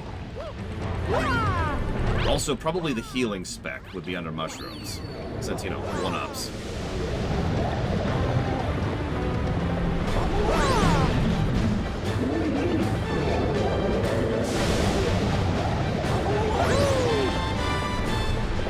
Yeah, Mario Online feels basic, but that's probably the right way to go with that. I wouldn't make it the Tanuki class. I'd make it like the Leaf class or something like that, you know? Nothing over here. I think I just died. No, we're okay, we're okay. Refill a little bit. Let's take it easy. Yeah, no, honestly, Mario Online's probably the right call. Modify character baseline. So, like, make the power-ups be the specs on top of the, like, the class, Dakota? So, like, you could be a, I don't know, a Goomba with a fire flower? See, actually, yeah, you got me thinking. Maybe, like, normally I wouldn't be in favor of this kind of thing. Jesus, this part of the stage. But maybe instead of... This is such a cool part of the stage! Maybe instead of class, you actually roll a species. And your species is your baseline. And that determines your base abilities and your basic toolkit, right? And then the power-ups, that's your spec. And any species can pick whatever spec based off of that, right? I like that idea. So we got a Mario 4X and a Mario MMO. Or a Mario RPG.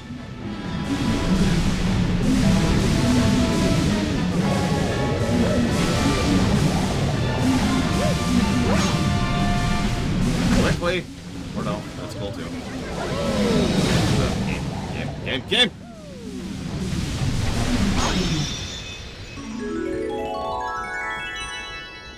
Okay. I'm gonna not go for that now because I'm not great. Look at this. I love this section. This is like plus worthy by itself. I freaking love this level.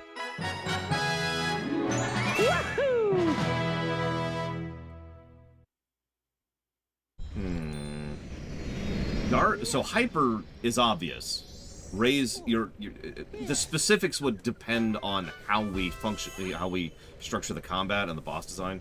But the vague idea is that hyper would be increased damage, reduced defense, right? You get the hyper power up, and you're there to be a glass cannon. Dark, exact opposite. Dark is your tank. Dark is what you get in order to be able to is one of the tank specs or tank power ups.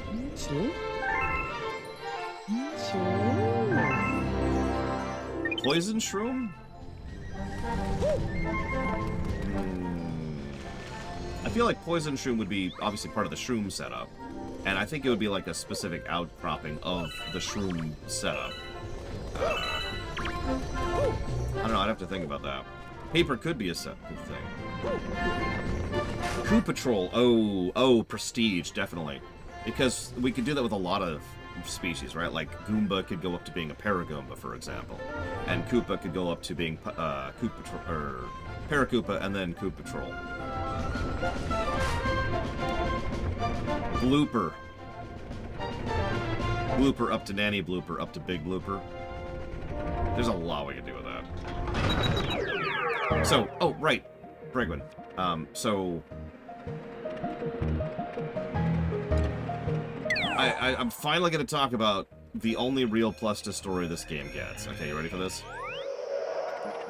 So look at the background, okay? In orbit, you can actually literally see the planet right down here, right? There's Earth. There's, like, the moon. And we're still in high atmosphere. And, if I'm not mistaken...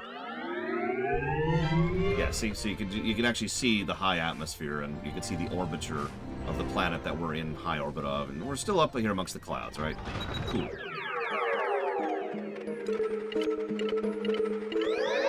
We zoom out a little bit more. Solar system. You can see the star. You can actually clearly see, you know, there's Saturn and several of the moons. Over there we've got Earth and the moon. We got Mars over there. And if we zoom in, I'm going to go through the whole list. I just want to get this across, because this is some great stuff. And yeah, you can see the wonderful, sharp, contrasted shades they got going on there, which is awesome looking. And kind of got this kind of summer, autumn vibe going on with the coloring as we get further away from the planet.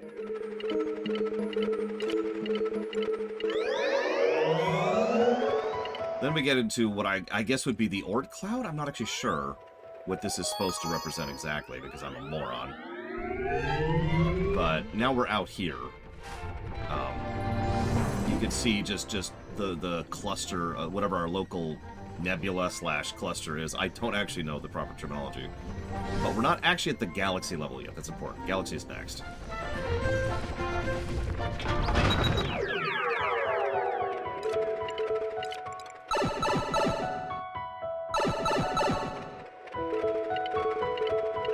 Because then when we zoom out again, this one's the most obvious one of all. This is the one everyone caught when they were playing this the first time. This is the galaxy level. You can just see the Milky Way in the background there. And yeah, nice little shot there of it. I believe this is the button. So you can actually see the Milky Way just spinning in the distance as we get further and further away here.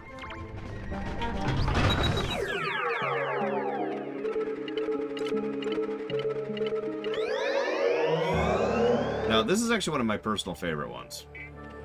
Because this is the one I had several people like, what is this? Well, this is when we could see galactic clusters.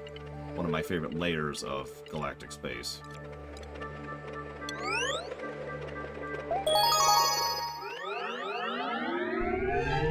And you could just see clusters and clusters of galaxies in the distance there. All over the place. Love this one. Again, continuing the trend of zooming further and further out. This is also when the levels start to get really mean. Good afternoon, Kira. Leading to... So, this is a supermassive black hole here. This is actually the black hole that Bowser is crafting. And this was actually the first time I ever saw a black hole represented as that kind of a black sphere with the shape, with the disc or whatever it is around it. Obviously, this is normal now, but this is the first time I ever encountered this personally. And you see that little white shoot coming out of it, Bragwin?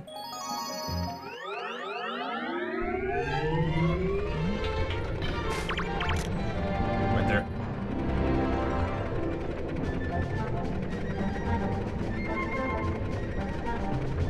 So, that's pretty much the visual storytelling of the game. It's the only real story positives this game gets. But I've always loved the way it develops across the worlds as we go.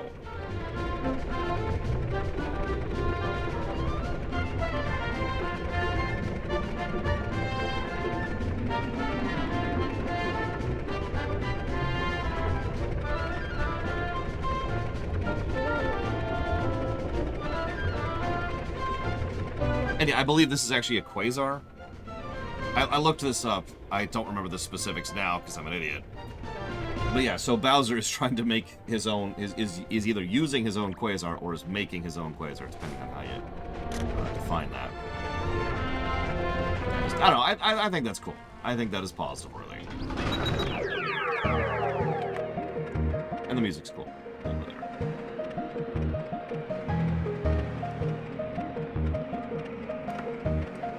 Pluto is definitely, really, absolutely, possibly, maybe not a planet that isn't maybe a planet while not being a planet.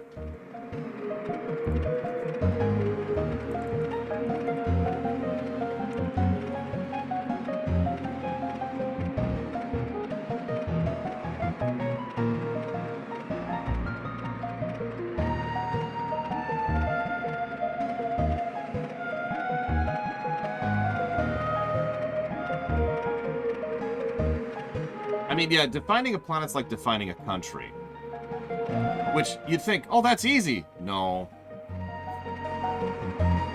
There's a weirdly large amount of debate about that one. What's an RPG? Oh, thank you. Whoever's clipping this, like, a couple minutes ago when I went through the whole layers of the backdrops.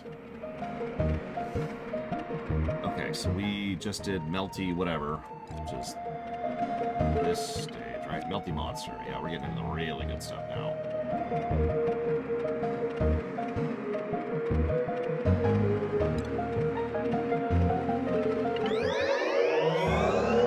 first boss that doesn't get a positive. Alright, so let's see if we can do this before the lunch break. We can't. Spoilers. But let's do this.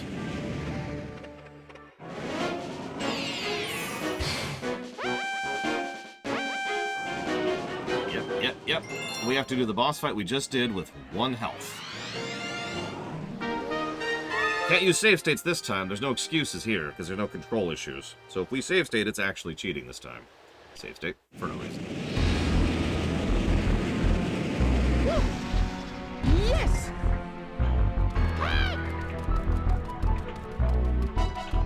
Oh yeah, and it's not just the boss, too.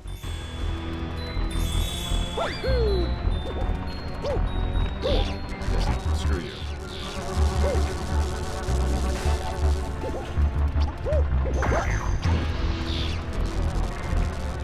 I've always loved the little detail that they don't even drop health when you're in a Daredevil run. Because you're on a Daredevil run, so it doesn't really matter.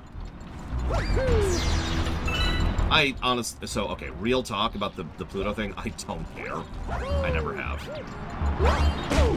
Hammered it. I do like having things being nice and neatly organized and categorized. But for me, planets is more of a geographist thing, and it doesn't really matter what we call a planet and what we don't call a planet.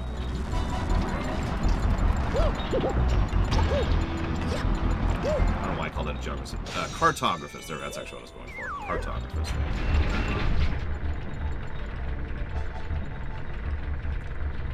You know, it's one of those things where the legal definition matters more than anything else.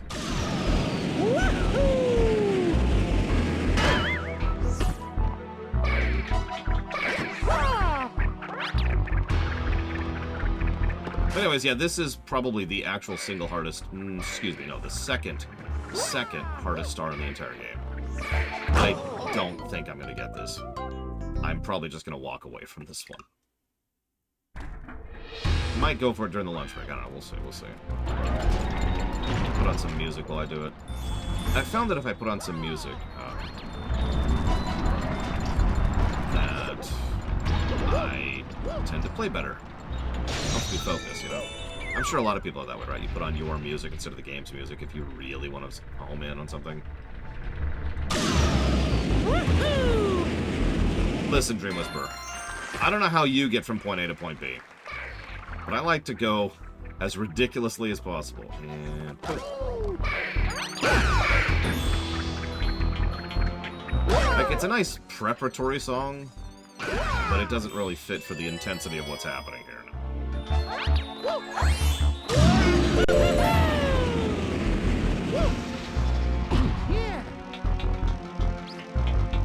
No checkpoints either, because, you know, screw you.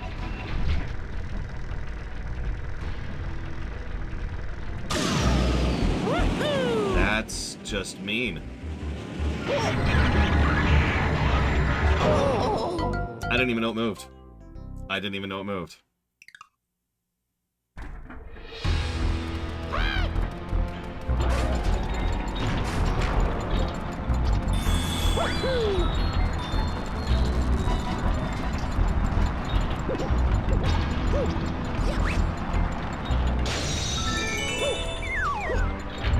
Yep, nope, we were probably aware of that disintegration as it was happening.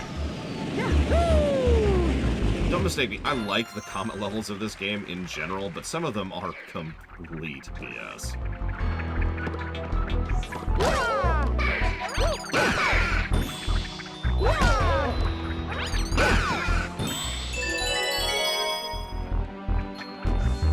We're not even at the hard part yet. That's the really frustrating part here. We're not at the part which is just teeth pulling.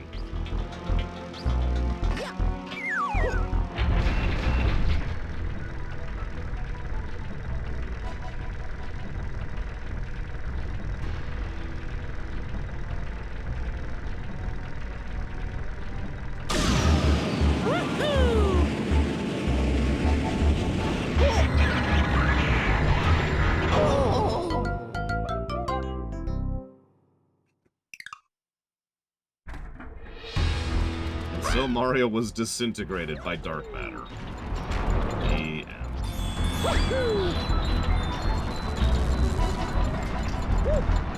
Part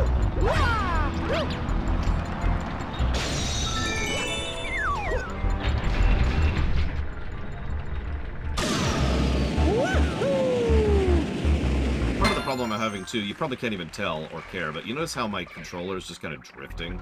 I don't really know how to fix that, or even if it's fixable. Ironically, I'm having drift on a PS3 controller.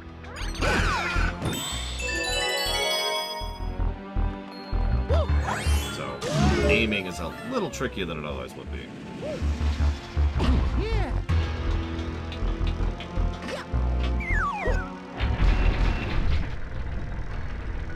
Okay, so...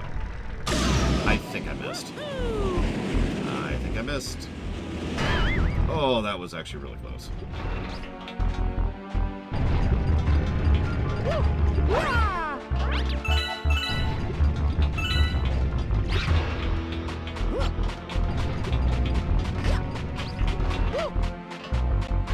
No, it's software. I actually know for total certainty that it's software. So this is fun. Remember, that's the instant kill you stuff. You need it to do this in order to be able to get above these things. Oh my god, is that actually a mid-mission checkpoint in a Daredevil level? Holy crap.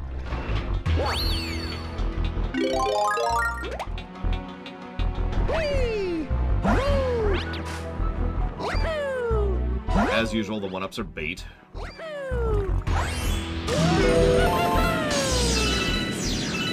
So welcome to Hell, the actual hard part of the level. Doing this boss fight, again, with 1 health.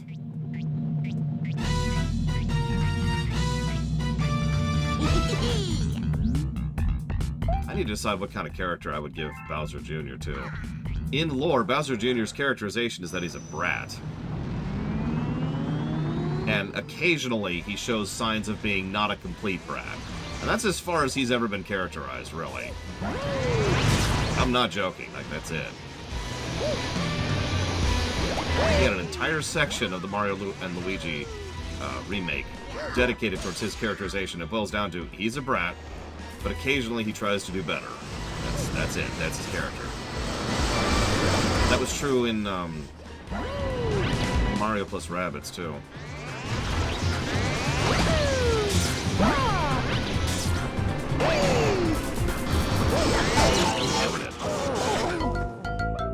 Well, the original canon was obviously that the Koopalings were not Bowser's kids. I talked about that during the Mario Bros. 3 run. They were never intended to be his children. It was actually the cartoons and comics that did something with that. But I admit that originally I was very pro Koopalings equal kids camp, but the more I think about it, the more I like them being his generals.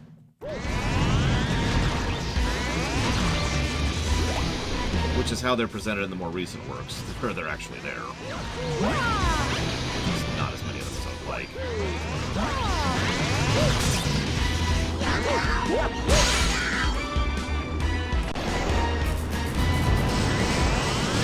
Like in the Mario and Luigi Paper Mario game, which I can't remember what it's even called. That's the tack they take there.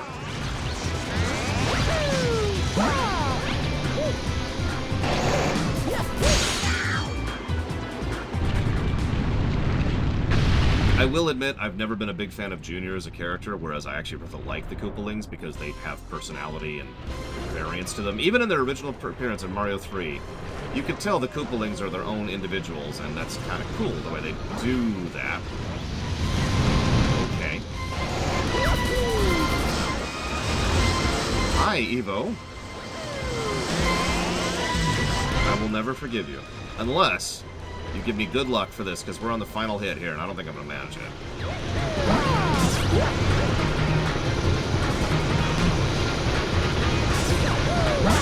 Seriously, this is the final hit. God damn, he is just bombarding me.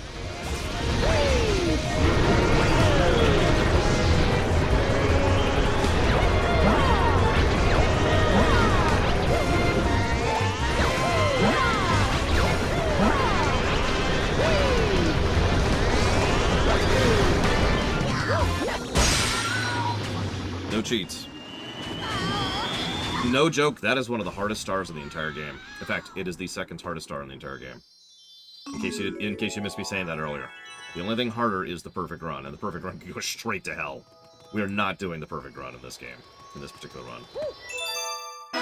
Oh. Even unlocking the perfect run is a huge problem. Yeah. So I should probably go get lunch.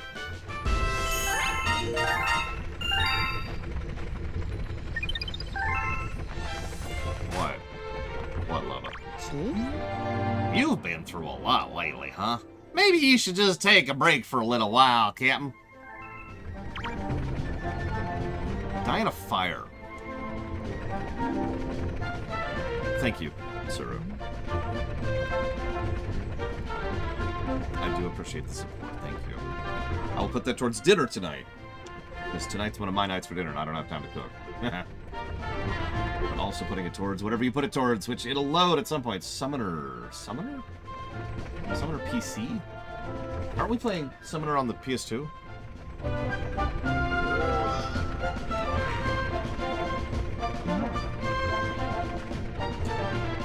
I own Summoner on the PS2. I bought it. It's on the list.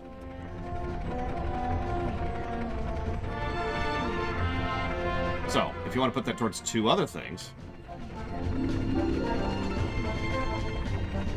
then you can do that.